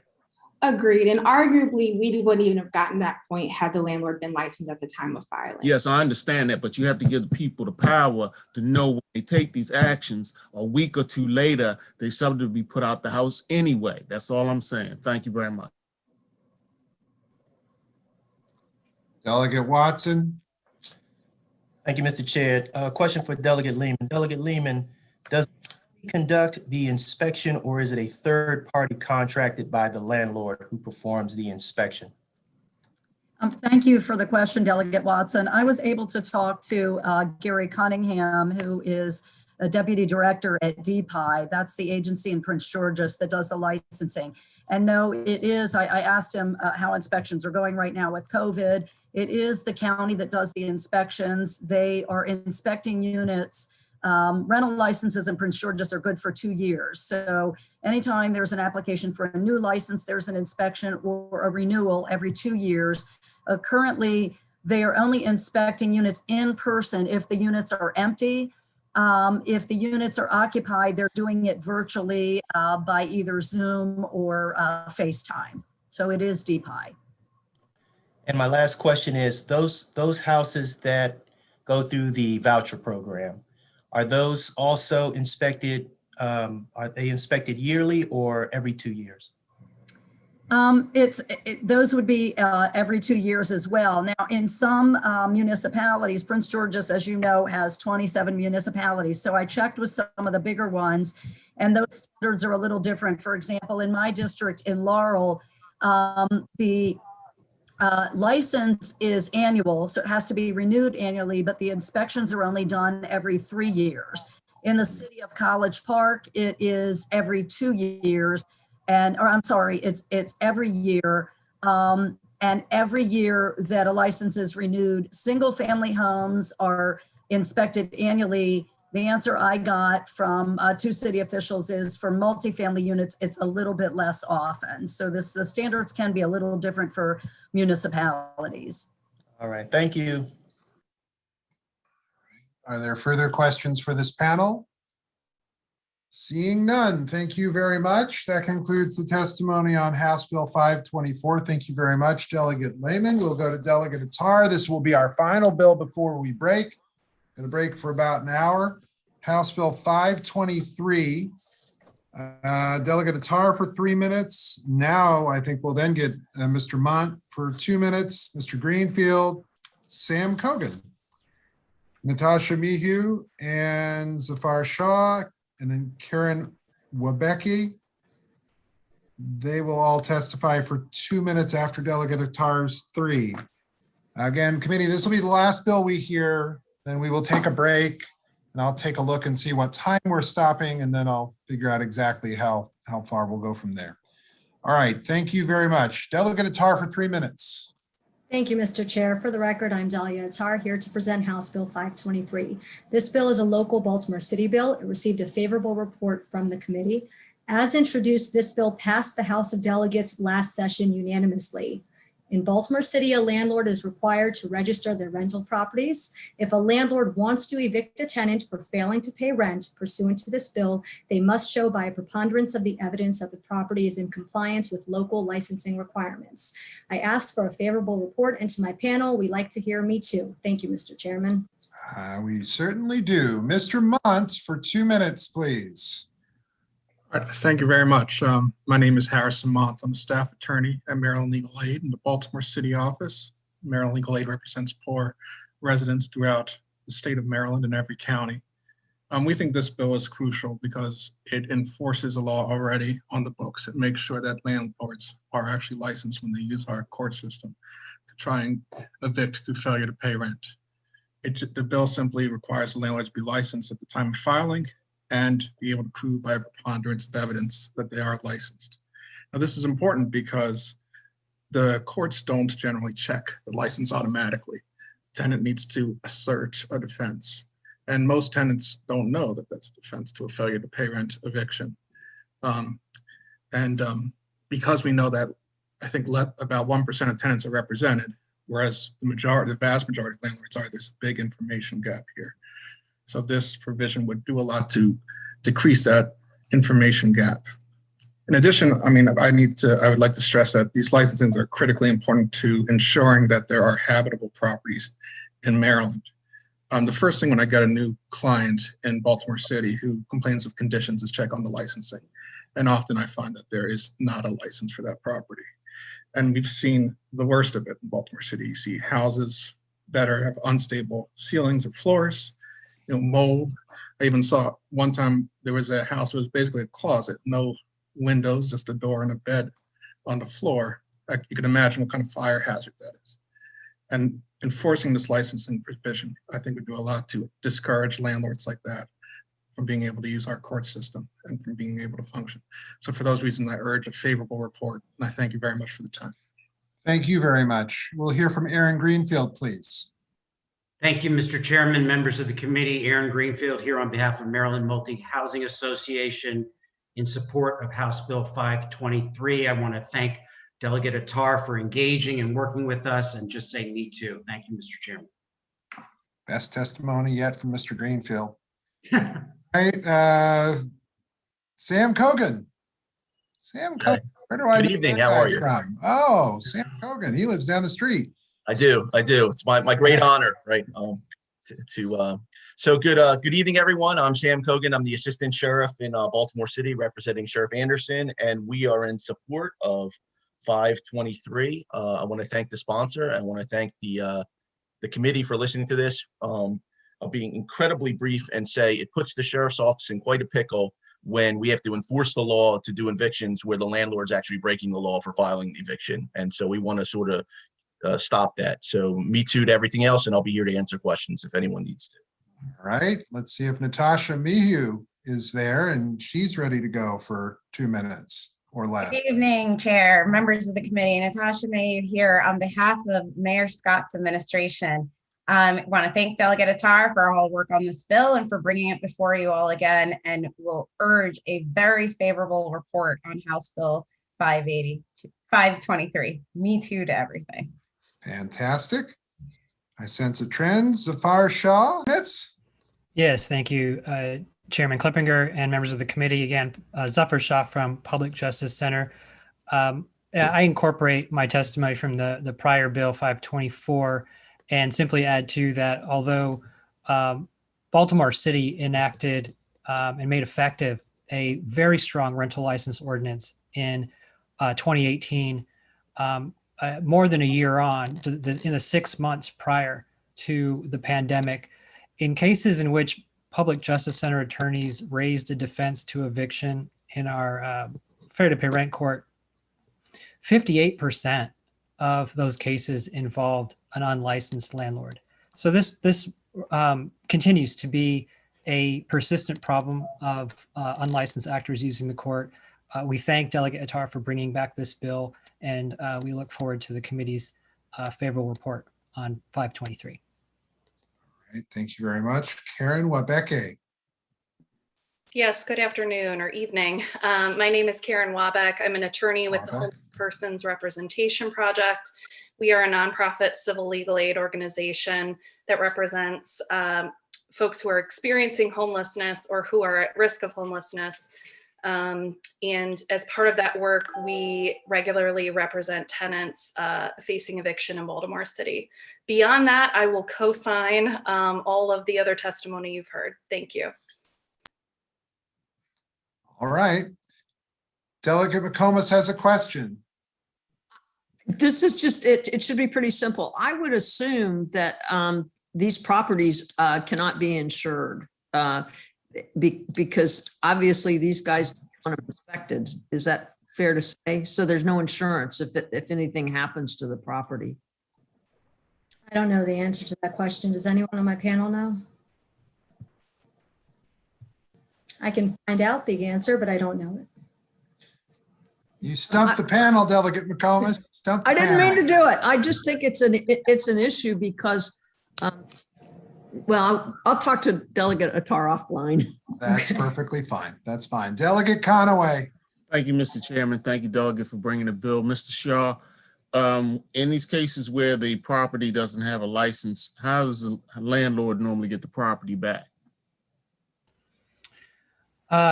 Well, thank you for the question, Delegate. In this question, are we assuming that the landlord presented something to the court and got a judgment, or are you asking? No, the landlord has illegally rented this property, and the money is in escrow, and I believe in previously Ms. Williams had described a situation where the property would be deemed uninhabitable or something. And then I guess the people will come out and put everybody out, so you can't live here. So is that how it works in Baltimore? In Baltimore, that scenario can happen.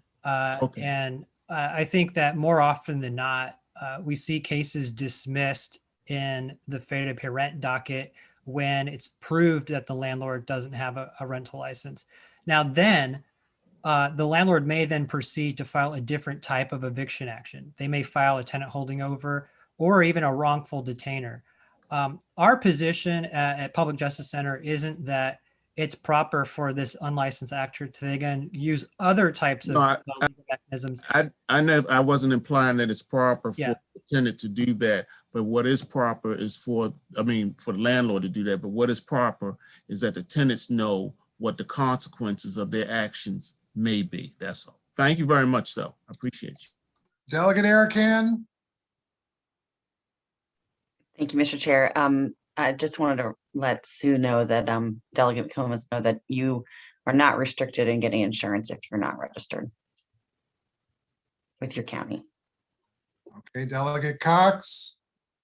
Thank you, Mr. Chair, and thank you, Delegate Attar. It looks like an excellent bill with a lot of support. I'm just curious as to somebody who, I've done some lead eviction work or lead-based paint litigation work, and if you have a situation where you're trying to comply with the law, this won't prevent a landlord from replacing someone that's in the home out of the home in order to comply with the lead-based paint law, right? No, this has nothing to do with the lead paint law.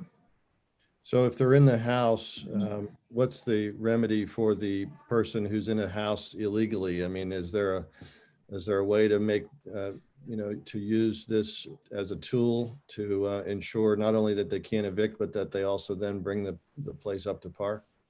So in order to get a registration in Baltimore City, you need to give your lead paint certification number. I know that a problem that I've been told that happens a lot is people make up a number and there isn't a way to verify it. That may have changed in the past couple of months since the last time I was told that. However, this bill, I did not include the lead paint because there were issues with Judiciary confirming the certification. And since they're not up to date on having it electronic, there were issues. I've worked with Judiciary on this bill last year, and the way it's amended and it's filed this year, they don't oppose it. And part of that reason was because I don't require the lead paint certification. Excellent. Thanks much. All right. I don't think I see any further questions. With that, that concludes the testimony for House Bill 523 and Delegate Attar. Well, we're not in terrible shape. It's 5:56. The House Judiciary Committee is going to take a break. We are going to come back at 7 p.m. 7 p.m., an hour and 4 minutes from now. From then, with that, we will do the following. I think I've got the order right. Well, I hope I have the order right. Delegate Wilson has a relatively quick bill, then Delegate Wells. I think I have Wells, Wilkins, and Fisher, Juanica Fisher. And we have several witnesses with all of them. We beg them for their patience as we go forward. We say hello to young Delegate Max Lopez in the background, running around behind Delegate Leslie Lopez. We will see you back at 7 o'clock. And again, that order is correct and confirmed. It's Wilson, Wells, Wilkins, Juanica Fisher. Thank you. We will see you at 7 o'clock. Thank you very much. Please turn off your sound to mute. Turn your sound off to mute. Turn off your cameras. Thank you very much.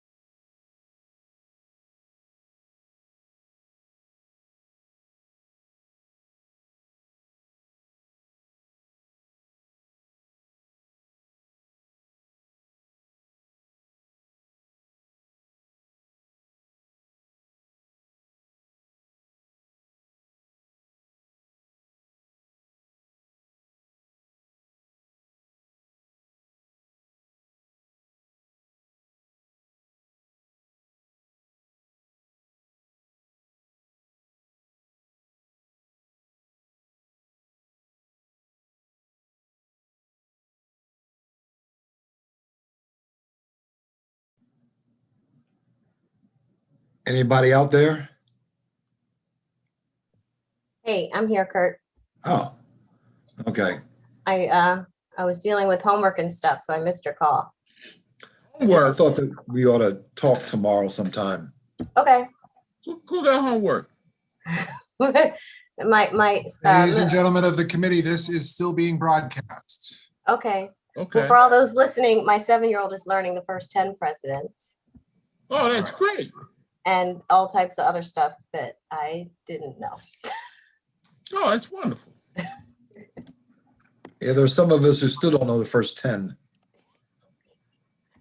Like stuff like who was the first surveyor? It's like all these random questions. Oh, yeah. Who was the surveyor? The black guy? What was his name? The first surveyor president? Yes. Oh, first surveyor president. Oh, okay. George Washington. Really? Thomas Jefferson was a surveyor before becoming president. I thought George Washington was too. He was a general. Yes, but before that. Chopped down a cherry tree before that. Which awesome. three? Here you go. Which 3 presidents died on July 4th? Wow. Mr. Chairman. John Adams, Thomas Jefferson. Are we still live, Mr. Chairman?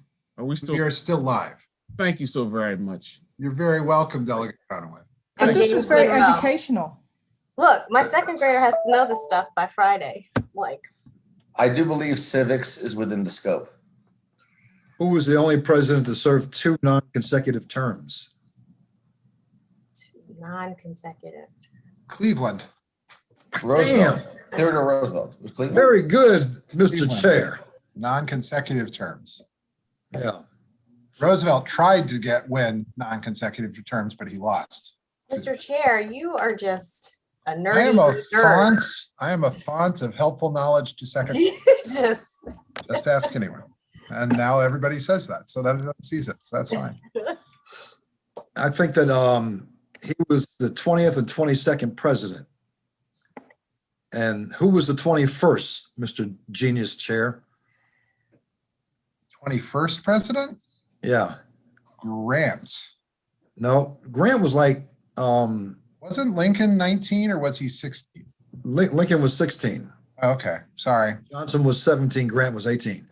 But in the movie Die Hard, one of the clues was the 21st president was Chester A. Arthur. Oh, yeah, Dylan knew that. Dylan just put that in the chat. Did. And for the record, Die Hard's a Christmas movie, so. I totally agree with you. All right. Let's see if we can start to get this on the road. Hey, look, Jeopardy is on right now, so can we hurry this up or what? Delegate Anderson, we are still live. Oh, sorry. I don't know. God bless you. Delegate Conaway, your hand is raised on your. Delegate Conaway, you could lower your electronic hand. Delegate Arcan is in the waiting room. We have 1, 2, 3, 4, 5, 6. Delegate Wilson is in the waiting room. Delegate Wilson's here. I see Delegate Davis. Delegate Wilson is, what are you wearing, man? What's like a Delegate Wilson. Dwayne The Rock Johnson side retreat, apparently. T-shirt. All right, we're gonna let's reconvene. Let's get going here at 7:03, February 17th, 2021. We're gonna go ahead and reconvene the House Judiciary Committee, and we're gonna get started with Delegate Wilson's bill, House Bill 1102. Delegate Wilson to speak, along with Paul Facina, or Tracy Arnold, Joseph Gressis will be speaking in favor. There's one person speaking opposed, so we'll hear from Delegate Wilson for 3 minutes, please. 3 minutes. Delegate. Thank you, colleagues. Mr. Chair, Madam Vice Chair, I'll be very brief. I know you guys have a lot to go through. This is a bill I'm being putting on behalf of Paul Facina, who's going to be speaking as well. And basically, it's targeting individuals were affected by the governor's declaration of March 5th, 2020, which had them either stop doing their business entirely or in part. And as such, they defaulted on their lease, either in whole or in part because of the recommendations or the requirements by the governor. And unfortunately, in these businesses, many of these businesses, they're personally liable. I do understand that there is a very similar bill by Delegate Moon. So again, I won't rush to and try to waste you guys' time. I do know that there was a somewhat, we'll call it a high fiscal note on this. I do have amendments in, hopefully you guys have them, which removes some of the requirements of refunding the commercial landlords for any property tax, things of that nature. At the end of the day, colleagues, we must do something because business owners sacrifice a little bit when they get in. And a lot of times they have to have some personal liability in order to get these leases successfully entered into. And unfortunately, because of these businesses being shuttered by the requirements from our government, their personal assets, their homes, and their livelihood is at stake. And many of these landlords, these commercial landlords, are going after them personally. This is not a broad swath. This is just those that were affected, and it can show that they were affected by the COVID. Other than that, I will go ahead and let Mr. Paul Ficina talk, but I'm asking for your support on House Bill 1102. Thank you. Mr. Ficina, are you available? Are you ready? Yes, sir, I am. All right, for 2 minutes, go right ahead. Yeah, my name is Paul Ficina Jr., and I am here to voice my support for HB 1102. Please note, as Delegate Wilson said, we did send an amendment that removes the references to tax credits and landlord reimbursement, which will dramatically reduce the fiscal note. As a small business owner and the creator of this legislation, I believe it is imperative that we enact legislation to directly assist small businesses that have been negatively impacted by COVID, mandated closures, capacity restrictions, and operational restrictions. This legislation is laser focused on the removal and the severance of the personal liability clauses and personal guarantees that small business owners sign on commercial leases. It's important to understand, though, Wall Street CEOs and big corporation CEOs do not sign personal guarantees. Only small business owners do. The personal guarantees are designed to protect the landlords against inept business practices, not to be used as a weapon or a windfall during a pandemic. This bill will provide two benefits to small business owners. First, it will remove all the power and the weapon from the commercial landlords and level the playing field between landlords and tenants. This will create a mutually beneficial, proactive environment that will enable tenants to renegotiate more favorable lease terms. The benefit to the landlords by renegotiating these new terms is they keep their space leased and they maintain their revenue stream. They also eliminate the legal costs associated with eviction, and they also don't incur any additional costs to market, lease, and build out their space for a new tenant. The benefit to the small business owner is we get to lower our cost basis that will help sustain our business going forward in this COVID environment. The second thing this bill will do is, in the unfortunate event the business owner can no longer sustain the business and must close, this legislation will ensure the business owner's personal assets are not in jeopardy of foreclosure by the landlords. Simply stated, this legislation restores the firewall between the small business entity and the business owner and prevents the small business owner from having to declare personal bankruptcy in addition to business bankruptcy to protect their personal assets, life savings, and homes. And in a lot of cases, small business owners' spouses are required to sign the personal guarantee too, which puts the home and the marital assets at risk. It's Thank you, Mr. Ficina, if you could wrap up, please. Yes, sir. Yes, sir. I just want to let you know it doesn't change any business bankruptcy laws. So we're keeping all the business bankruptcy laws in place, and this bill, it maintains its focus on the severance of the personal liability and the personal guarantee. The small business, I'll close with this, we did not create the problem, but we have been disproportionately impacted by COVID. So I appreciate a favorable report on this amended bill, 1102. All right, thank you very much. We're going to go now to Tracy Arnold. Tracy Arnold. There is Tracy Arnold. I'm here. Hi. Go ahead. Go ahead. You can speak for 2 minutes, please. Hi, my name is Tracy Arnold, and I am in agreement with this legislation.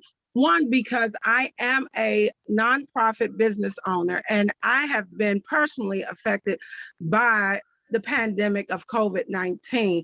By allowing this legislation to be passed, it will help small business owners such as myself not have to have a personal guarantee and affect our personal assets and affect our personal credit. Because I'm a small nonprofit business owner, the Arnold Place is the name of my corporation.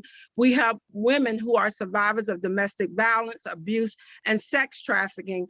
Most of our funding came from other small corporations that agreed with our mission and other people who are in our community. When people were directly affected and could no longer work or could no longer open up their businesses, it affected my business. Fortunate enough, I'm still operating, but however, if my landlord was to come after me for the house that I'm renting for my nonprofit organization, this would have a really bad effect on me. So I am in favor of this legislation. All right, thank you very much. We were calling out for Joseph Gressis. We don't see him in the waiting room, so apologies there. But with that, we'll take questions for this panel. All right, seeing none, we thank you all very much. And we'll now go to the one person testifying in opposition, Mr. Sanders. Oh, wait a minute. Wait, oh, I'm sorry, we got questions. Delegate McComas. This is just a question for Delegate Wilson. I just wondered, did you get an AG opinion? The only concern that I have about this is that, you know, everybody signed a contract, a lease is a contract, and I understand this is like COVID's like an act of God. So I was just wondering if there's a problem with this as far as, because it is a contract and everybody entered into the contract. No, I very seldom do go get an AG's opinion. I defer to the will and knowledge of this committee. Okay, are there further questions? Seeing none, we thank you all very much. Now we're going to go to Michael Sanderson in opposition to the bill, although maybe the amendment addresses those concerns, but we'll see. Here is Mr. Sanderson, and we'll give him 2 minutes. Thank you, Mr. Chair and committee members. Michael Sanderson with the Maryland Association of Counties. Our issues with the bill are really not on the centerpiece of the bill, but on what I would call an ancillary part of the bill. One piece in the bill deals with a tax provision, and it requires county governments or local governments to provide a tax benefit to the affected property owners. I think as a practical matter, the bill is drafted in a little confusing manner. We see over in the Ways and Means Committee that does with these bills all the time, usually there's one stripe or another. Either the state requires that the local government grant a tax benefit, or they authorize the local governments to do so, and then articulate that the locals can specify who gets it for what duration and what the circumstances are and so forth. This bill's drafted a little confusing in that regard. I think probably what makes the most sense for this bill is for this to be a local option, and all those provisions make sense in that regard. So the bill right now says you must, and then it allows all those conditions. If you see that this bill has merit and want to move it forward, I think we'd recommend make that into a local option, and the local concerns would disappear. So as a practical matter, that would be our concern with the bill, is just on that part of the bill. All right, are there questions for Mr. Sanderson? I believe Delegate Wilson indicated in his remarks, you might not have heard him, and that's fine. I think he may have an amendment that you should look at that might address some of those concerns. So I'll refer you back to him and let you. Happy to do so, thank you. All right, that's fine. Seeing no questions. All right, thank you very much. That concludes the testimony for House Bill 1102. Boy, committee, that was only 5 or 6 minutes. Guy can dream. Thank you. House Bill Mr. Chair. 52 is what we're doing next, with a few more witnesses than Delegate Wilson's bill. We're going to be joined here by, now for real, by Delegate Holmes, and from the Environment and Transportation Committee, Delegate Terrassa, who is here checking up on her district mate, and Delegate Wyville, who is here with us. So we will go, let's see here. So Delegate Wells for 3 minutes. Then Joanna Diamond, Zafar Shaw, Christopher Page, Rena Shaw, Lisa Sero. Right. So Delegate Wells will get 3 minutes. All the rest of the people who I mentioned will get 2. And Delegate Wells, whenever you are ready, we will start with House Bill 52. Great. Thank you, Chair Clippinger and Vice Chair Atterbury, members of the committee. For the record, I am Delegate Melissa Wells, here to speak on House Bill 52. I'm going to try to really hit the high notes because I know we have a lot of folks following me. But House Bill 52 aims to assist landlords and tenants in resolving late payment of rent before it goes to court by creating a standardized procedural process to make Maryland's high volume failure to pay rent and eviction process fair. Here's what we know about summary ejectment for failure to pay rent. It begins without any upfront steps, no waiting time after rent is due, no notice of delinquency, and no steps to avoid litigation through a payment plan, mediation, or efforts to obtain rental assistance. And so basically what House Bill 52 aims to change in this practice aims to do so by creating a 10-day notice to the tenant before an eviction is filed in court. Currently, Maryland is one of only 5 states that allows filing without any prior notice, establishes preconditions to bring eviction action, such as affirmative and good faith efforts by the landlord to attempt resolution via a rental assistance program or negotiation of a payment plan via a neutral third-party mediator. We know recently MMHA, who I'm sure will have testimony later on, they have shared, in our conversations and also in the Baltimore Business Journal, that they have been advocating for establishment of funding for emergency rental assistance, as well as rental assistance to help individuals who are trying to cover their housing expenses. And so in this situation, if a tenant does respond, the landlord is obligated to complete the process of applying for rental assistance or using the negotiated payment plan. If the dispute is unsettled, then the landlord may file the F2P, the failure to pay rent. So there is a process in place for it to be addressed.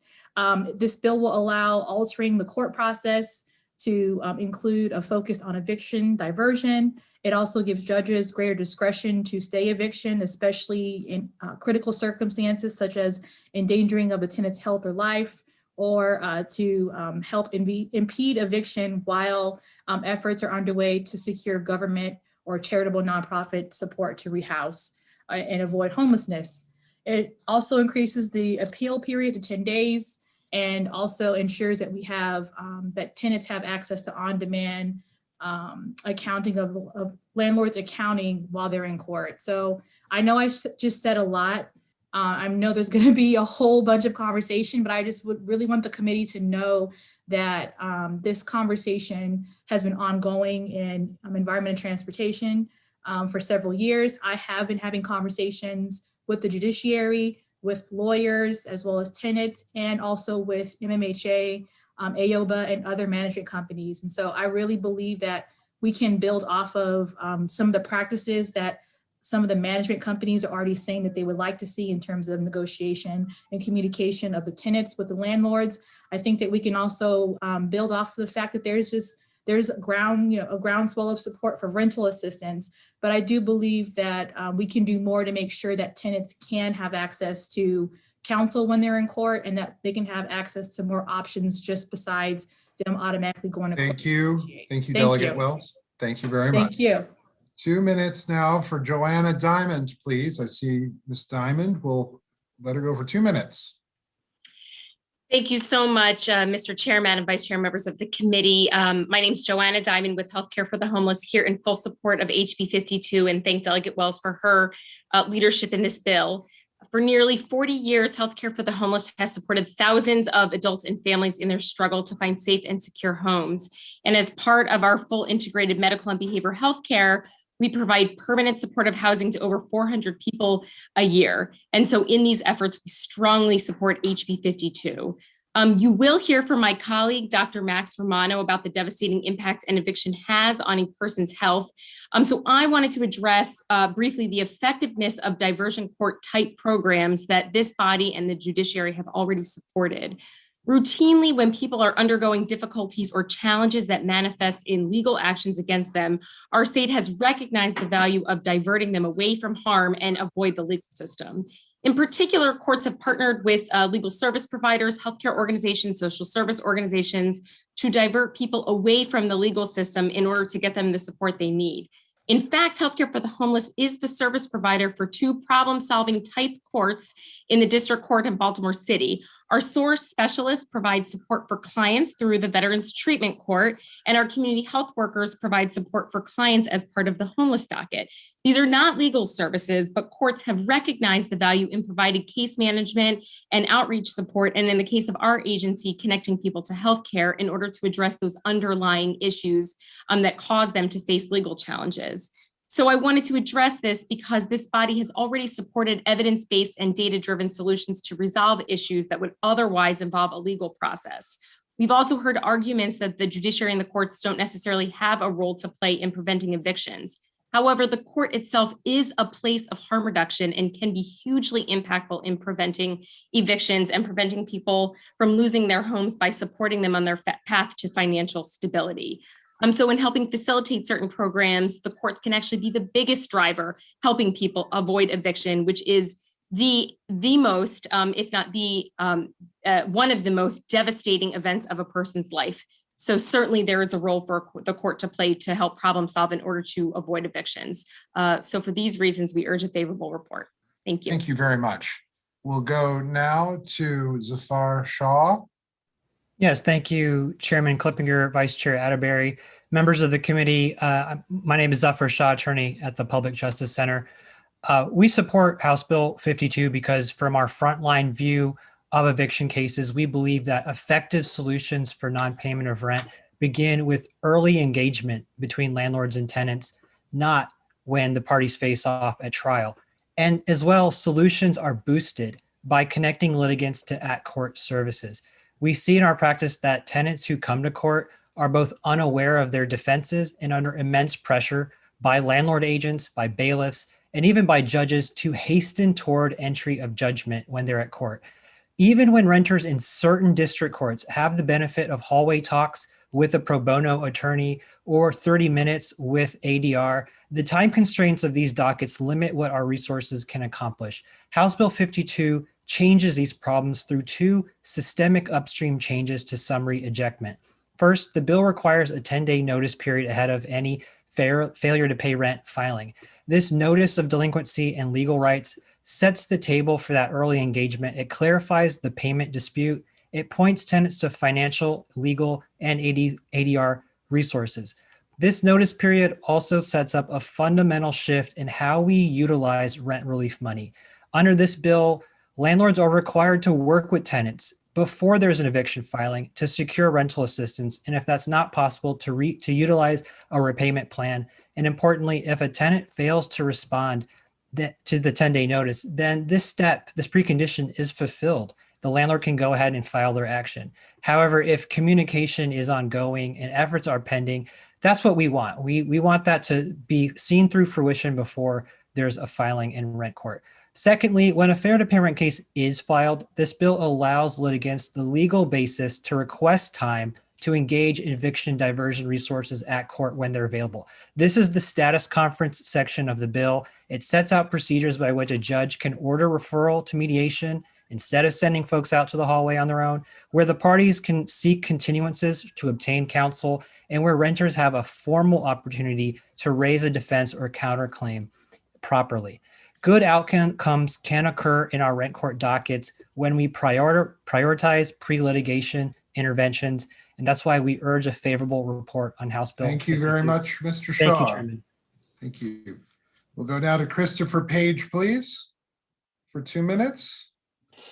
All right, thank you, Chair and community members. I come before you seeking favorable response to House Bill 52. My name is Christopher Page. I am the Executive Director of the Conflict Resolution Center in Montgomery County, where we provide free mediation services to the community.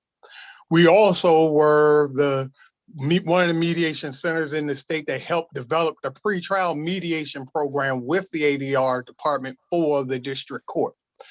And so we can speak greatly on how our relationship with the court and the strength and the need for ADR services in landlord-tenant disputes. Since the pandemic, we've had 135% increase in requests for landlord-tenant mediations based on failure to pay rent. However, unfortunately, through these referrals, we've only had 7% of these requests where both parties have decided to mediate, only 7%. And of those 7%, 80% of them reach some form of agreement. And after 3 months follow-up, 71% of those who we reached said they reported that the agreement was being maintained and upheld. So this shows, and these percentages show, that the strength and the need for ADR programming, if landlords and tenants can come together and discuss issues of payment and issues related to conflicts, it can help prevent homelessness, and it also can help reduce the docket. So we thank you and ask you for your support and consideration for Bill 52. Thank you very much. We'll go now to Rena Shaw and then Lisa Sorrow, I should say. So Rena Shaw now. Good evening, Chairman Clippinger and Vice Chair Atterbury and members of the committee. I'm Rena Shaw, Director of the Maryland Access to Justice Commission. The commission is an independent entity that is housed in the Maryland State Bar Association, and we unite leaders to drive reforms to really look at the civil justice system to make it accessible, equitable, and fair. We are here in support of House Bill 52. We were a lead partner with the Attorney General on his COVID-19 Access to Justice Task Force, and I served as that task force's vice chair. In that task force, we engaged over 300 diverse leaders, and we worked actively for 6 months to research and analyze barriers to justice. House Bill 52 is one of the bills that directly tracks from the recommendations of the task force's final report. Addressing the due process challenges in rent court was the primary recommendation coming out of the task force's Housing Security Committee. It makes sense. There are a few points that have already been mentioned, but it's really notable that there is no notice before a landlord can file an action against a tenant. With just we've had many the testimony in previous bills about how many filings we actually have, and just putting in this notice period in advance of a filing could in itself reduce the number of filings because it gives time to resolve the issues before it goes to a court action. And we know that there are collateral consequences associated with the court action that go beyond the case itself. Eviction diversion has worked in other parts of the country. In fact, in Richmond 2 years ago, they identified, after the eviction lab at Princeton identified Richmond as having one of the highest eviction rates in the country, they implemented an eviction diversion program that they found to be quite successful. As Joanna mentioned, Maryland courts have already taken to viewing themselves as problem solvers and partners in big social justice issues by having problem solving courts. And this should be no different. The key problem right now facing our communities is eviction, and the courts can play a critical role in being a partner and being in the problem solving mode. So we highly recommend that. And finally, I would just remind everyone. Shaw, if you could wrap up, please. Yes, I just want to remind that what happens in rent court has so many ripple effects beyond what happens there, including health, education, food security, mental health, credit scores, etc. So it's really important to divert people out of rent court to resolve problems. And thank you so much. Thank you. We'll go now to Lisa Sorrow, please. Good evening, everyone. My name is Lisa Sorrow. I'm General Counsel for the Arundel Community Development Services. We are the nonprofit Housing and Community Development Office of Anne Arundel County. ACDS stood up the state's first emergency rental assistance program, getting payments to landlords as quickly as possible and keeping low-income families affected by the COVID-19 crisis in their homes.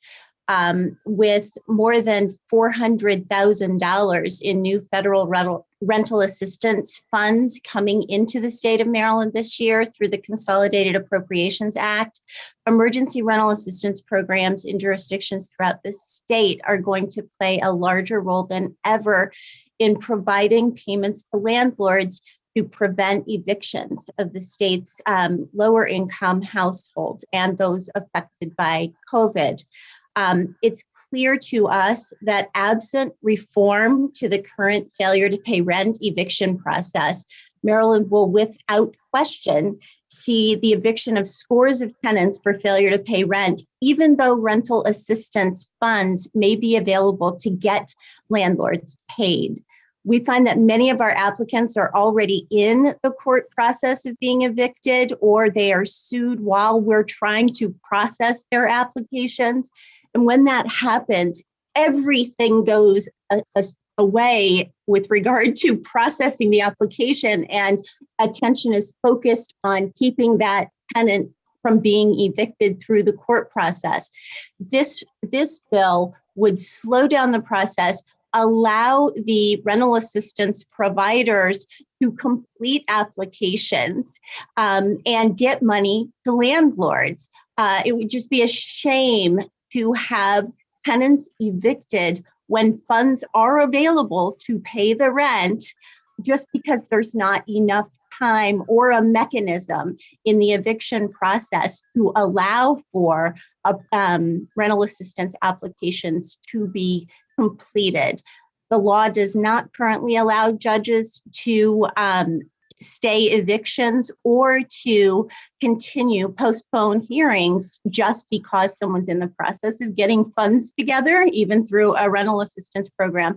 This bill would correct that and would allow judges the discretion to stay evictions, to Sorrow, if you would wrap up, please. I sure will. This would allow judges discretion to extend time so that we and other rental assistance programs can get assistance to landlords in the form of financial assistance and to tenants in the form of keeping them housed. We urge a favorable report on this bill. Thank you. Thank you very much. We'll go to questions for this first panel. Delegate Bartlett. Thank you, Mr. Chair. Mr. Page, my questions are for you. And if you could answer them as quickly as possible, I can get all my questions in. So, Mr. Page, you mentioned the successful ADR program, but there's no current eviction diversion program right now, right? No. Okay.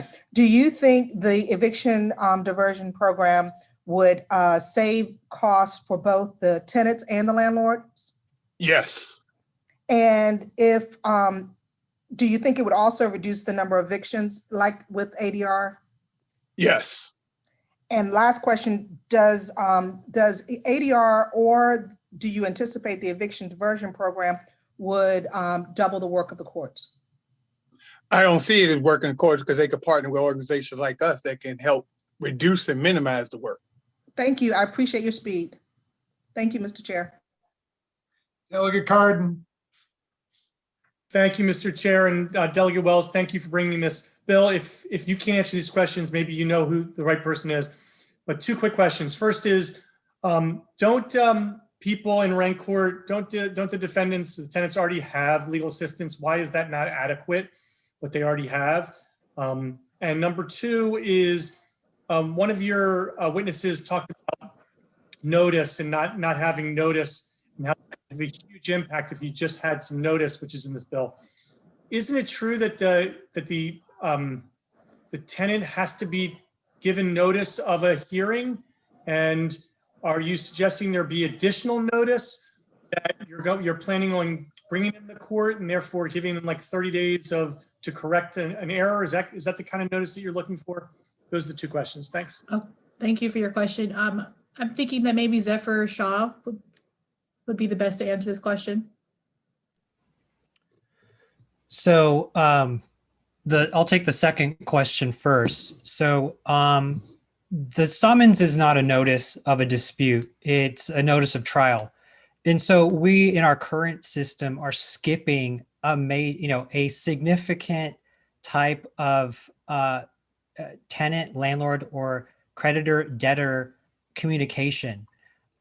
You're hard pressed, I think, to think of another industry which relies on a summons for trial to be the notice to the consumer that there's a payment dispute. What this bill is setting forth is that there should be a notice of delinquency and legal rights, and that there's a 10-day period in which not only does the tenant have the benefit of understanding what the landlord is communicating about delinquency, but that there are resources out there, financial, social, and legal, and that there is a process in place for the landlord to initiate a rental assistance application or to initiate a negotiation of a repayment plan. This is an important type of communication before we have the speedy process of going to trial. This is exactly what landlords, I believe Delegate Wells referenced this, all summer landlords were saying, we just need tenants to communicate with us early to reduce the harms during this pandemic. Well, we can take that same understanding of harm outside the emergency, right? And just think long-term, this is what we can do. This is what is effective. I think even landlords agree, and it's rare that, Public Justice Center and MMHA, for instance, will agree, but early action prevents the problems. It prevents the collateral consequences of having so many evictions filed. And forgive me, Delegate, I'm actually blanking on the first question. And you're on. You actually answered the first question with the second, so thank you. Okay.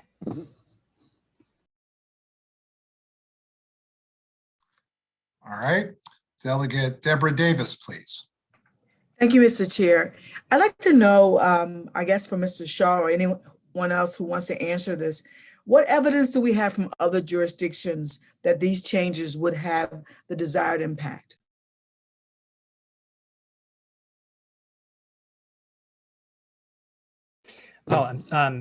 So there is another speaker or two who will be providing the committee an overview of eviction diversion programs around the country. We've seen, for instance, as Rena mentioned, that eviction diversion in Virginia began in response to data about the very high rates of eviction in Richmond. And the state of Virginia looked at the effectiveness of eviction diversion over the course of 1 year in that local jurisdiction, and then passed legislation statewide to create eviction diversion in their highest docket eviction courts. So it is, there are examples, and I won't belabor this, but you'll be hearing about them, Delegate.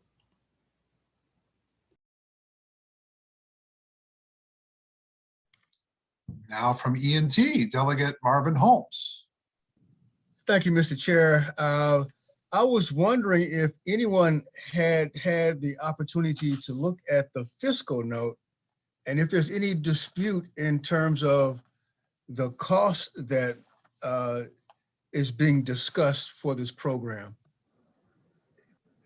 I can speak to that. Okay. Mr. Chair, Housing and Real Property. So I have had a conversation, I have been in conversation with Judge Morrissey about that. And we will be working in the subcommittee process to identify. I think that there's some ways in which we could provide some assurance that a diversion program does not have to be necessarily the fiscal responsibility of the courts. And so I think that's something that we can negotiate and tease out in more detail behind the scenes. But I don't see that as I don't see it as an insurmountable hurdle that we can't get past through this legislation this year. if I could have a follow-up, Mr. Chair. Welcome to Judiciary, the land of follow-ups. Perhaps too many follow-ups. Delegate Holmes.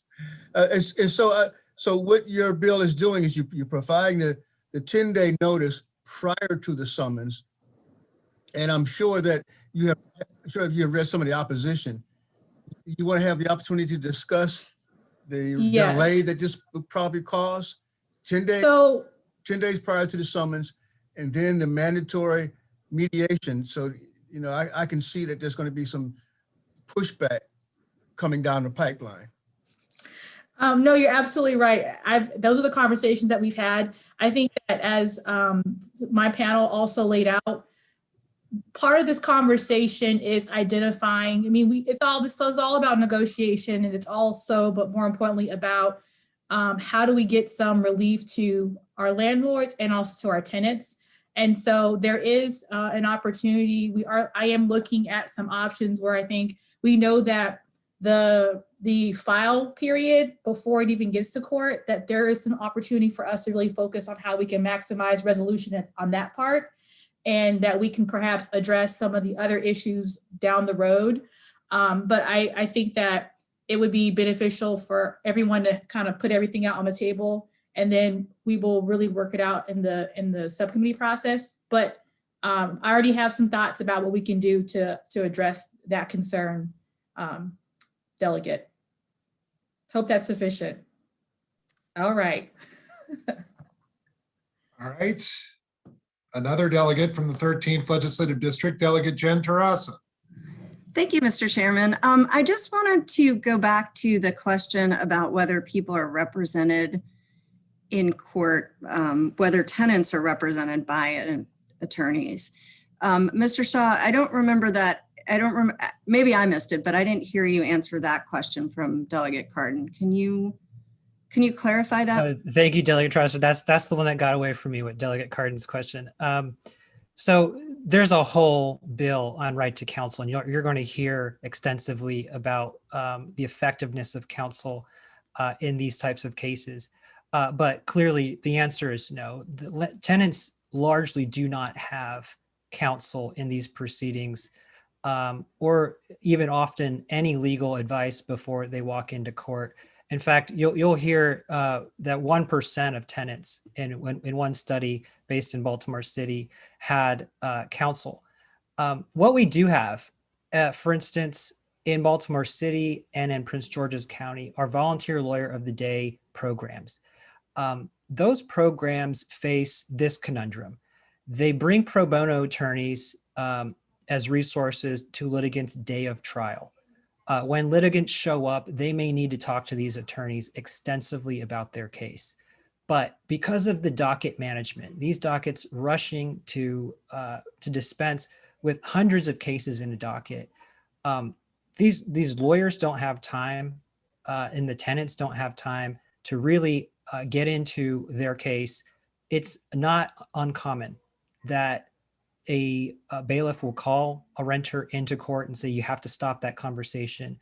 The judge will call up a case, even though the tenant still needs to finish that sort of intake or interview with a lawyer who's available to represent them. So we applaud the judiciary for standing up those programs in partnership with Pro Bono Resource Center and Community Legal Services in Prince George's County. But we have to build on that. I think that's what Delegate Wells is also saying, that this bill is really in the spirit of building on what is successful. The status conference isn't necessarily a huge delay. It could solve problems at the status conference, or it does connect both litigants to the opportunity to request counsel. Okay, Mr. Chairman, if I could just follow up with that. So, Mr. Shaw, I just wanted to clarify, though, because you spoke about what isn't really counsel, but some legal advice on the day of the hearing. But that's only in one or two places, or maybe it's in more. I don't think that's available in the rest of the counties, or at least I didn't think it was. No, that's correct. So just to be clear, the Volunteer Lawyer of the Day projects, I believe, are in Baltimore City, Prince George's County. I think there was effort to stand up one in Montgomery County as well. There are district court help centers at certain courts, and I know that the district court has worked very hard to expand the reach of those help centers telephonically and online via online chat. But certainly there are gaps. This bill is attempting to set up eviction diversion programs to fill those gaps in the highest docket jurisdictions where we have more than 10,000 cases filed per year. Thank you. Are there further questions for this panel? I don't see any more, so that's just fine. We thank you all very much. We're going to move on to the next panel. Going to do them in groups of 6. Robin Trusty, Claire Landers, Max Romano, Carissa Hatfield, Rachel Brower, and Detrice Dowridge. We'll do those 6, and we'll do the next 6 and the next 6. Should be 3 groups of 6. The first person I think I see Miss Landers, Claire Landers.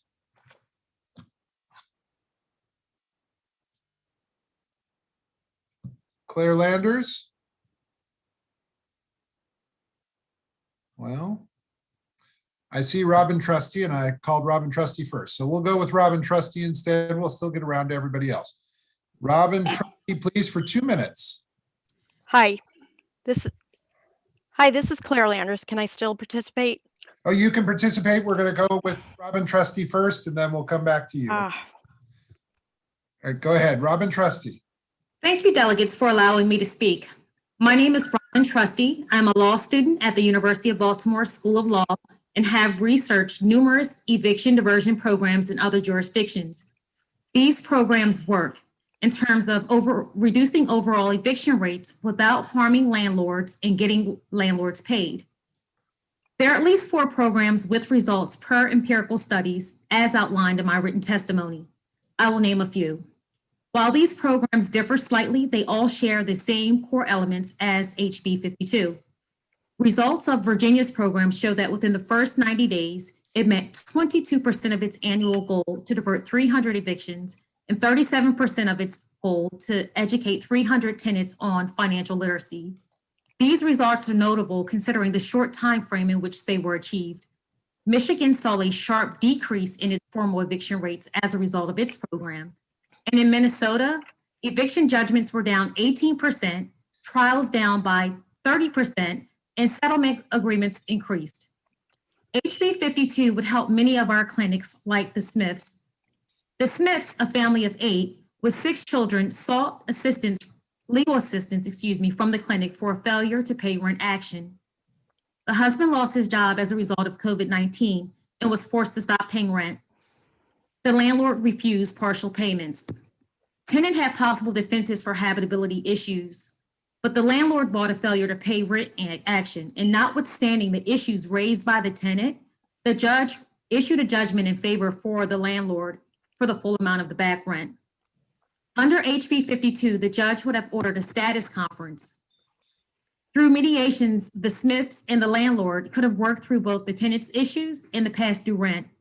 Opportunities for rental assistance and possible mediated payment plans, considering funds that the Smiths were able and willing to pay, could have helped them stay in their home. The landlord would have been made whole. For these reasons, I support HB 52 and will urge the committee to give a favorable report. Thank you.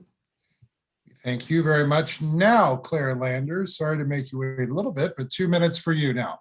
Thank you. Good evening. My name's Claire Landers. I'm a resident of Baltimore County in District 11, and I'm testifying tonight on behalf of Jews United for Justice, which brings together more than 5,500 Jewish Marylanders with our allies to work on campaigns for greater racial, social, and economic justice statewide.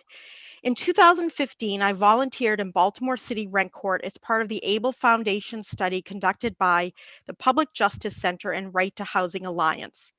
Sitting through dozens of cases, frankly, it appeared to me that rent court hearings functioned with less due process and judicial mercy toward tenants than proceedings I've seen in traffic court, where drivers are allowed every opportunity to contest even serious violations. In rent court, I saw tenants attempt to make their case to the judge with photos and paperwork as evidence of disputes over disrepair, mold, rodent infestation, or other problems. Yet the judge repeatedly would inform tenants that today's proceeding is not about evidence or disputes. It was about whether or not they had paid the rent and would be subject to eviction. I can only remember one or maybe two renters represented by legal counsel. I venture to say that no one on this esteemed committee would ever have themselves or the people they care about appear without counsel in a legal proceeding that could result in the most dire consequence. In the case of rent court, that means losing the roof over your head. HB 52's eviction diversion program contains important measures that will help prevent thousands of evictions and will also lower the burden on the courts and reduce costs to the state. They help a judge order alternative landlord mediation, and it provides renters the time to find appropriate legal assistance and prepare for trial. The COVID pandemic has disproportionately imposed extreme economic pressures on Black, Brown, and immigrant individuals and families who have most intensely experienced difficulties around plunging household incomes, expensive healthcare crisis, and even loss of life.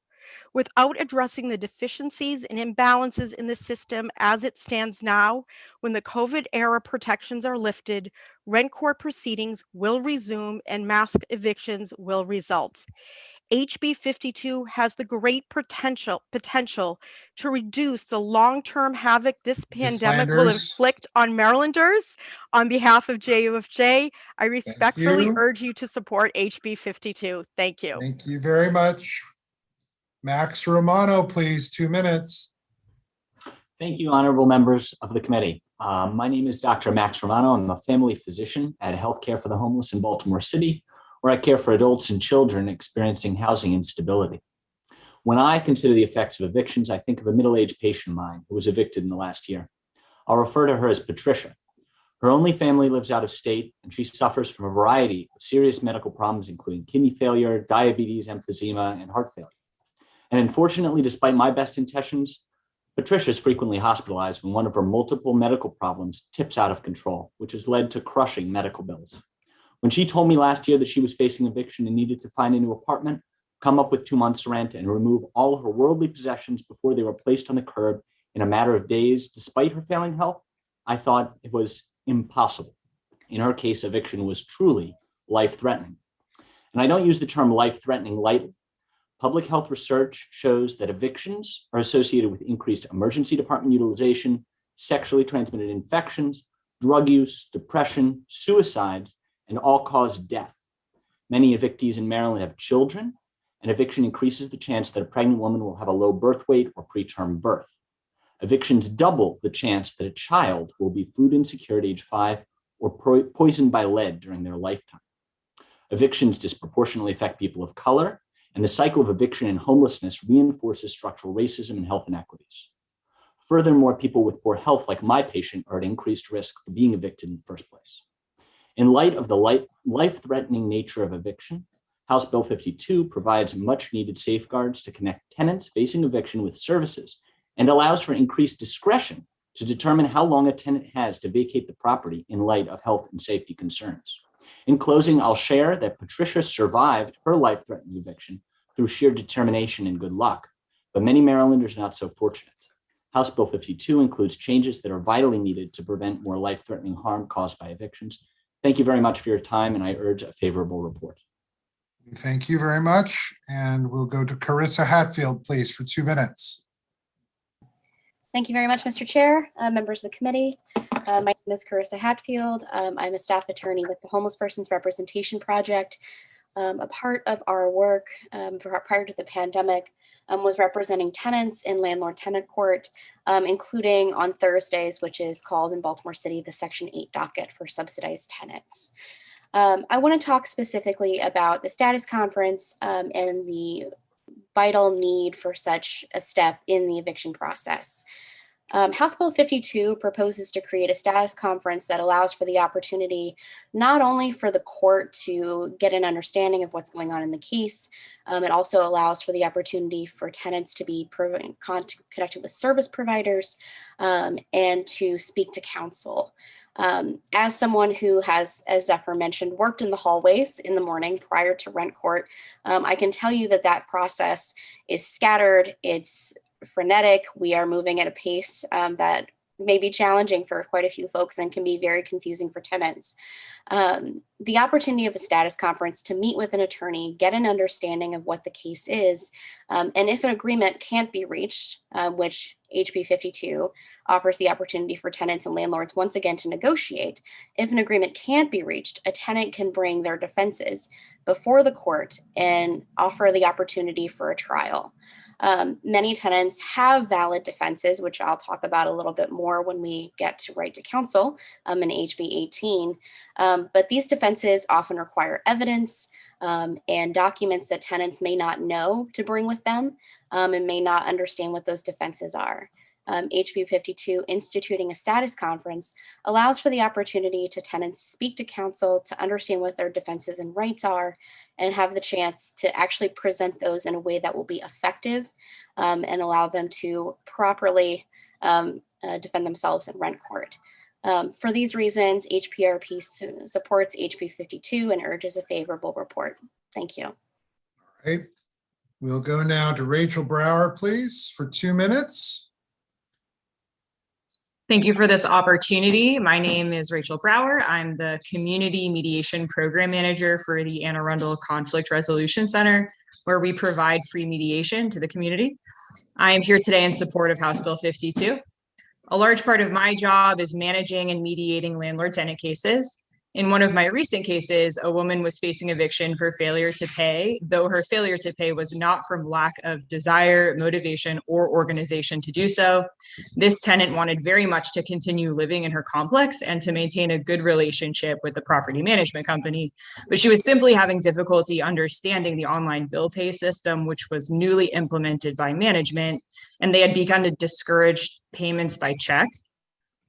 This tenant wanted to be compliant with the new recommendations, and she attempted to use the new system, but she found the way in which the statements were generated to be challenging to read and comprehend. Unfortunately, she was unable to get the management company to teach her how to use the system properly, and she was unable to figure it out herself. So she ended up missing a payment. She wanted to pay her rent and she had the means. It was just a classic case of a misunderstanding, and she was threatened with eviction. This threat could have been prevented in the first place if she had been given notice. But through mediation, she didn't get evicted and she was able to learn how to pay her rent online. As the manager of this program, this is just one of many examples I've seen where a person who's facing eviction has the opportunity to discuss their circumstances, things are cleared up, and they are able to pay. House Bill 52 creates time and opportunity for these conversations to happen in a non-threatening, non-judgmental environment. And this bill can ensure that miscommunications, barriers to knowledge, or maybe just forgetting about a deadline are not the reason someone loses their housing. And for this, I urge a favorable report for House Bill 52. Thank you. And we thank you very much. Did I do this right? And Detrice Stelridge. Detrice Stelridge.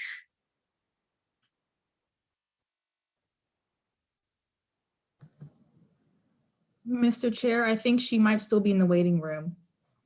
Okay. Staff says that she is in.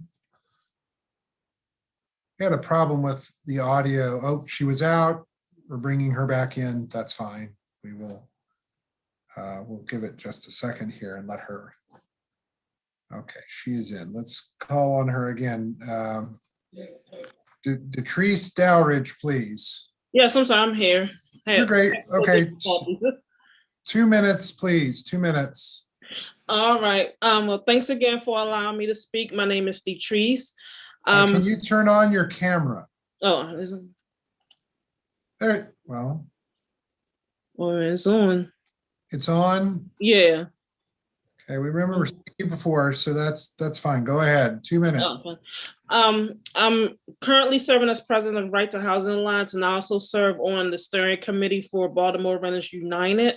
I'm writing in support of the eviction diversion bill. As we are all aware, there are already tenants who are struggling, and with the COVID not showing any signs of slowing down soon, we are in desperate need for a resolution to keep people in their homes. There are tenants who aren't able to pay their rent on time due to the timing of their paychecks and other financial benefits they receive. In some cases, the payments are made before the failure to pay rent trial date. There is no harm in the landlord and tenant coming together to work out a good faith effort to use rental assistance and or payment plan. This will cut back on the amount of unnecessary failure to pay rent filings. Ever since I became an advocate for housing justice in 2014, my main motto has always been put yourself in other people's shoes. I'm asking you to imagine if you are in a situation where you are unable to pay your rent on time, especially if the cause of the situation is no fault of your own. Imagine if you had to wait for funds that is received later on in the month to pay rent. Imagine if you lost your job or is unable to work due to COVID. I ask that you please vote in favor of this bill so that tenants are given a fair shake in an already broken rent court system. I honestly feel that the grace period should be 30 days, but the 10-day grace period is a start. Thank you. Thank you very much. There are questions for this panel. Looking to see if there are questions for this panel. Okay, it doesn't appear there are questions for the panel, so we'll thank them all very much for being with us this evening for Prime Time with the Judiciary Committee. And now we will go on to the next panel. Kyle Karaja, I think I mispronounced it twice in one day. Greg Countess, the Reverend Kobe Little, Tom Cole, Chris Merriam, and Pranitha Taylor, who was not here in the waiting room earlier, but we'll give her a chance. So let's see if we can start with Mr. Karaja. I think I mispronounced it now 3 different times. Are you ready, sir? Yes. Thank you, Mr. Chairman. Well, because he's a constituent, so now I'm in severe trouble. 2 minutes. This is Kyle Correga, yes, from Delegate District. So I'm with the Public Health Law Clinic at the University of Maryland, and it's been a long afternoon. There are a lot of perspectives on this bill, so I'll try to keep this focused. This bill is asking landlords to take 10 days to spare tenants from a lifetime of consequences. In my role with the clinic, I've worked with low-income tenants facing eviction through the Eviction Prevention Project, and many of these families are on the precipice of disaster. Eviction can push them over the edge. Losing the roof over your head is a devastating outcome.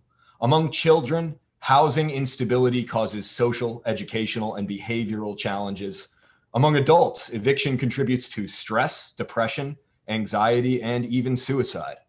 And as Ms. Diamond said so well earlier, for those who become homeless, this is a life-changing event. The homeless are isolated from medical care, exposed to crime and the elements, and susceptible to a host of medical conditions. They have a higher rate of food insecurity, substance abuse, and intimate partner violence. We all know how serious this pandemic has become. The economy is still restricted, businesses are shuttered, people around the state are struggling to make ends meet, and their rent is due every month. When the moratoriums lift, we will face a second crisis. 204,000 Marylanders at risk of eviction and on the edge of those serious consequences. This bill is a proven solution. A growing number of states and cities have used early intervention for years. You'll hear from my colleagues in the mediation clinic about how well this program can work. But what I'll leave you with is this.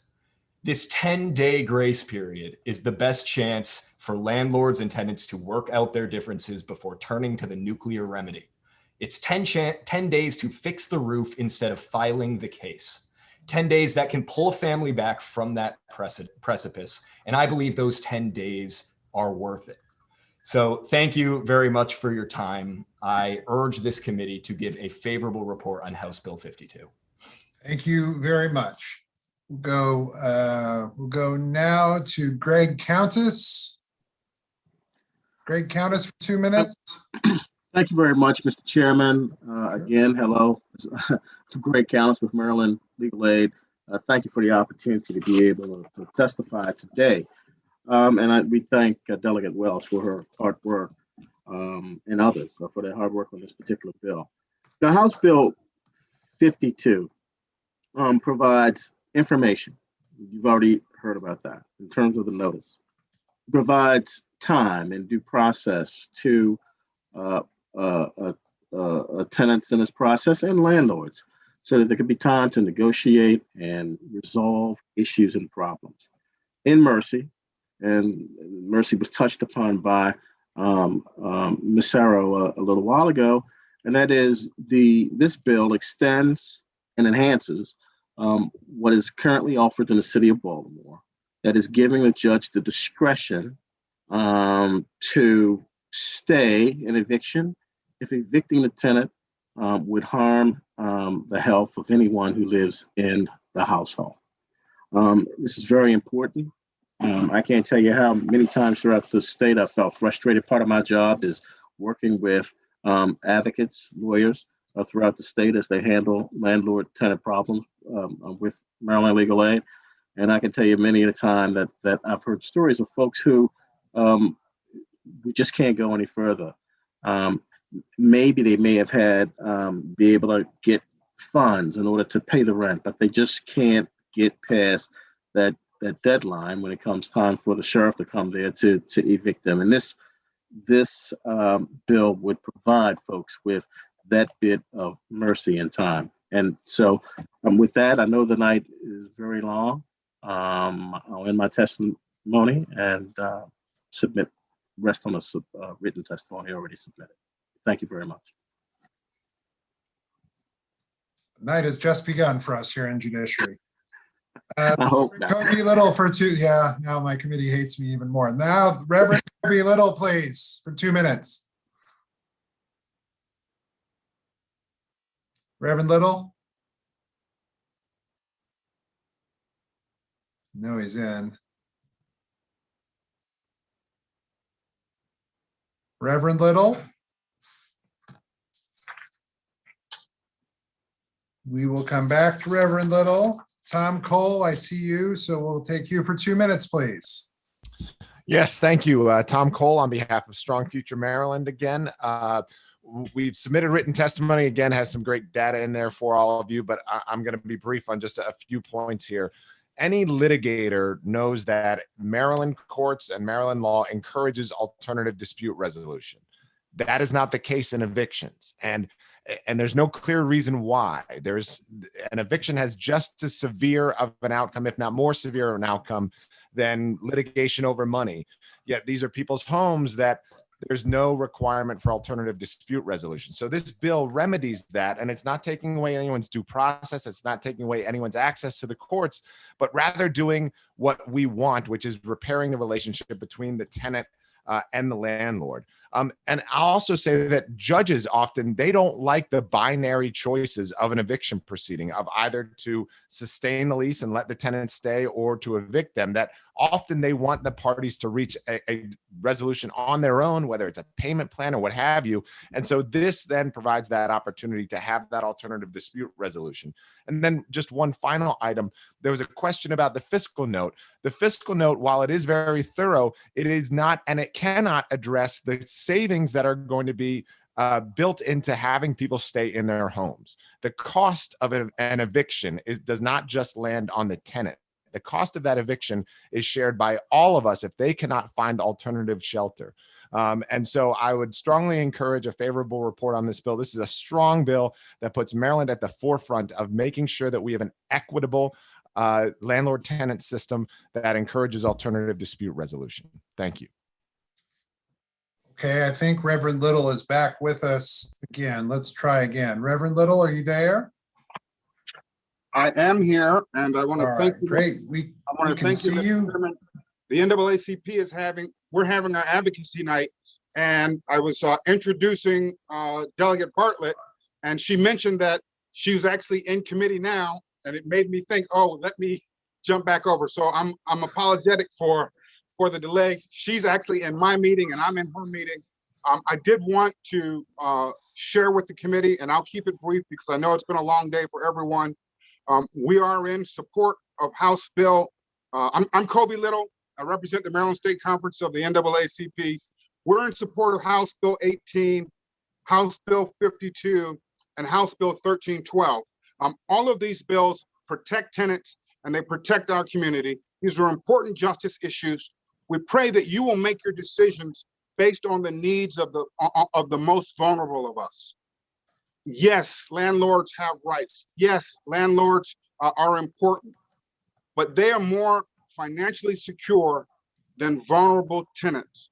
And so we're asking you to first meet the needs of the vulnerable and then do the work to also meet the needs of landlords and small businesses. It's a false dichotomy to say that to help tenants is to hurt landlords. We need to help both, and we need to start with the most vulnerable. Thank you, Mr. Chairman, and hopefully I'll be able to come back and speak to the other bills. If not, you've heard my testimony to cover the remaining 3 bills of the night. All right, say hi to Delegate Bartlett. Thank you very much. We'll go now to Chris Merriam, please. Mr. Chair and members of the committee, my name is Chris Merriam. I am a Baltimore City landlord. I own and rent out 2 properties, and I respectfully urge you to return a favorable report on HB 52. Once again, as in earlier today, I must again agree with Mr. Tom Cole's analysis. There's no good reason that Maryland's law should be so needlessly punitive to tenants and favorable to landlords like myself. The bottom line for me is this: eviction is a catastrophe for tenants even in normal times. In a pandemic, it is even more cruel and a public health disaster as well. Eviction should always be a last resort. Rent court is already overwhelmed. In my experience as a landlord, it has always been better for both tenant and landlord to resolve these issues without resorting to eviction, and this legislation will encourage that. We need to approach housing as a public health issue. They cannot be expected to quarantine or stay home if they do not have a stable home in which to stay. As a small landlord myself, I know that HB 52 will not hinder my finances in any way. I recognize a landlord's right, of course, to evict a tenant in certain extreme cases. However, I believe that the vast majority of landlord-tenant disputes, in my experience, can and should be and can be resolved in a more humane way, and this legislation provides for that. I respectfully urge a favorable report on HB 52. Thank you very much for your time. Let's see if Pranitha Taylor is out there. Pranitha Taylor, I don't think she is.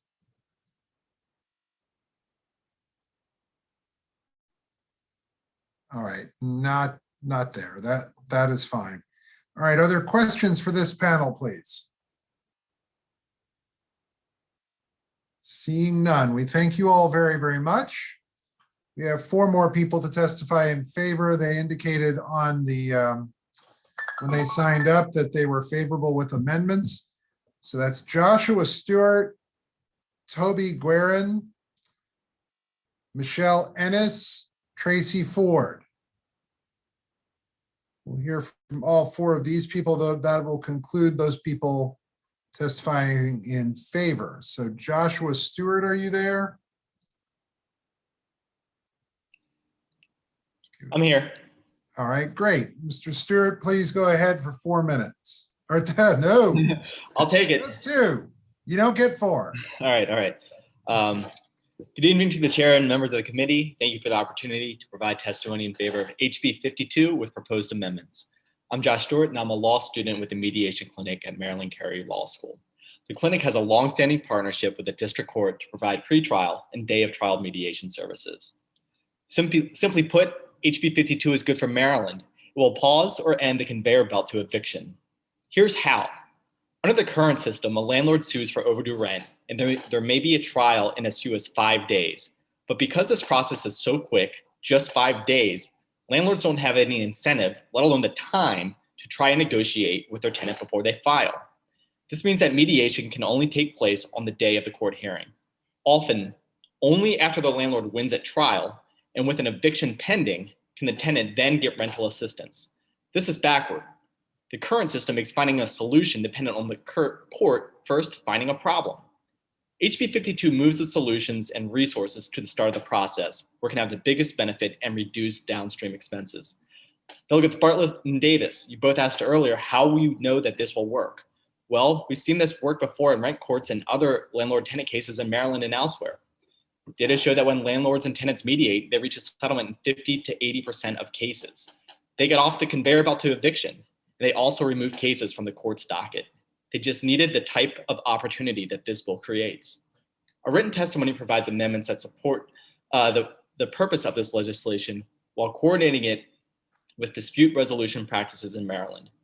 We propose that pre-filing dispute resolution services use the district court ADR office's existing partnerships with their ADR organizations. The focus on pre-filing services can mitigate concerns of backlog dockets by increasing the odds that landlords and tenants will resolve their issues before they even go to court.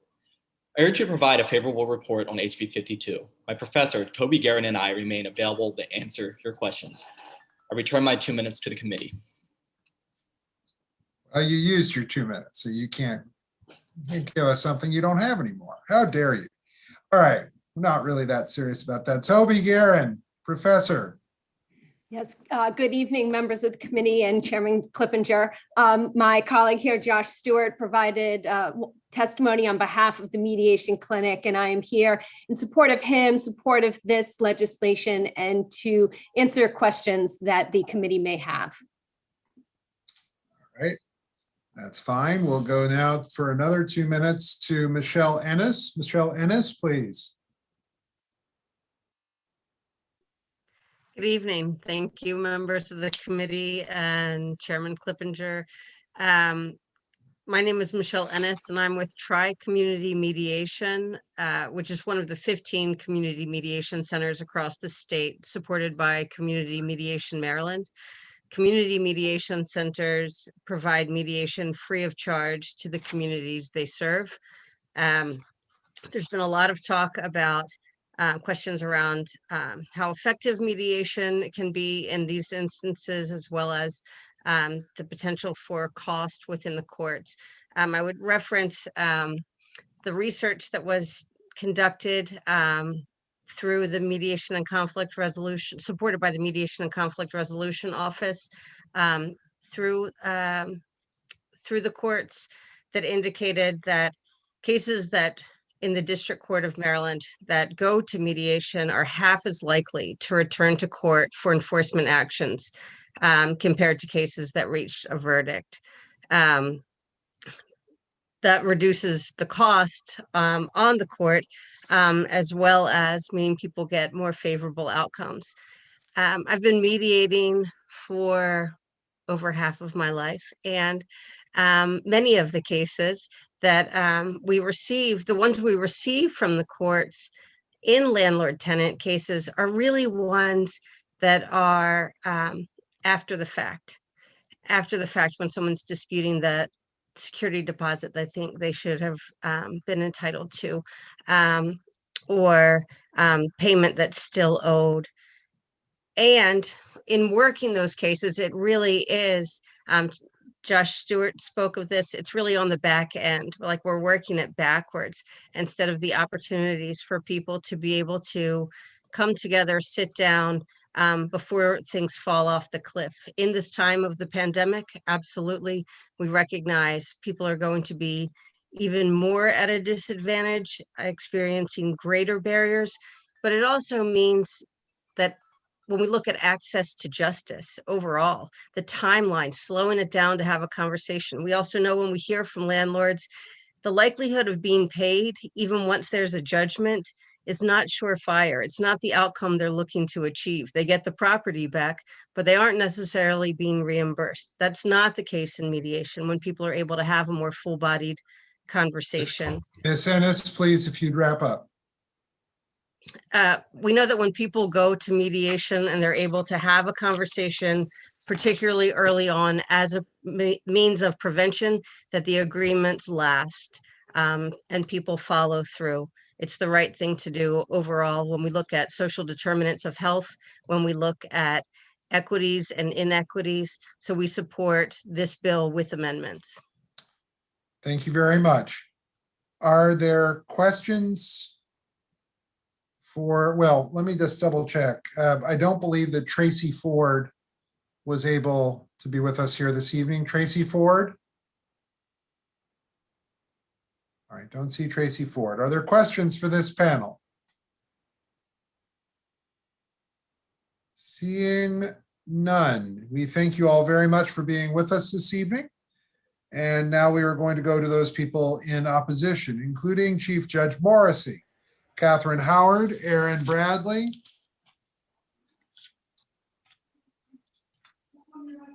And that is. Hey guys, I'm about to go live here. Yes, Judge Morrissey, we're going to go live here. All right. These things happen. All right. We're going to hear from Judge Morrissey for a couple minutes, then Catherine Howard, Aaron Bradley. I'll mention to the people testifying in opposition, it may be possible that people on the committee may have questions if you don't quite finish in time. 2 minutes to Judge Morrissey, please. Good evening, Chair Clippinger, Vice Chair Atterbury, and members of the committee. Just as an aside, Mr. Stewart did a wonderful job of presenting, and if he's interested in a career in the judiciary, he should give me a call. Professor Gurin, you did a great job. For the record, my name is John Morrissey, and I'm the Chief Judge of the District Court of Maryland. The judiciary opposes House Bill 52 respectfully. Among the many wide sweeping changes to the current business process of the court, this bill would require the district court to establish and operate an eviction diversion program. The provisioning of social services, counseling, financial assistance, and civil legal aid, while admirable and well needed, are all non-judiciary functions and really should occur prior to the filing of these cases. A program providing these functions would more appropriately be housed, and I would suggest should be housed outside of the judiciary. A non-judiciary run program could reach individuals in need of filing suit prior to filing suit, but it could also serve as an additional resource for the district court once suit is filed. The district court already operates an alternative dispute resolution mediation program that either the landlord or tenant can avail themselves of today. In a number of courthouses, a lawyer of the day program is being operated by outside providers, and the Self-Help Center provides free legal advice for individuals with housing issues. In fact, the Self-Help Centers has handled more than 16,000 calls, walk-ins, chats, videos, and emails from the start of the pandemic to the end of the year, just on housing issues alone. Most courthouses simply lack sufficient space to house any other programs or offices. In addition, this bill would fundamentally alter the district court process for handling of failure to pay rent cases. The bill would require the court to screen all cases by conducting a status conference prior to trial. In fiscal 20, the district court received over 509,000 failure to pay rent filings. This was off by about 160,000 filings as a result of the pandemic and restrictions to operations. The fiscal impact will be significant in basically doubling the number of hearings required for failure to pay rent cases. This will negatively affect all other case types in terms of time standards management. Moreover, the number of individuals that appear for trial in fiscal 20 was a little over 3 years, and that's pretty consistent year to year. If only 3% of the people decide to contest their cases, it's unlikely, in my opinion, that there'll be a much greater compliance rate for both a status conference and a trial. The judiciary has not planned for the capital needs of expanding staff of the magnitude required to implement this bill. The judiciary further opposes House Bill 52 for additional reasons, including the mandatory requirements that curtail the proper discretion of the judge. This and other issues are detailed in our written testimony. And I'd like to commend this committee on their hard work. I know it's been a long day for you all, and thank you for your efforts for the citizens of Maryland. Thank you very much, Judge. We'll hear from Catherine Howard for 2 minutes, then Aaron Bradley for 2 minutes. Good evening, Mr. Chair and members of the committee. It's a real hard act to follow Judge Morrissey when he's done such an eloquent job of nailing exactly what our concerns are about this bill. The amount of time that it takes to go from filing a failure to pay rent case to getting to trial and then getting a judgment is not a rapid process. Although it sometimes appears to be if you just simply read the statute, but in practice it is, generally speaking, from filing through judgment to warrant of restitution to actual eviction is probably in some places is between 60 and 90 days. That is a long time for a landlord to wait for their rent.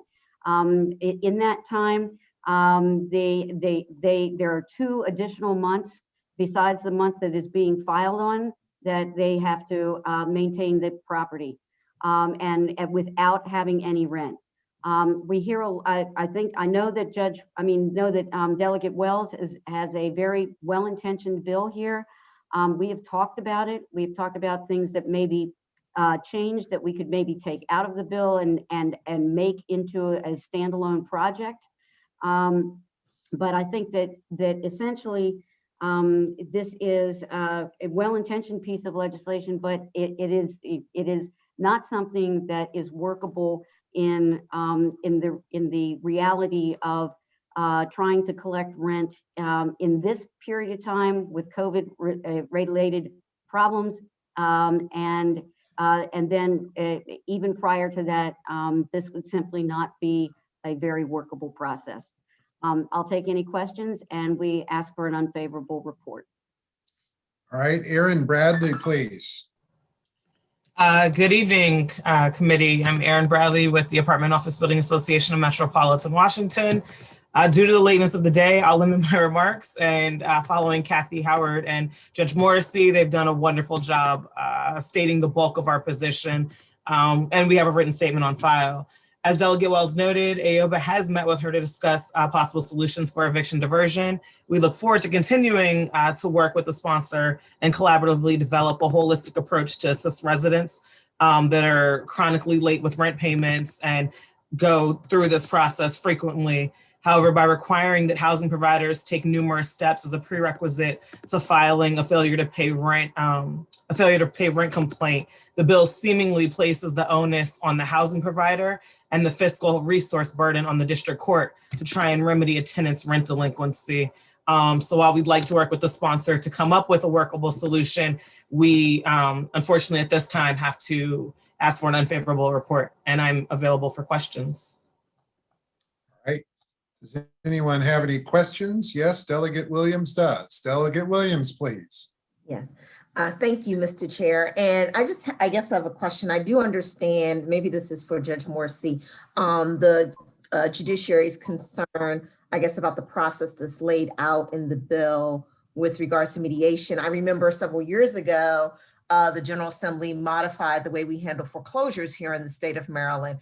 And one of those things that was required with those modifications in that bill that passed several years ago was the loss mitigation mediation that is required now when someone files a complaint for foreclosure.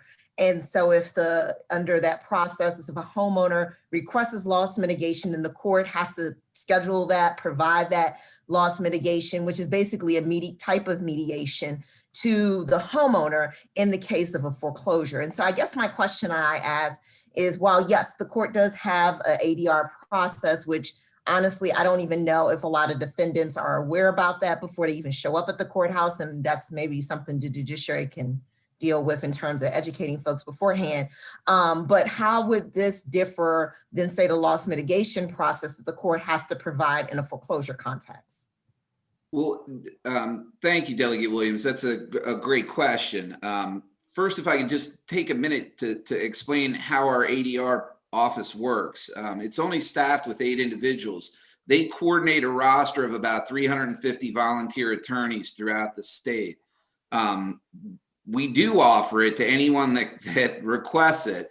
And we even altered the district court failure to pay rent form prior to October 1st because it takes a little while to get that programming in and to change a form, we put stickers on the form advising them of the opportunity to call the self-help center, as well as their local counties to get resources, because we're aware that there's $402 million just under the most recent appropriation acts. Not, I think someone said 402,000, it's 402 million.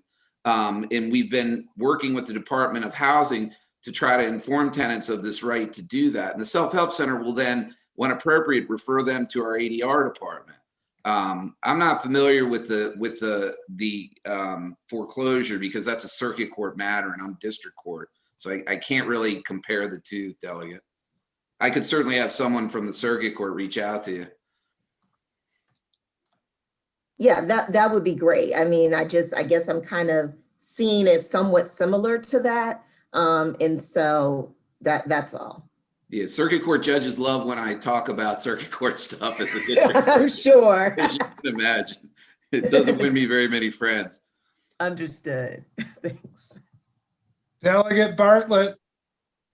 Thank you, Mr. Chair. Hi, Judge Morrissey. Good evening. Good evening. My question is for you. So I asked the proponents of the bill whether or not this program, if implemented, would double the work of the court, and I got the answer no. You said in your testimony that there would be a need for space, which I wasn't quite sure about. You said something about there would be need for space. Can you explain what you meant by that? Sure, two different issues. If I were to house an eviction diversion program, and I believe it's in the, I believe there's at least 6 counties that I'd have to do that. I would need space and I would need personnel in order to staff that. I haven't quite gotten my head around how I would do that yet, but it would be an extremely large program that I would have to run. In addition, I never liked the idea of only providing it to six courthouses or 6 jurisdictions. I'd really like to send it out to all 24, because we're a statewide system, and I don't want people walking into one court and getting one set of service and then walking into another. Now, I know it's not equal all the way across the state, but during the 7 years I've been doing this, it's been my goal to try to do that and to reach out to those. So that's the one issue. The doubling of the time on the docket management is if there's a status conference first. If we're doing, and I don't know with all the bills that are pending right now, and I haven't, you noticed I haven't testified on any other bill. I only really get involved in these when I feel it necessary to tell this committee that this is just a really tough one for us to do. If there's a status conference, that's 660,000 additional notices that we have to send out. And that's a considerable amount of time and effort and clerk work and postage, quite frankly. It's going to require additional clerks. It's also going to require additional mediators if we're going to mediate every one of these cases. So what about what we've learned during the pandemic with respect to video conferencing and all the money that we have made Zoom Corporation? Well, would you not utilize video? Well, the video conferencing is great, but it does not replace live in court appearances. It will be used by the judiciary forever from now on in certain instances. But when you're dealing with 660, imagine if your committee had to deal with 660,000 of these meetings every day. It feels like it sometimes. Yeah, it's just not. It's not a viable solution in all instances. We will, and on top of that, because of access to justice issues, some people don't have the mechanism. So I've been very cautious about whenever we do video conferencing, I always give people the option that they can come in live on it. They can opt out if you would, or opt. The reverse is sometimes if they're coming live, they can ask the court to do it remotely. And that's great if they want to do it remotely. Tomorrow being a snow day, I'd love to get to a point where we can just ruin everybody's snow day and go to virtual day and not miss a court docket. We're not quite there yet, but we're playing with those ideas. And if we can make it work, we certainly will, Delegate. Well, it just seems like some would avoid having a judgment against them if they could, have a video conference. And what I don't understand is that the bill says that you would be filed. This happens before the complaint is filed. No, it's So- after. That's my suggestion, was that it'd be better served if it was before the complaint was filed. And if it's housed, my suggestion was that it's housed outside the judiciary. And if that's the case, we could certainly work with whoever that organization is and provide our mediation services through that organization, even prior to court, if that's what they wanted. The problem that you have right now is you don't know who's going to show up for court. Only 3% of the people show up, and you just don't know. We're trying our best to reach those individuals through the self-help centers and through, we advertise those services. We've done everything we can. We have Pam Ortiz, who a lot of you all are familiar with, running that program. Her and her group do wonderful work of supporting that mission. It's just tough reaching out to everybody to try to get them to go, here's all the assets that you have, ask for them. All right. Thank you, Judge Morrison. Thank you, Mr. Chair. Thank you very much. Judge Morrissey did just announce that he wants to ruin everybody's day by never having a snow day ever again. So we got him on record for that. Delegate McComas with a question. Yes. Judge Morrissey, did you say only 3% show up to court? That's correct, Delegate McComas. So any kind of mediation really won't work, as far as the way the bill is implemented right now. I mean, because you're not going to be dealing with the vast universe of people that are behind their rent. That's the problem, even with our day of court programs, where we have attorneys in the courthouse. They're doing a wonderful job, and I fully support those programs, and we've worked with those programs to try to spread them again to every court. But if they can only reach 2 or 3 individuals a day, I mean, it's great for those 2 or 3 individuals, and that's kind of like our problem-solving courts. If we can reach 2 or 3 people, it's 2 or 3 more than we didn't before. But it really needs to be scaled to reach, lots and lots of people. Thank you, Judge. Are there further questions for this panel? Seeing none, we thank you very much for your testimony, and that concludes the testimony on House Bill 52 with Delegate Wells. Committee, we only have 2 more left to go. Thank you, Mr. Chair. Thank you very much, Your Honor. Where is the next one? Next one will be in pile number 3 on my desk is Delegate Wilkins' bill. Delegate Wilkins' bill, House Bill 1312. We have quite a few witnesses for that, but Delegate Wilkins will be there for 3 minutes. Zafar Shah, Karen Wabecki, Jennifer Ventura, Chris Miriam, Tisha Guthrie will be in the first group. Then we will just go down through the list. All right. So to that end, we will hear from Delegate Wilkins, who is here. And she'll be there for 3 minutes, and that'll be fine. So go ahead, Delegate Wilkins. Okay. Thank you, Mr. Chair. Good evening, colleagues. For the record, I am Delegate Janelle Wilkins, and I'm pleased to present HB 1312, the COVID-19 Eviction and Housing Relief Act of 2021. For about 11 months now, we've asked residents to exercise caution and stay at home. Home has been safety. Home has been health. Home has often been the only protection from this virus. And now hundreds of thousands of Maryland residents are at risk of losing their homes. The effect of an eviction in normal times is debilitating from a family because home is essential to every part of our lives, from accessing food to work and our health. But in this pandemic, an eviction can have deadly consequences as people are forced to crowd together for housing or become homeless. The purpose of this emergency bill is to ensure that every struggling Maryland renter keeps their home and maintains safety during this pandemic and beyond. There are many provisions of this bill to meet this goal. The bill includes a ban on late fees and fines, a prohibition on rent increases, a moratorium on evictions, and codification and strengthening of Governor Hogan's affirmative defense executive order. It includes a mechanism for distributing rental assistance for renters and landlords, and also the development and distribution of know your rights information for renters and landlords as well. One thing we've learned in this pandemic is that we're all in this together. When renters thrive, landlords thrive. And while I seek to keep people housed, even those who may not be able to pay, the bill doesn't intend to harm or vilify landlords. We have hundreds of millions of dollars in federal funding for renters and landlords that have come into our state, and more that's potentially slated to come in as well. So we also know that this housing crisis is not going to follow the timeline of the pandemic. At some point, we'll defeat this virus, but the housing debt and the policies that are detrimental to renters will remain. Money alone is not going to fix these issues. And so the policy aspects of this bill and the other bills that are part of the housing justice package are absolutely critical. I believe that this unprecedented time calls for bold action to meet this moment and keep residents safe.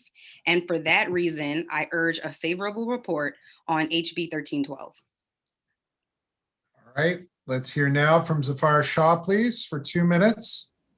Thank you, Chairman Klippinger, Vice Chair Atterbury, members of the committee. Again, Zafar Shah from the Public Justice Center's Human Right to Housing Project. We urge passage of House Bill 1312 to establish a true emergency moratorium on eviction. What many call a moratorium today is actually a patchwork of protections in Governor Hogan's executive orders, the CDC order, and the judiciary's administrative orders. And under this patchwork approach, protections must be raised as a trial defense. And consequently, when tenants are unaware of executive orders, judgments for possession are entered. If tenants raise these orders as a defense, eviction is then merely delayed, leaving tenants under pressure to self-evict during this emergency. In absence of a real moratorium, Maryland has allowed 2,571 court-ordered evictions to occur from July to November of last year. Over 117,000 eviction cases were filed in that period, mostly for non-payment of rent. And many of these cases are currently scheduled for trial in the very near term as the court returns to phase 4 operations in less than a month. The patchwork approach also permitted landlords to use a lease non-renewal loophole to circumvent protections or delays that apply to non-payment cases. From August to November of last year, there were 2,000 tenant holding over eviction cases filed based on lease expiration because this type of case was exempt from executive protections. A further consequence, without a true moratorium, rent relief funds become underutilized, displacement occurs before funds can be deployed, and funds are poorly utilized as landlords who receive funds nonetheless terminate leases after clearing the balance sheet. This is not a hypothetical. This is what our clients are facing as they wait for relief. House Bill 1312 proposes a full spectrum of eviction protections. The moratorium closes loopholes during the emergency and after the emergency. Through April of 2022, the bill provides trial defenses based on substantial loss of income related to COVID-19, not just for failure to pay rent cases, but also for tenant holding over actions. These protections matter to your constituents who have struggled to stay home, to stay safe, and to be stable enough to get back into the workforce. We urge passage of this bill, House Bill 1312. Thank you, Mr. Shaw. All right, we're going to go now to Karen Wabecki, please. Yes, good evening. Again, Karen Wabeck, attorney with the Homeless Persons Representation Project. And we at HPRP regularly represent tenants facing eviction in Baltimore City. I want to repeat a figure that Mr. Shaw shared just a few moments ago to hopefully ground our discussion of this critical piece of legislation and the sobering reality that more than 2,500 Maryland households have been evicted since July 2020 during a global pandemic, at the same time that we're told to stay home, to stay safe. As Mr. Shaw mentioned, the patchwork of orders and affirmative defenses from the federal, state, and local levels are incomplete. There are loopholes that landlords are using and using aggressively to evict tenants at this time. We are here today to call on the legislature and this committee to act to address the oncoming tsunami of evictions and homelessness. There is no time to waste. We feel that HB 1312 is an important part of the emergency response to COVID-19, but there is also a need for reforms and increased protections for tenants in the long term after the state of emergency is over, as we will be digging out quite literally for years from the eviction crisis.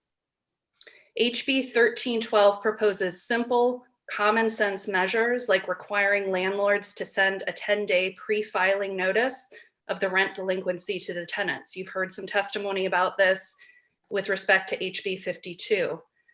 This simple pre-filing notice that's required by 45 other states opens the lines of communication before the parties end up in court, before the fees are incurred that you've heard so much about today.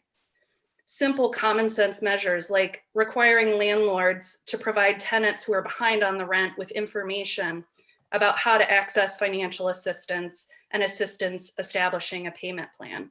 This is good policy that will reduce evictions and reduce homelessness in Maryland. And for these reasons, we urge a favorable report.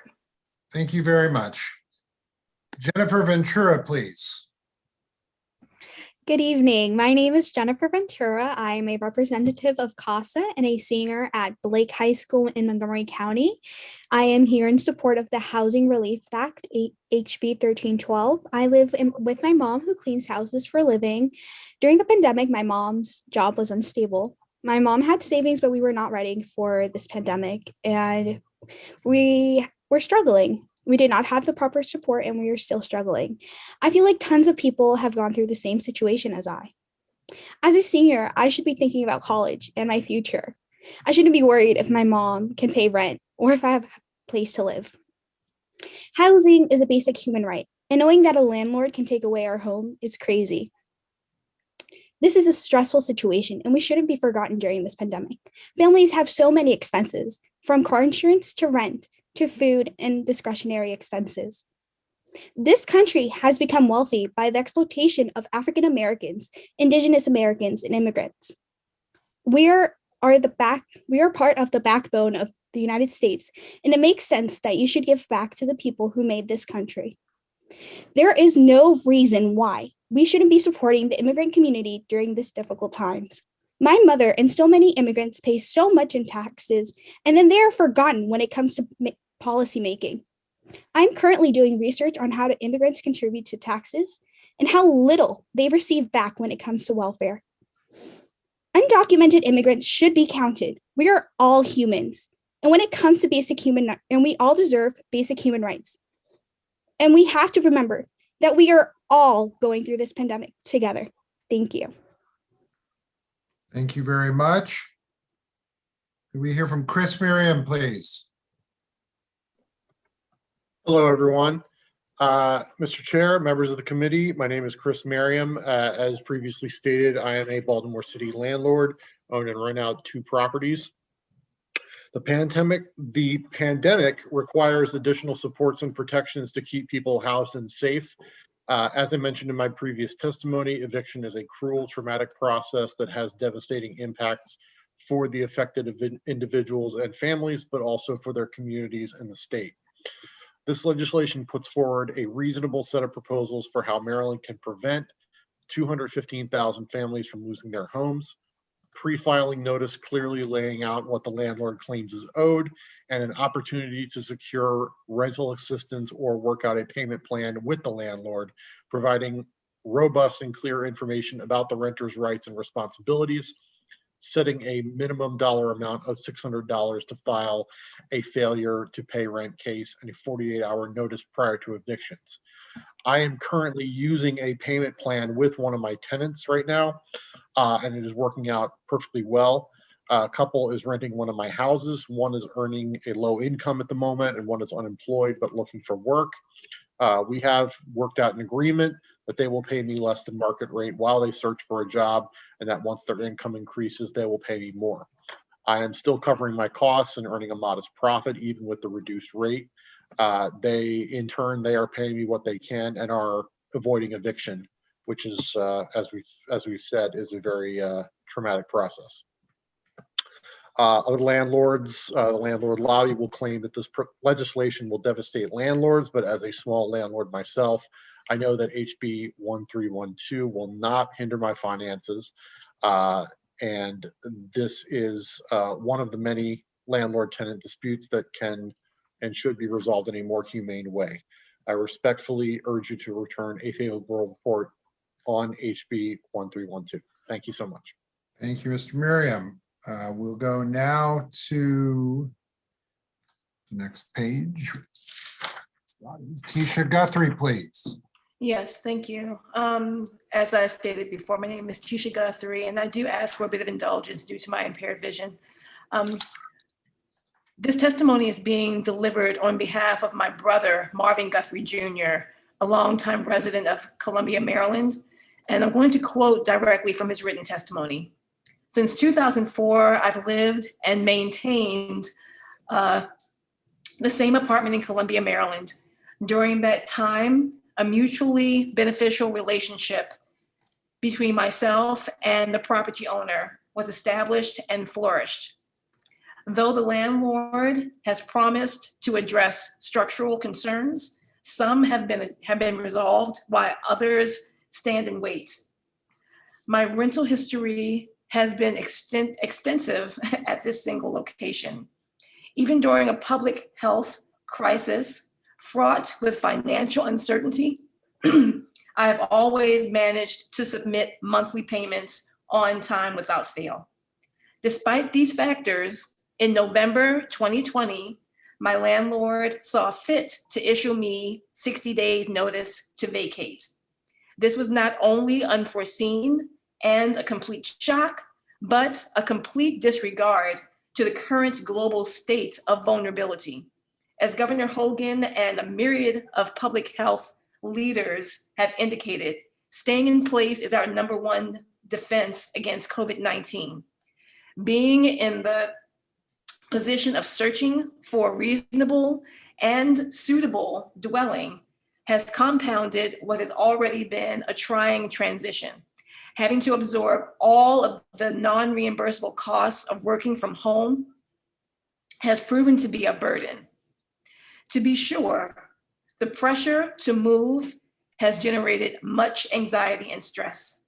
This legislation has the potential to help good, solid, and contributing citizens such as myself to live void of threats of unwarranted displacement. It can be alleviated. Oh, I'm sorry. It can help. You're almost out of time. Thank If you you. would wrap up, It can also please. help to alleviate the worry of having to make rush out necessary resources and or options. For these reasons and many more, I ask for a favorable report on HB 1312. Thank you very All right. much. Thank you very much. Are there questions for the first panel, please? Questions for the panel? Delegate Conaway is waving his hand. Delegate Conaway, do you wish okay. Delegate Conaway has a question, then we're going to Delegate Cardin. Thank you, Mr. Chairman. I'm having a little technical difficulty here. Ms. Tisha, did you give written testimony? Did you submit your testimony? I believe I did submit it for my brother. Yes. Yes. Okay. All right. Thank you very much. You're welcome. Thank you. Delegate Cardin. Thank you, Mr. Chair. Very quickly to the sponsor, thank you for bringing this legislation to us. And we know that it includes a strengthening of moratorium on evictions. There already is a moratorium on evictions. Why do we need to have it be broadened? Why can't we just use what we already have in law?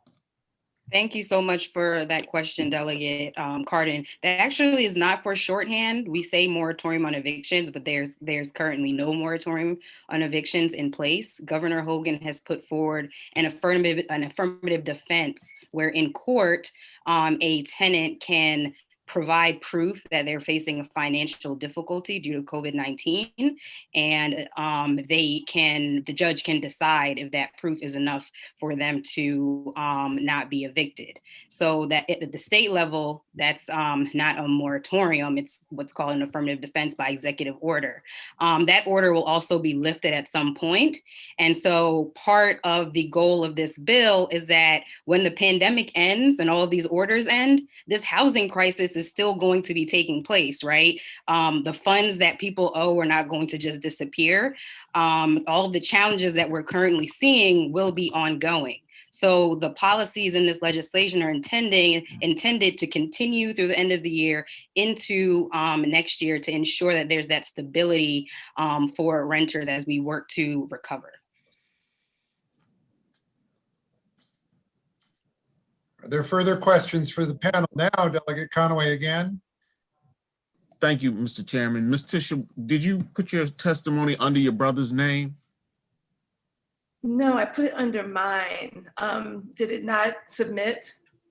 Okay, I was looking for it and I couldn't find it. So what's your— Delegate Conway, if I can, I'm happy to follow up with Ms. Tisha and make sure that you get that testimony. Thank you so very much, Delegate. I appreciate it. Sure, no problem. Thank you. Are there further questions for this panel? Seeing none, we thank you all very much. And we will go on to the next panel beginning just at the beginning. And we'll be working our way through the list. Joanna Diamond, Jeffrey Rubin. Either Harrison Mont or Greg Countess, but not both of them. Sam Helmy, Shatabdi Patel, Olivia Vieira, and Jonathan Rydell. We'll try that. We'll see who is actually here and who is not. Is Joanna Diamond in the room? Good evening. Thank you, Mr. Chair, Madam Vice Chair, members of the committee. My name is Joanna Diamond with Healthcare for the Homeless. You've heard a lot of really great testimony, so I just wanted to underscore the impact that an eviction has on the health of individuals and families.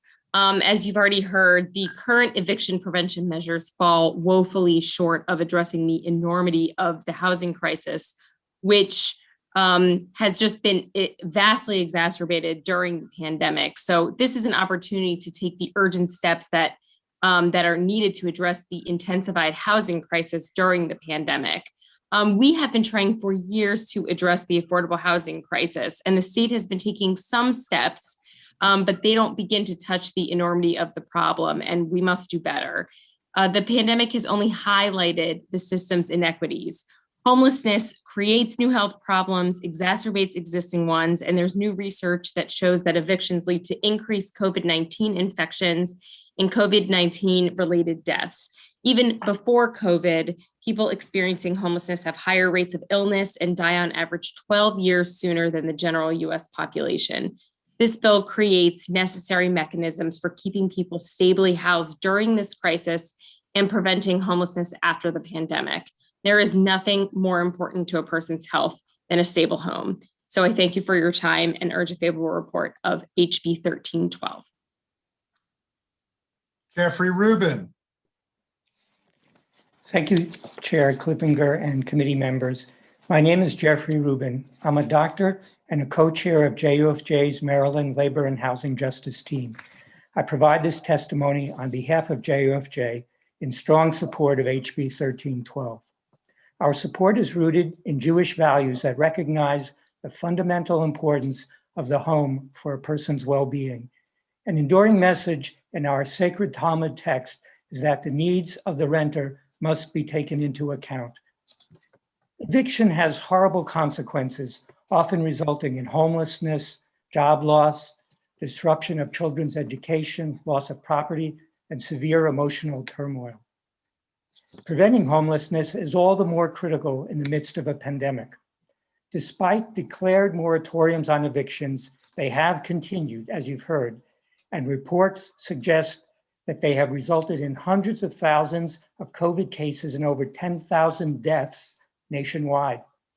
To stop this from happening, evictions must cease until the public health emergency is over and sufficient time passes, as indicated in the bill, for the economic recovery of the communities that are most at risk for eviction. Rental assistance from government resources should be provided to renters or to landlords who would then forgive past due rent and waive fees and costs incurred by the tenant as specified in the legislation. HB 1312 would protect tenants, landlords, and the general public from the frightful consequences of eviction during a pandemic. Therefore, JUFJ urges a favorable report for this legislation. Thank you. Thank you very much. Mr. Mont, one of the representatives from Legal Aid, I guess. Yes, thank you. Great, Mr. Mont. Chairman. Hi. Well, again, hello again. My name's Harry Mont, and I'm a staff attorney at Maryland Legal Aid. Maryland Legal Aid represents poor people in every county in Maryland. And we want to thank you for inviting us to testify about this bill, and we think this bill is necessary to counter the housing crisis that we're currently facing and what we will face after this moratorium is over. I'd like to talk to you a little bit about how COVID has impacted our clients. Since we represent low-income people, they have very tight budgets, and any kind of disruption of their income can lead to a spiral that, currently with the COVID crisis lasting for almost a year now, and people being out of work for almost a year, low-income tenants have really had a hard time keeping up with rent. And if the moratorium ends, we're going to see a flood of evictions. Now, even with this moratorium, Legal Aid has been still very busy with evictions, and that's because, as you've heard, tenant holding over actions are still happening. And tenant holding over actions are very recent, very common. There are many tenants who have month-to-month leases or have leases that have expired and become month-to-month. Many tenants who have been in their properties for years, who've raised families in their properties, have lived on month-to-month leases for multiple years. In fact, I had one tenant who lived in a property for 20 years, raised children there, always was able to pay rent, but when COVID hit, the first time she wasn't able to pay rent on time, and she got a tenant holding over case against her and a threat of eviction. This bill would correct that loophole and make sure that people like this, who the governor's orders intended to protect, are not evicted because they lost income due to COVID, and protect from homelessness and possible infection through COVID, and all the other downsides that can cause. So for those reasons, we urge you to support this bill, and we thank you so much for your time. Thank you. Thank you very much. We'll go now to Sam Helmy, please. Thank you, Chairman Klippinger and members of the committee. I'm Sam Helmy. I'm a data analyst at the Baltimore Regional Housing Partnership, or BRHP. BRHP provides counseling and federal rental assistance to about 4,300 low-income families so that they can move to neighborhoods where they stand a better chance at upward economic mobility. An important part of my job is developing a thorough understanding of the neighborhood and property conditions throughout Central Maryland. I depend on public data sources where possible. One indicator for which we would very much like to have a reliable data source is the eviction filing rate. For the purposes of our program, it's important to understand where landlords are following a business model based on serial evictions and displacement rather than on preservation of quality, reasonably priced rental housing. For the purposes of emergency rental assistance and eviction diversion programs, it's essential to have a uniform, evidence-based determinant of need. The jurisdictions with the greatest increase in eviction filings unquestionably need the most assistance. These data already exist. Each sheriff's department in the state generates them every day by performing normal administrative functions. The only issue is that they are not uniformly collected, compiled, and published. HB 1312 assigns this task to the Maryland Department of Housing and Community Development. It requires local sheriffs to send monthly reports to the DHCD, but it relieves them of the burden of responding to ad hoc public records requests. That's currently the way law firms, nonprofits, and community organizations access data on evictions. The format of responses is often difficult to work with, and responses from different jurisdictions are not uniform. A lot of states and local jurisdictions across the country already have a streamlined system for collecting and sharing these data. The Princeton Sociology Department has a project which has been mentioned a few times over the course of this meeting called the Eviction Lab, where they report on and map evictions from 2000 to 2016. You can go to evictionlab.org and look at a map that shows bubbles representing the number of evictions in nearly every county in every neighboring state and most of their neighboring states. When you zoom in on Maryland, though, you just see unavailable. House Bill 1312 would get Maryland up to speed and enable responsible, evidence-based allocation of state funds. Thank you. Thank you very much, Mr. Helmy. We'll go now to Shatabdi Patel, please, for 2 minutes. Hi, good evening. My name is Shatabdi Patel. I'm a physician by training, currently pursuing my Master's of Public Health at Johns Hopkins. The COVID pandemic has brought many devastating, unforeseen circumstances that will undoubtedly leave a lasting impact on generations to come. In addition to lives lost, this pandemic has resulted in many people losing their jobs and subsequently their ability to provide for their families. Countless people are at risk for eviction and forced to find housing elsewhere in the middle of a pandemic. Evicting someone from their home has downstream effects on children, cost of healthcare, and social services. When thinking of something's impact on health, I tend to approach it in 2 ways. I think of the physical aspect first and then the psychological aspect. So I'll do the same with evictions. The physical impact of being forced out of your home during a pandemic results in an increased chance of COVID infection due to transiency, overcrowded living situations, limited access to health insurance due to job loss, to name a few. Not to mention the inability to comply with guidelines of distancing and quarantine. The psychological stress that comes with job loss, resulting in the inability to afford adequate housing, has long-term effects on a person's well-being. It is well known that stress contributes to hypertension and heart disease, but it also contributes heavily to depression, anxiety, and traumatic events. These all lead to overall poor health outcomes that are burdensome for individuals and the state. Eviction is not just limited to health, though. It's a larger health equity issue that disproportionately burdens communities of color, especially Black and Latinx communities, due to racially targeted policies and widespread discrimination in the rental housing market. Stable and affordable housing is a fundamental human right, and when people have that, we all benefit from healthier communities. I'm in support of House Bill 1312 as it's a step to advance health equity and improve public health in Maryland. Thank you for your time. Thank you very much. I don't know that Olivia Vieira is with us in the waiting room, so we're going to go to Jonathan Rydell, please. Or if it's Riedel, I apologize. Yes, Riedel. I apologize twice. Sorry. Go ahead, sir. Please go ahead for 2 minutes. Good evening, Chairman, members of the committee. My name is Jonathan Riedel. I am a legal fellow at CASA. CASA is here today in strong support of HB 1312. We have tens of thousands of CASA members who are renters, and many of them are facing eviction. You will hear some of them testify today and have heard some. I want to highlight the temporary nature of this bill. And to do that, consider a metaphor. In a normal housing market, there is a function for late fees, rental increases, government assistance, and evictions. You've heard of some of those today. These are like the screwdriver, the hammer, the wrench to make the rental machine work properly. But we are not in a normal housing market. The machine is overheated. All of those tools are no longer being used to fix the machine, but to bang on it. And in order to prevent this machine from malfunctioning further, we need to temporarily lay down the tools and let the machine cool off. So when renters are choosing between food and car insurance, or late fees just don't serve as a deterrent or an incentive. When renters have lost their jobs and their savings, increasing their monthly rent does not reflect the reality of the housing market, nor does it encourage tenants to pay what they already owe. And in addition, our members who do not qualify for stimulus checks or extended unemployment benefits necessarily.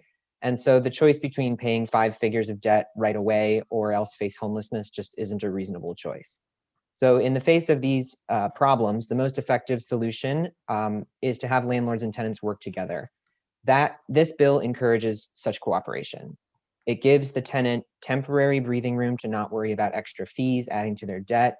It encourages payment plans instead of collections agencies and civil suits and bankruptcies.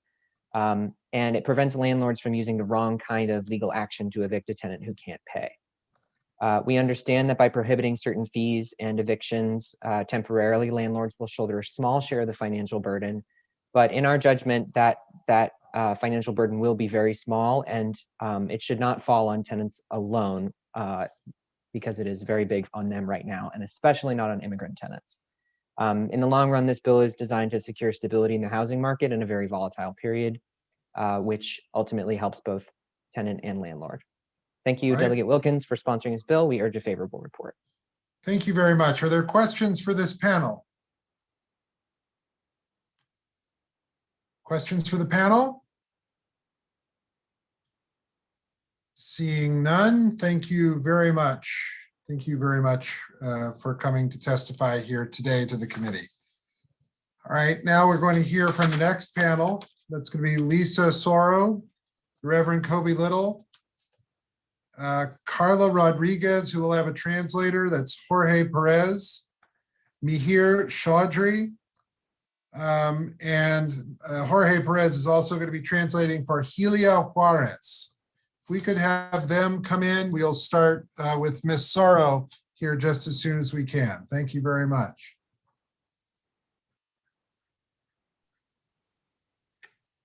Soro, are you ready? Oh, I am ready. Thank you.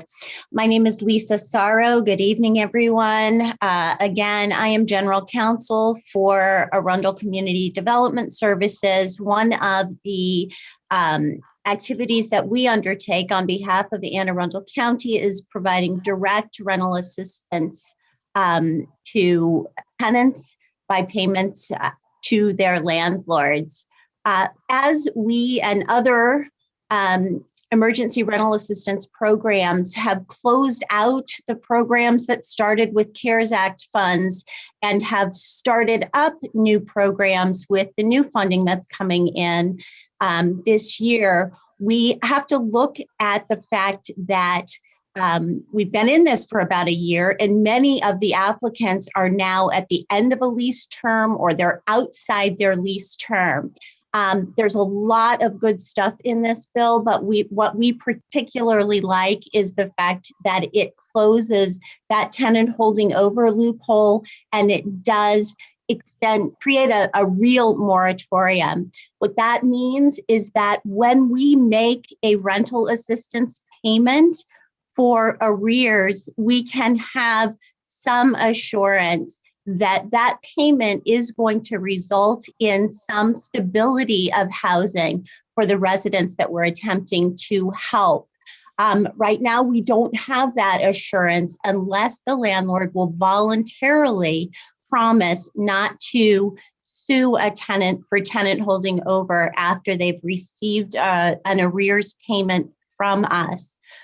We at ACDS developed a new policy for the funding going forward. We are requiring that landlords agree just for 3 months after they receive an arrears payment, not to sue for tenant holding over.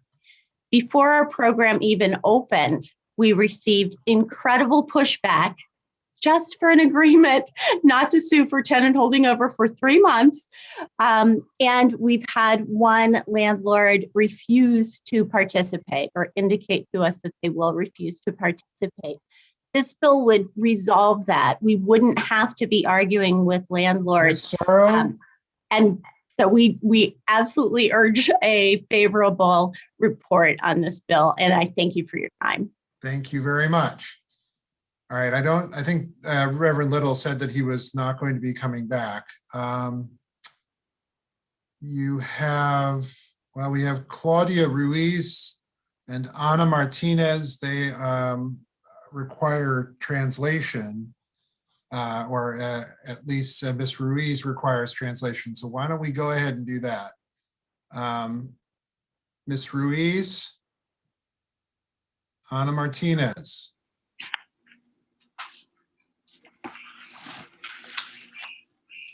Buenas noches. Buenas noches. Ms. Martinez, are you there? Yes, I will be helping with translation. Great, thank you very much. Go ahead, Ms. Ruiz. Sí, buenas noches. Yo soy Claudia Ruiz Valerio. Vivo aquí en Baltimore desde hace 15 años. Good afternoon. Good evening. My name is Claudia Ruiz. I've been living in the Baltimore area for about 15 years. He pagado taxes desde entonces. Y si he tenido que hacer un plan de pago, también se ha hecho. I've been paying taxes since then, and if I have to do a payment plan, I have done it. Sé que la vida aquí en este país, en Estados Unidos, no es fácil. I know that life here in the United States is not easy. que puede ser muy difícil, pero que puede ser muy difícil para las personas, para la mayoría de las personas que no somos iguales. And I know that it can be very difficult for the folks that were not treated equally. Al estar aquí como afro-latina, para mí representa un doble reto. Primero porque una doble barrera. Primero porque soy descendiente de africano y segundo porque soy latina. As an Afro-Latina, I have double barriers.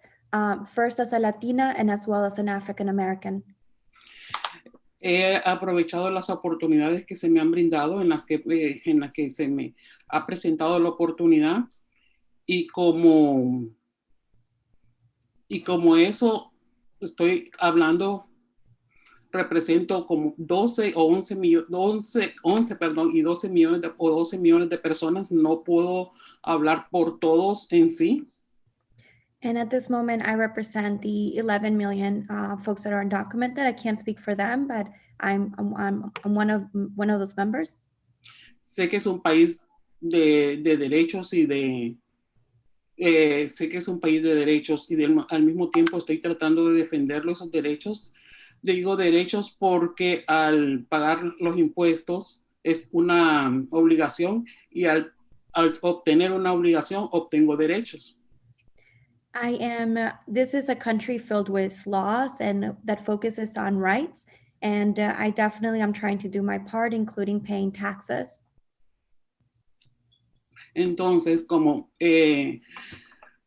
las personas que han nacido aquí por derecho, y también por las personas, estoy hablando por las personas que hemos optado este país que tiene una democracia y una libertad, la mayor completa de todas las naciones, estoy abogando a la conciencia igual a los derechos para que se nos reivindique nuestras necesidades, que no ha sido fácil debido a esta pandemia. Ha afectado bastante a toda nuestra comunidad latina. Yo tengo 3 personas prácticamente que trabaja. Mi hija, que es enfermera. Soy madre de 5 hijos. Tuve 3 niñas en mi país y también tengo 2 nacidos aquí.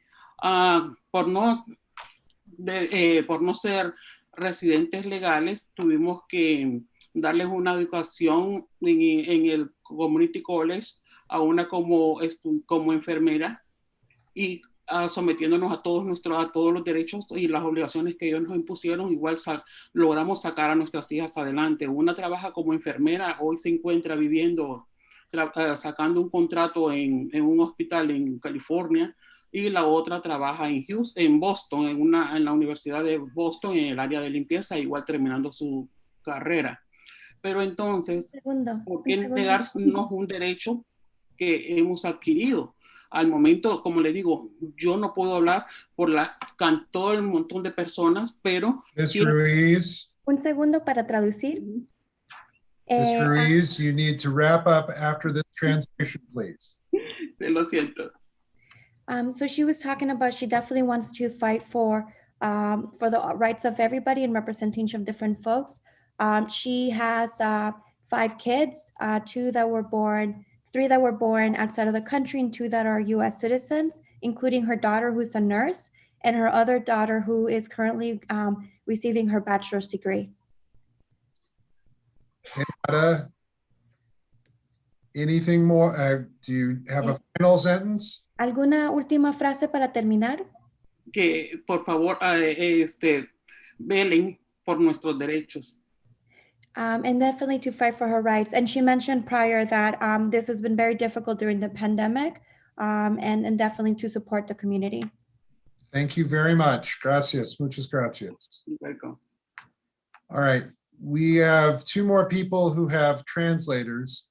Jorge Perez is going to be doing the translating for both Carla Rodriguez and Helia Juarez. First, Mr. Perez, are you on the line? Yes, I am. Can you hear me? That's great. We can hear you. Ms. Rodriguez? Carla, usted está en la línea. Sí. Ok, Great. Ms. Rodriguez, go ahead. comience. Hola, mi nombre es Carla Rodríguez y he vivido en los apartamentos de Partangu por más de 5 años.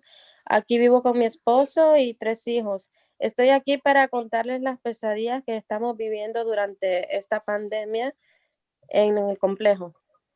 Hello, my name is Carla Rodriguez, and I live at Park Tanglewood Apartments for over 5 years now.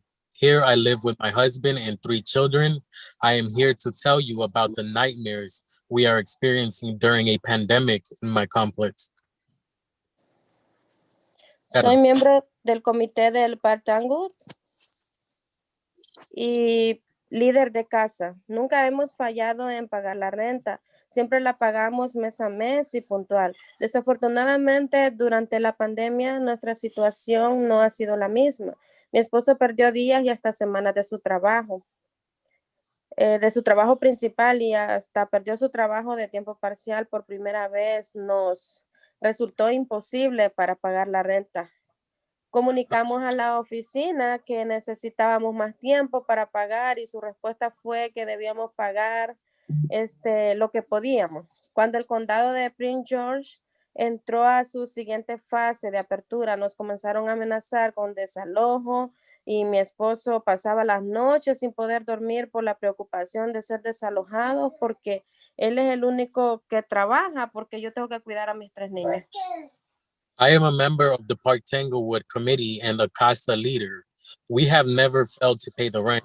We always pay it month to month and punctually. Unfortunately, during the pandemic, our situation has not been the same. My husband lost days, even weeks from his main job, and he lost his part-time job. For the first time, rent was impossible for us to pay. We communicated this to the office that we needed more time to pay, and their response was that we should pay what we could. As Prince George's County entered its next phase of opening, they began to threaten us with eviction. My husband spent nights not being able to sleep due to the worry of being evicted because he is the only one who works and I take care of our 3 children. Carla? Por eso decidimos buscar la ayuda de casa. Los apartamentos nos amenazaban muy mal, no solo a mí, sino a muchos de mis vecinos de bajos recursos de Partangu, que le dicen al gobierno que ayudan por ser de bajos recursos. Muchos de nosotros hemos sido amenazados por Partangu con el desalojo. Muchos se han ido como resultado de estas amenazas para no traumatizar a sus hijos con los desalojos. For that reason, we decided to seek help from CASA. The apartments were threatening us often, not only me, but many of my low-income neighbors at Park Tanglewood tells the government that they help because they are low income. Many of us have been threatened by Park Tanglewood with eviction. Many have left as a result of the threats, so as not to traumatize their children with evictions. Carla. Todo el 2020 vivimos con miedo al desalojo. Aún no había una semana en que no nos recordaran esa deuda. En el 2021 no tenemos seguridad, no hay ningún memorándum que prohíba los desalojos este año. Mi contrato se vence muy pronto y me preocupa que lo usen como arma para desalojarme. No dejen que sigan desalojando a familias. No nos dejen que no nos dejen en la calle o en lugares donde nuestros hijos no se sientan seguros. Este es un momento crítico para los niños. No merecen más trauma con tanto estrés que tienen. No permitan que las familias de bajos ingresos se queden sin hogar por no pagar la renta durante una emergencia global o por no tener un contrato. Gracias. All of 2020, we lived in fear of eviction. There was not a week yet where they did not remind us of that debt. In 2021, we have no security. There is no federal moratorium prohibiting evictions this year. My contract is expiring soon, and I'm worried they'll use that as a weapon to evict me. Do not let them continue to evict families and leave us on the street or in places where our children don't feel safe. This is a critical time for our children's development. They do not deserve more trauma with so much stress they already have.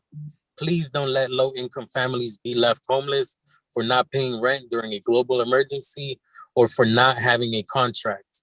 Thank you. Carla, muchas gracias. Muchas gracias. We have one more person for Mr. Perez to translate for, and that is Helia Juarez.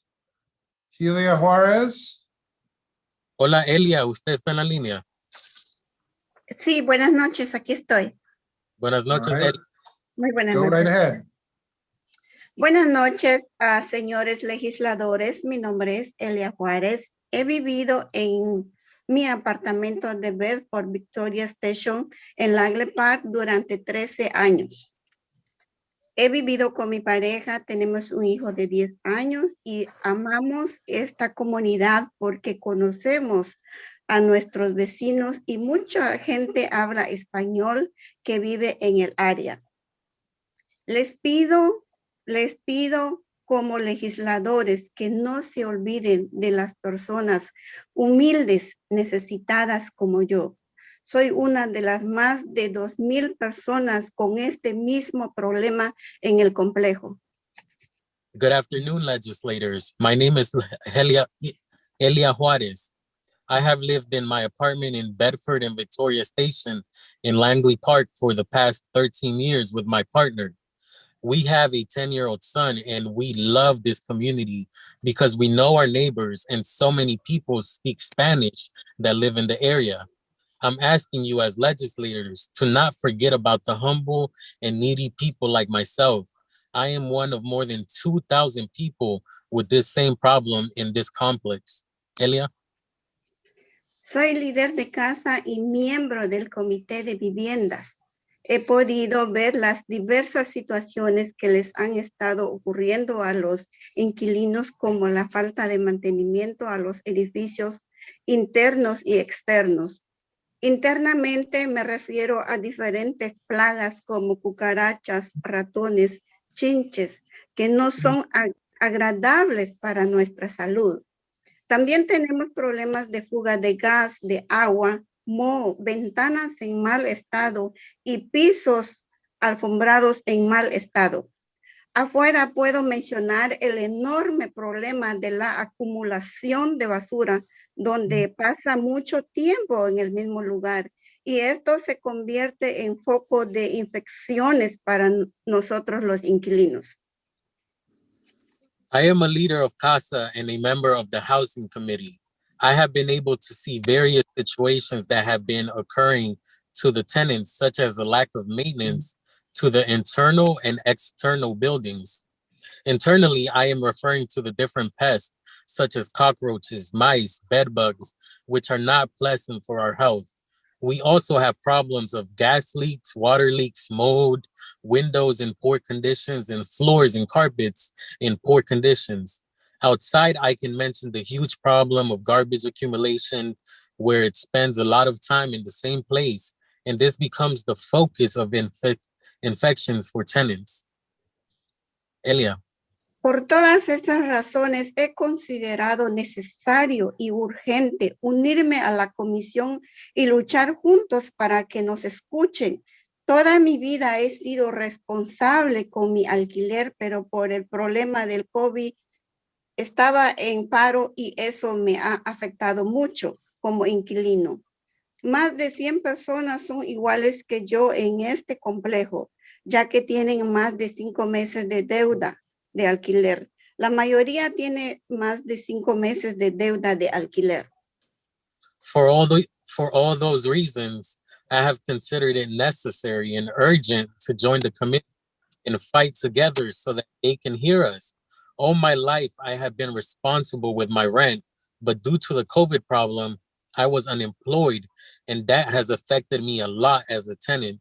More than 100 people are the same as me in just this complex, and the fact that they are more than 5 months in rent debt like I am. Most are more than 5 months in rent debt. Mr. Perez, if she could please wrap up her comments, I would appreciate it. Okay, Elia, ¿puede leer el último oración, el último bloque, por favor? Con mucho gusto. Por eso el propietario está diciendo que si debemos un centavo todavía nos desalojarán. Queremos que el Estado actúe sobre lo que está pasando para que no haya más desalojos. Necesitamos tiempo para volver a trabajar después de la pandemia, de modo que tengamos tiempo para devolver lo que debemos. Espero que piensen en nosotros para apoyar esta legislación y bloquear los desalojos durante todo el año, porque si dejan que los propietarios continúen con los desalojos, verán a 100 familias y muchos niños de un solo complejo de apartamentos en la calle. Eso será muy triste y frustrante para nosotros y para nuestros niños. Muchas gracias. Muchas gracias. I hope that you can think of us in supporting this legislation and block evictions for the whole year. Because if you let the owners continue with evictions, then you will see 100 families and many kids from just one simple complex on the street. That is very frustrating and dangerous for us. Thank you. Thank you very much. Muchas gracias. We'll take questions from the panel, please. Are there any questions? Seeing none. Thank you all very much. I believe that will be all we will need from the translators this evening. Thank you very much as well. I'm going to go back. Mihir Chaudhry was one that was on the last panel that I don't think the translators will be back for the next bill, so that's fine. Matthew Losak, Rena Shaw, Pranitha Taylor, Michael Sanderson, Richard Deshay Elliott.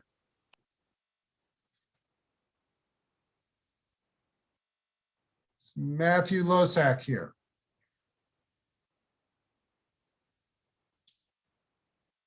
Mr. Losak. Oh, I'm sorry, I have me here. Well, let's see, is Mr. Losak showing up just yet? I don't see Mr. Losak yet. So we will come back to him if he shows up. Mihir Chaudhry, please. Yes, thank you. Thank you, Chair. Great. Thank you. 2 minutes. Okay, great. So allowing evictions during COVID-19 in the United States has resulted in 400,000 excess COVID-19 cases and 11,000 unnecessary deaths, according to peer-reviewed literature. My name is Dr. Mihir Chaudhry. I'm a physician and one of the medical directors of the Baltimore Convention Center Field Hospital, where I've cared for over 300 COVID-19 patients in a system that's cared for over 1,000 thus far. I've been involved in direct patient care and administration in the field hospital since the pandemic began. And I can tell you, in my role as a doctor caring for patients, nearly every single one of my patients either experiences homelessness, housing insecurity, or crowded living conditions. In fact, this is the most common condition shared by my patients with COVID-19. Living in congregate facilities such as shelters or substance use treatment centers or in overcrowded homes place individuals at a much higher risk of contracting and disseminating COVID-19. The best studies we have show that this increased risk is up to 24 times higher of both contracting and disseminating COVID-19 for folks who have to live in shelters or in overcrowded conditions. And this was in April. This was in April when shelters and congregate facilities are relatively less populated. As we face, a winter storm, protecting individuals from eviction is even more of a critical public health priority. Individuals evicted from their homes, they either A, turn to shelters, or B, move into homes of families or friends, causing overcrowding and increasing COVID-19 transmission. I'm speaking to you from Baltimore, a city with a majority Black population in which eviction is also a racial equity and civil rights issue. Black women are nearly 4 times as more likely than white men to be evicted. And Black communities in general are much more likely to get COVID-19 in Baltimore. I think the choice, on this bill is very obvious. It's a very evidence-based policy that will save lives and slow COVID-19 transmission for the public at large. So I urge everyone to submit a favorable report. Thank you. Thank you very much. We're going to go now to Matthew Losak, please. Good evening, Chairman Clippinger, Vice Chair Atterbury, committee members. My name is Matt Losak. Back again. and I am a co-founder of and executive director of the Montgomery County Renters Alliance, an alliance of more than 30 labor, community, religious, political, and civic action organizations, and thousands of renters across the economic spectrum and in every community. And we are a proud co-founder of Renters United Maryland. In the coming months, we expect about 200,000 Marylanders, Maryland renters to risk eviction from their homes. As stated earlier by numerous witnesses, we too have many similar examples of renters facing retaliation, unfair eviction, eviction due to the pandemic impact. And we know countless others are self-evicting after receiving threatening notices from landlords. After losing jobs and income due to the pandemic, many renters will simply leave their homes because they see no hope in repaying months of back rent and stopping repeated failure to pay rent actions. The key elements of this bill establish a long overdue framework for stabilizing renters during the pandemic and beyond. It has been well documented by regional and national press that Maryland is well behind other states in addressing unacceptable legal imbalance between renters and landlords. Despite the annual propaganda presented by the multi-housing industry lobbyists, we know that reasonable renter protection legislation in this bill and the others presented this evening will not destroy the rental housing industry, as it has not destroyed it in other areas with similar legislation, but will reduce substantial human and financial costs of unstable housing that we all must pay if this does not pass, as well as the other bills. Renters represent almost 40% of state residents. That's up from about 23% in 2007. They know what's at stake. Although temporary protections from evictions are helpful, they do not change the underlying destabilization in Maryland's housing economy. This bill provides reasonable, modern improvements to the rental housing law and helps stabilize housing during this terrible pandemic. We urge a favorable report. Thank you. Thank you very much. We'll go now to Rena Shaw, please, for 2 minutes. Thank you, Chairman Clippinger. And good evening again, members of the Judiciary Committee. I'm Rena Shaw, the Executive Director of the Maryland Access to Justice Commission. We unite leaders to drive reforms and make the civil justice system equitable, fair, and accessible for all Marylanders. The Commission was a lead partner with the Attorney General on his COVID-19 Access to Justice Task Force. I served as the task force's vice chair, and we had an entire task force committee dedicated to data and legal technology. I just want to point out that we have been talking about evictions all day, but in this state, we do not have a public-facing eviction database. During the course of the task force, we spent months collecting data on the civil justice system. We needed to develop from scratch a civil justice data dashboard because information on the civil justice system, including evictions, was not publicly available in any single place. We filled a gap so that the community could have a data-informed approach to addressing key civil legal issues. For the dashboard, for even creating it, information on evictions in Maryland was hard to find. The District Court of Maryland did start reporting eviction numbers in PDF format starting in calendar year 2019. But if you search the Eviction Lab database of Princeton University, Maryland is one of the very few states that does not have publicly available data on evictions. In a time when evictions are directly related to increased numbers of COVID-19 cases and deaths, we must have a way to track eviction information in real time so that we can target our responses appropriately.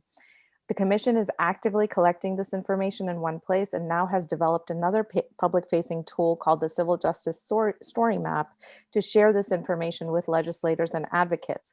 But tracking and disaggregating this data for public consumption should be housed in a government agency to ensure that this data is available to decision makers and available on an ongoing basis. There's a saying that goes, if you cannot measure it, you cannot improve it. So even before the COVID-19 pandemic, evictions were considered to be an epidemic. And we know too well that in health epidemics, we must be able to measure in order to contain. And the same is true for evictions. So such data points are essential. And I would just say we would be hard pressed to find another social justice issue where we do not track data. And for this reason, we support this bill because it goes in the right direction to at least collect data on writs, although it does not collect data on evictions. Thank you very much. For the favorable report. Thank you. Thank you very much. All right. I don't believe that we have Pranitha Taylor, Michael Sanderson, or Mr. Elliott in the waiting room. That's at least what I have now, but I do have Tom Cole, and I missed him before. So we'll ask Mr. Cole to speak for 2 minutes, please. Yes, thank you. Tom Cole again on behalf of Strong Future Maryland. This bill, this emergency bill is not only necessary for what we're dealing with right now, but obviously necessary for the long term. There is certainly the perception that COVID created this housing crisis, but more accurately, it revealed an ongoing housing crisis. Over 15% of Marylanders are housing insecure. Over 30% of renters in Baltimore City are spending more than 50% of their income on rent. In order to really do anything about this housing crisis, we need that data. And this bill does that. Yes, it provides for immediate relief, which is absolutely necessary. We have hundreds of thousands of Marylanders that may be facing eviction at the other end of the moratoria and the executive orders that are in place. But then also it does this important data function, not only collecting the data, but also serves an important function of getting information to renters who are going into eviction court, letting them know of their rights and the resources that are available to them. So Strong Future Maryland feels very strongly that this bill has all of the pillars you need for an equitable housing system that allows renters to know their rights, but then also allows policymakers such as yourselves to know the housing crisis in all of its many forms, all of the data available on this issue when you're considering legislation like this in the future. Thank you very much. Thank you very much, Mr. Cole. Are there questions for this panel? Seeing none, we thank you all very much for sticking with us here this evening. And we will now go to those people in opposition. We're going to just go ahead and bring them all out so that we can continue to keep moving here tonight. So we'll hear from all the people in opposition tonight. Hear from Bob Enton, Sam Cogan, Catherine Howard, Tessa Worsham, Robert Posterly, Aaron Bradley, and Bill Castelli.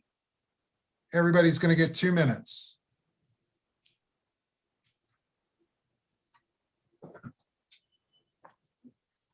All right. Done. Mr. Enton's forehead here this evening. And we will now go to those people in opposition. Mr. Enton, you're going to have to turn off your, I think you did. Mr. Enton, we can see your forehead. And you're muted.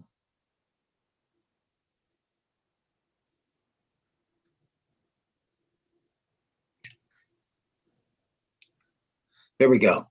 Thank you very much. Robert Enton on behalf of the Maryland Multi-Housing Association. You know, it's been a long day, and I've represented landlord associations and groups in the state of Maryland for 28 years, and I've seen a lot of things come and go over that 28-year period. This has been, I guess, the longest day I think I've spent on landlord-tenant issues in my career. Just let me say clearly and categorically that our trade association wants to work with you, Mr. Chairman, and other stakeholders to try to find a reasonable way to address the issues that have been raised tonight.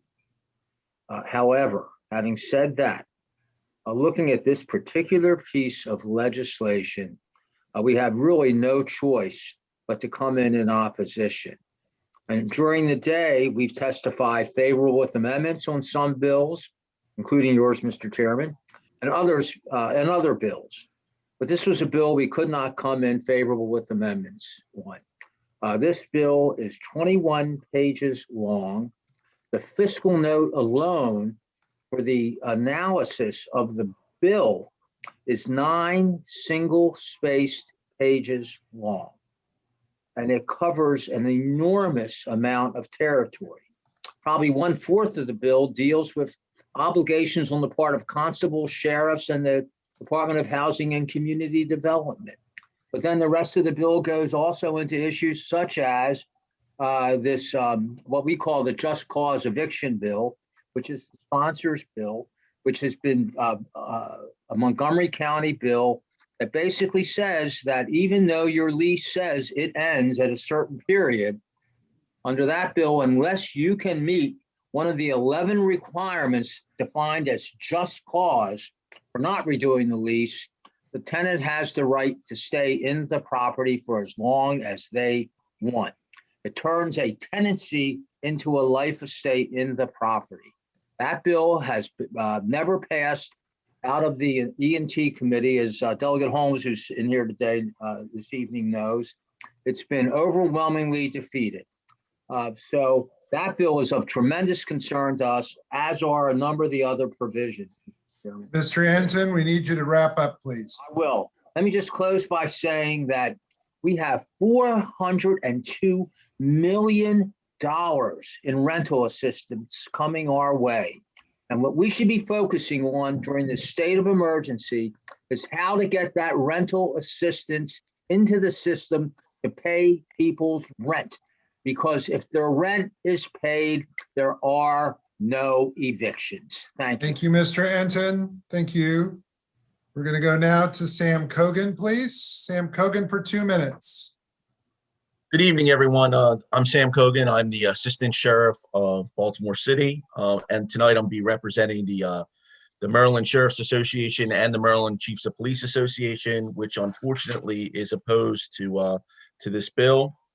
We're opposed to the mandates that it puts on to the sheriff's office. Let me talk about 3 of them in depth, or very quickly though. The data that people are asking the sheriffs to provide, one of the reasons that it's not being provided currently is because the sheriffs don't have the ability to provide it.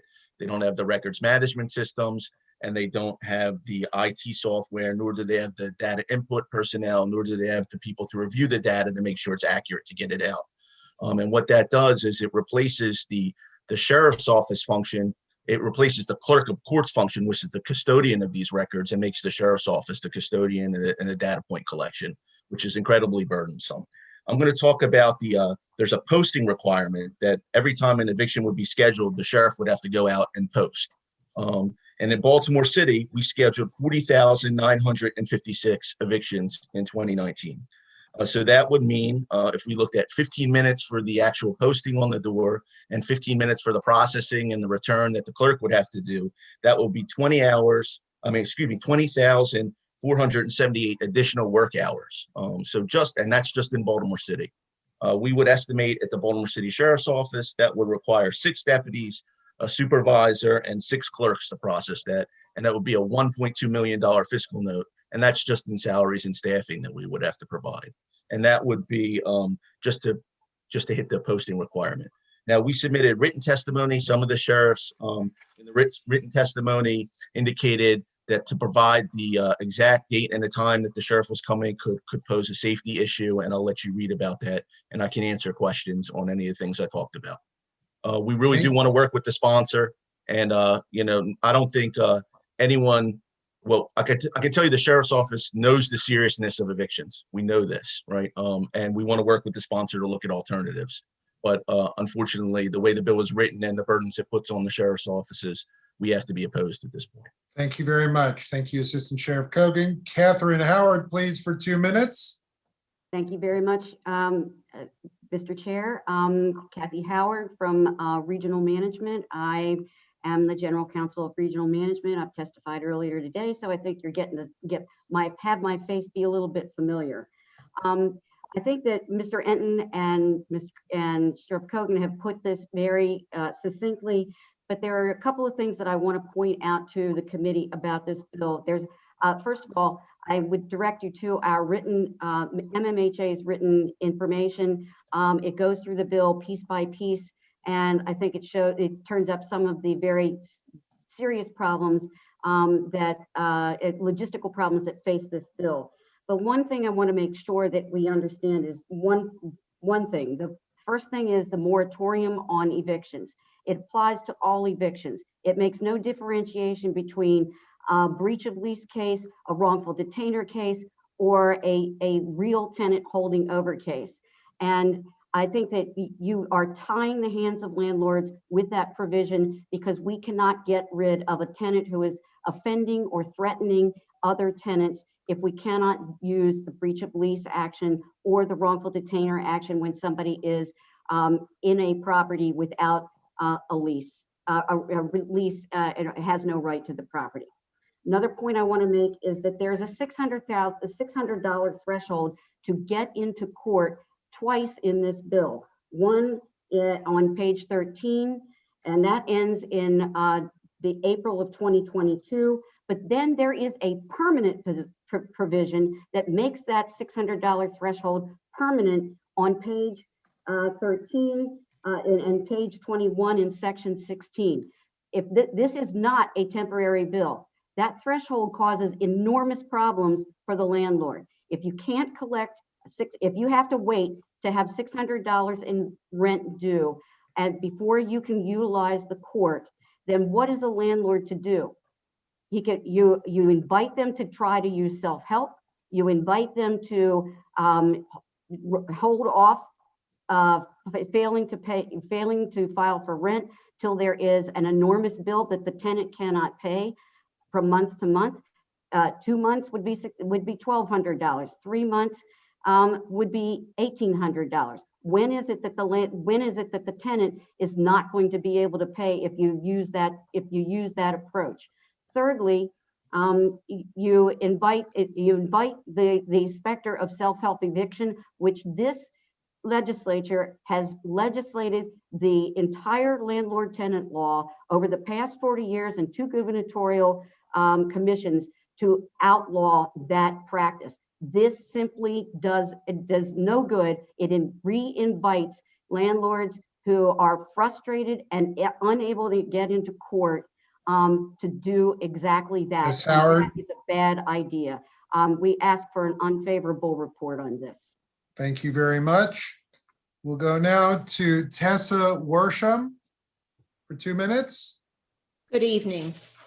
My name is Tessa Worsham. I've been a private landlord for close to 40 years. I currently rent 36 single-family homes to a working class population in Middle River. It's a family business my father started in the 1950s.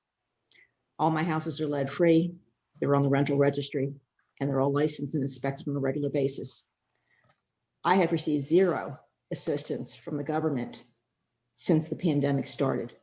Only one of my tenants was able to get any assistance whatsoever. He was computer literate. His wife had to stay home for hours on the computer trying to get the assistance. It took 4 months for him to get $4,000. Nobody else has been able to touch a dime. So now I have 7 tenants who have decided to stop paying because they don't have to. There's nothing I can do. My hands are tied. There are no consequences. One is renting out rooms in my house to other people from Craigslist, and he's keeping those rents. One is using the house's yard as storage for a camper, 2 boats, several cars, and a motorhome. I can't do anything about it. I have one man who came after me with his pit bull and told me to get the F off his property when I went to ask him if he was going to pay the rent or wanted to make some payment arrangements. As the sheriff had mentioned, this is a dangerous job. I'm a single female. I am the only employee of my company. I go to the tenants' houses. I call them on the phone. I send them texts. None of them are unaware that they owe money. I have not been able to get money from most of them since August. So if any of them are saying they had no notice, I don't know what more I can do. I think that what you have to realize is that landlords are not bad people. But the only thing I can do at this point is sell my business, which I can't really sell because I can't get the tenants out of the house. So if any of you ever want to sell your house and somebody tells you you can't sell it, that's the situation I'm in. And I don't know when I'll be able to sell them. Because if I need money right now and I need to sell my house, I can't do it. The government has tied my hands with the eviction moratorium. So I would like to request an unfavorable report for this bill. Thank you. Thank you, Ms. Worsham. You're welcome. Go to Robert Posterly, please, for 2 minutes.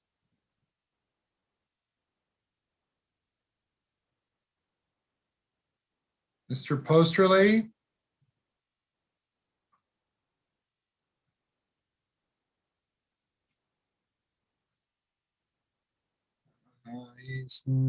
He's there but not responding. We'll come back to him in a moment. Aaron Bradley, please. Aaron Bradley. I'm here, Mr. Chairman. Good evening once again. Aaron Bradley representing AOBA for the record. AOBA members believe that this bill is well-intentioned and also want to protect vulnerable residents. However, the economic realities of this pandemic, which Ms. Worsham and others have spoken to very eloquently, those economic realities also impact rental housing providers. And swinging the balance too far in the direction of the resident challenges the sustainability of the industry as a whole, and thus affordable housing in Maryland.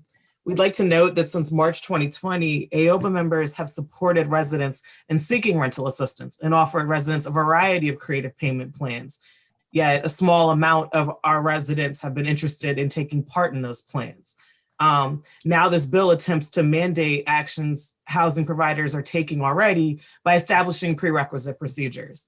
Yet under this bill, these prerequisite procedures must be completed before a repossession case may be filed, and upends the balance of the current failure to pay rent process designed by the legislature to protect the rights of both residents and housing providers. When the housing provider ultimately files a failure to pay rent complaint, how they satisfied the prerequisites becomes another element which must be proven and determined by the judge. This bill also prohibits rent increases, charging fees for non-payment of rent, and late fees until April 30th, 2022. But many jurisdictions have already weighed in on this issue and have passed local ordinances in accordance with what they deem to be the needs of their jurisdiction. So AOBA submits that these ordinances should prevail.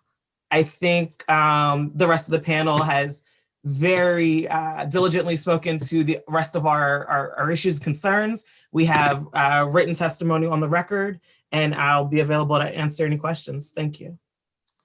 Thank you very much. We'll go to Bill Castelli. And then I see Mr. I haven't had a chance yet. I understand that, Mr. Posterly. We'll come right to you after Mr. Castelli. Thank you. Mr. Castelli. Thank you, Mr. Chair, members of the committee, Bill Castelli on behalf of the Maryland Realtors. And I do endorse many of the concerns that some of the previous members of this panel have talked about, including concerns about not being able to file for $600. Again, our members represent a lot of single-family property owners who rent their single-family properties. Many of them don't intend for this to be a permanent rental. They do, some of them had to move out of state, transfer, they hope to come back. So things like holding over are very important to them because eventually they want to get back into their property when they return back to Maryland. And we manage that property for them while they're away. So we have a lot of concerns. These are folks that are not well positioned. They don't have a lot of deep pockets. We have property managers working with owners who have one rental property. Their income from that rental property might be $100 after they pay the mortgage. We have property managers who work with owners who don't even make enough in rent to pay the mortgage. But it helps pay that cost, and they hope at the end of this process, after they pay down the mortgage, they'll walk away with some equity.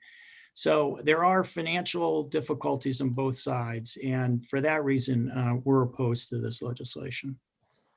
All right, thank you very much. And now we will go to Mr. Posterly, please, for 2 minutes. Mr. Posterly?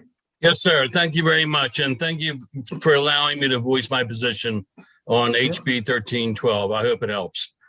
The pandemic, which has overtaken the world, has been truly devastating.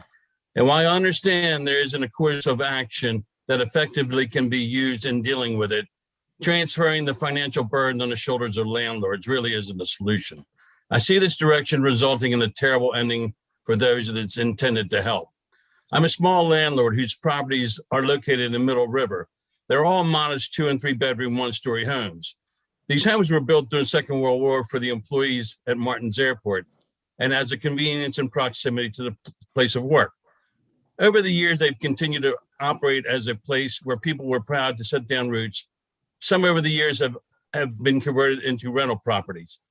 My father came over from Europe after the war and purchased one and eventually offered it as a modest rental. Soon was able to acquire a few more. After a while, my sister and I became old enough. We were brought into the business and we learned how to treat the houses and tenants with respect and compassion. When things inevitably broke, we immediately had it repaired. And if somebody couldn't pay the rent, we worked with them. And through all the years, we had some great tenants who went on to purchase houses of their own, and some became nightmares with damaging the property as well as not paying their rent. This brings us to the present times, which have changed drastically. No longer do the tenants have an obligation to pay as a landlord, and as a landlord, I no longer have the use of the court system. My sister and I, who have taken over the original company, now have 2 independent operations. We are now personally experiencing not only financial devastation that is occurring to landlords regarding non-paying rent, but the extreme damage that is being to the properties. And personally, since May, I'm over $75,000 in lost income, not being able to have a fair hearing on a tenant's failure to pay. And very simply, you may think that this is bad enough, but now let's take into consideration that property taxes, insurance, repairs still fall on my shoulders. And while the cash flow from the small business to pay for these has disappeared. The idea is to help tenants. Taken by our government is magnanimous one, but putting the financial burden on landlords who haven't had any say and have worked hard to get where they are, I'm sure wasn't their idea. In my opinion, this decision was well intended, but now let me offer you my opinion of what is occurring. Mr. Posterly, I need you to wrap up, Mr. Posterly. You got it, young man. I speak from firsthand knowledge. Landlords have ceased renting properties to prospective clients. The landlords know they will not get the rent after the deposit and first month's rent is turned over. So now they are not renting houses and they're selling. There will be a significant problem locating housing for the renters in the future. Thank you for your time. I am obviously against HB 1312. Thank you very much. Are there questions for this panel? Are there questions for the panel? Delegate Watson, please, to begin. Thank you, Mr. Chair. And Mr. Postrelli, thank you for your feedback, as well as Ms. Worship and Bradley. A 70K loss is a big deal. And, you know, while I've been listening to the testimony, I've been struggling in my mind trying to find what is the real optimum win-win scenario, while I understand the bill drafter's intent of this. And so my question for Bill Castelli, Ms. Worsham, Aaron Bradley, if the landlord were able to claim the lost income in taxes, would this bill be something that you think you could live with? If Mr. Pastorelli, who did his best, but suffered a loss of 70K, if he were able to claim that in taxes, at least during this COVID period, is that an amendment that you all think you could work with this bill? Because it does now add something for the landlord. I'd like to hear a comment. Would the possibility of the rental assistance be made so that the landlord could receive it directly? The landlord, my statement supposes the landlord receives, is able to be made whole partially with the result of state tax filings. Well, I'm already going to be in the hole with the $75,000 loss that I can't offset against money that I'm not making. So I'm a landlord as well. And there was a time where I got audited, and the auditor told me that as a landlord, I can't claim income that I did not receive from my tenant. Right. He told me that was illegal. I'm saying if there was a bill put in place that made that legal during this COVID time, if the tenants are being impacted and they have a failure to pay, right? And the banks that you owe your mortgage payment to, you know, they're flush with cash. It kind of puts the squeeze on you as the middle guy. But if you're able now to claim that loss of income in state taxes, is that something that you think you could live with? I don't know if it will work, but I'm just struggling trying to find what a win-win scenario would look like for everybody.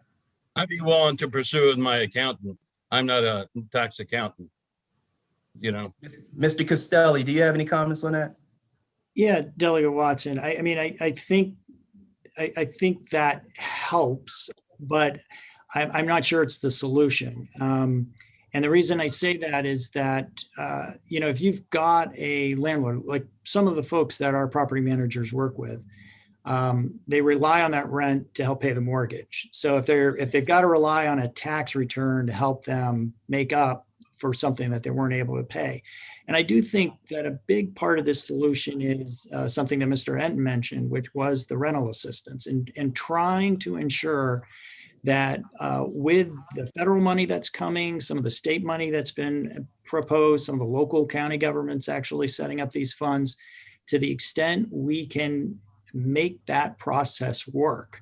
And I think that is the solution. That's the solution that helps the tenants stay in the property. It's the solution that helps particularly, and I won't say particularly smaller landlords, because the bigger landlords, they have many, many tenants too. So, I mean, they're struggling with these problems too. But I think that's the solution. So go ahead.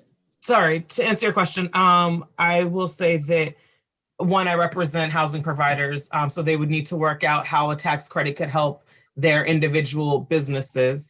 But that might address the direct income loss, right? But there are other issues with the bill. For instance, creating a permanent $600 threshold to take someone to court for failure to pay rent.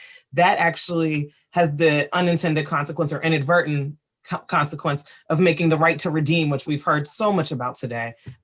It might make the right to redeem untenable, right? So there, in creating a just cause eviction statute, I actually just testified on that in ENT yesterday. So Delegate Holmes and Delegate Terrassa know where we stand on that. But that's also problematic because when someone breaches the lease, and you as a housing provider know this, when someone breaches the lease, there needs to be flexibility in how that's treated. And one of 8 reasons, which just cause establishes, one of 8 reasons may not cover it. So while a tax credit could certainly be beneficial to the direct loss of income, there are some other things with this bill that would need to be teased out, including in Prince George's County, the sheriff has often told me that they don't like to tell people the exact day that that they'll be coming to evict, right? So that's an issue that Sheriff Kogan spoke to. I hope I said your name right, Sheriff. I apologize if I didn't. But so again, a tax credit wouldn't help with that issue. Okay, thank you very much. And I've been in Tessa's shoes. I've been in Mr. Pastorelli's shoes. I know how it feels, and I know how it feels to be helpless and these things that start impacting, your cash flow. I get it. But as you listen to this testimony, it would be great if, of course you can always say I oppose, I'm with it. But if you can come up with some kind of win-win situation, which is what I always try to do. So I had a lot of comments a couple hours ago. I've been sitting kind of quietly. And then once I heard, Tessa and Mr. Pastrelli speak, it just snapped me right back to an issue that I faced as a landlord. And I'm still struggling trying to figure out what a win-win scenario looks like. Even if the tax incentive or the tax rebate or whatever you called it, just expand it until this bill sunsetted, something like that would keep, help keep landlords whole. Because I'm concerned that should this go in place, landlords will stop, leasing properties, just seek to sell it. And it's already started. That is right, already started. I had to sell 3 properties this year for some other things. And had I waited, I would not have been able to get my tenants out to go ahead and do what I needed to do. So I just thank you for listening. And if you have any comments or feedback, let me know and see if there's something that we can try to make a little bit better. Thank you. If we could possibly, Delegate Watson, just one item, have the courts be given back to the landlord, just to have the tenants realize that they don't have free reign in this, that there's a responsibility on theirs end too, because right now I'm a sitting duck, and they've told me, what are you going to do? Go to court, and now they're threats. That's not I nice. understand. Thanks for the feedback, Robert. Appreciate it. All right, Delegate Cardin, please. Thank you very much, Mr. Chair. Just very quickly, Mr. Enton, two quick questions for you. First of all, the percentage of evictions that involve failure to pay rent, what is the percentage? And then what is the percentage of eviction cases that involve repeat offenders? That's question number one. And question number two is, I just want to make sure I understand, these provisions in this bill would extend for another year and 4 months. Is that correct? Yes. So let me take your second question first. But it's interesting when you read this bill and you get to, I guess, the last couple pages. When I looked at it, it was very confusing because a lot of the provisions in the bill are in lowercase letters. So they're almost like what we will, call uncodified language, but it changes the law. And there are like 10 different sections. And each, I guess the reason they did that in the drafting was that each section has a different effective date and some have different termination dates. For the most part, all these provisions that deal with the current situation and change the law, many of them extend out until April 30th of 2022. Now, I don't know where that date comes from and why that date is the date that's picked. We have a very active governor issuing orders. We have an active judiciary dealing with the cases. But these dates, some of the dates go on forever. I mean, provisions that are in other bills that have been introduced are wrapped into this bill, and there is no termination date. So it's all over the place. As to your first question, we have a lot of statistics on this.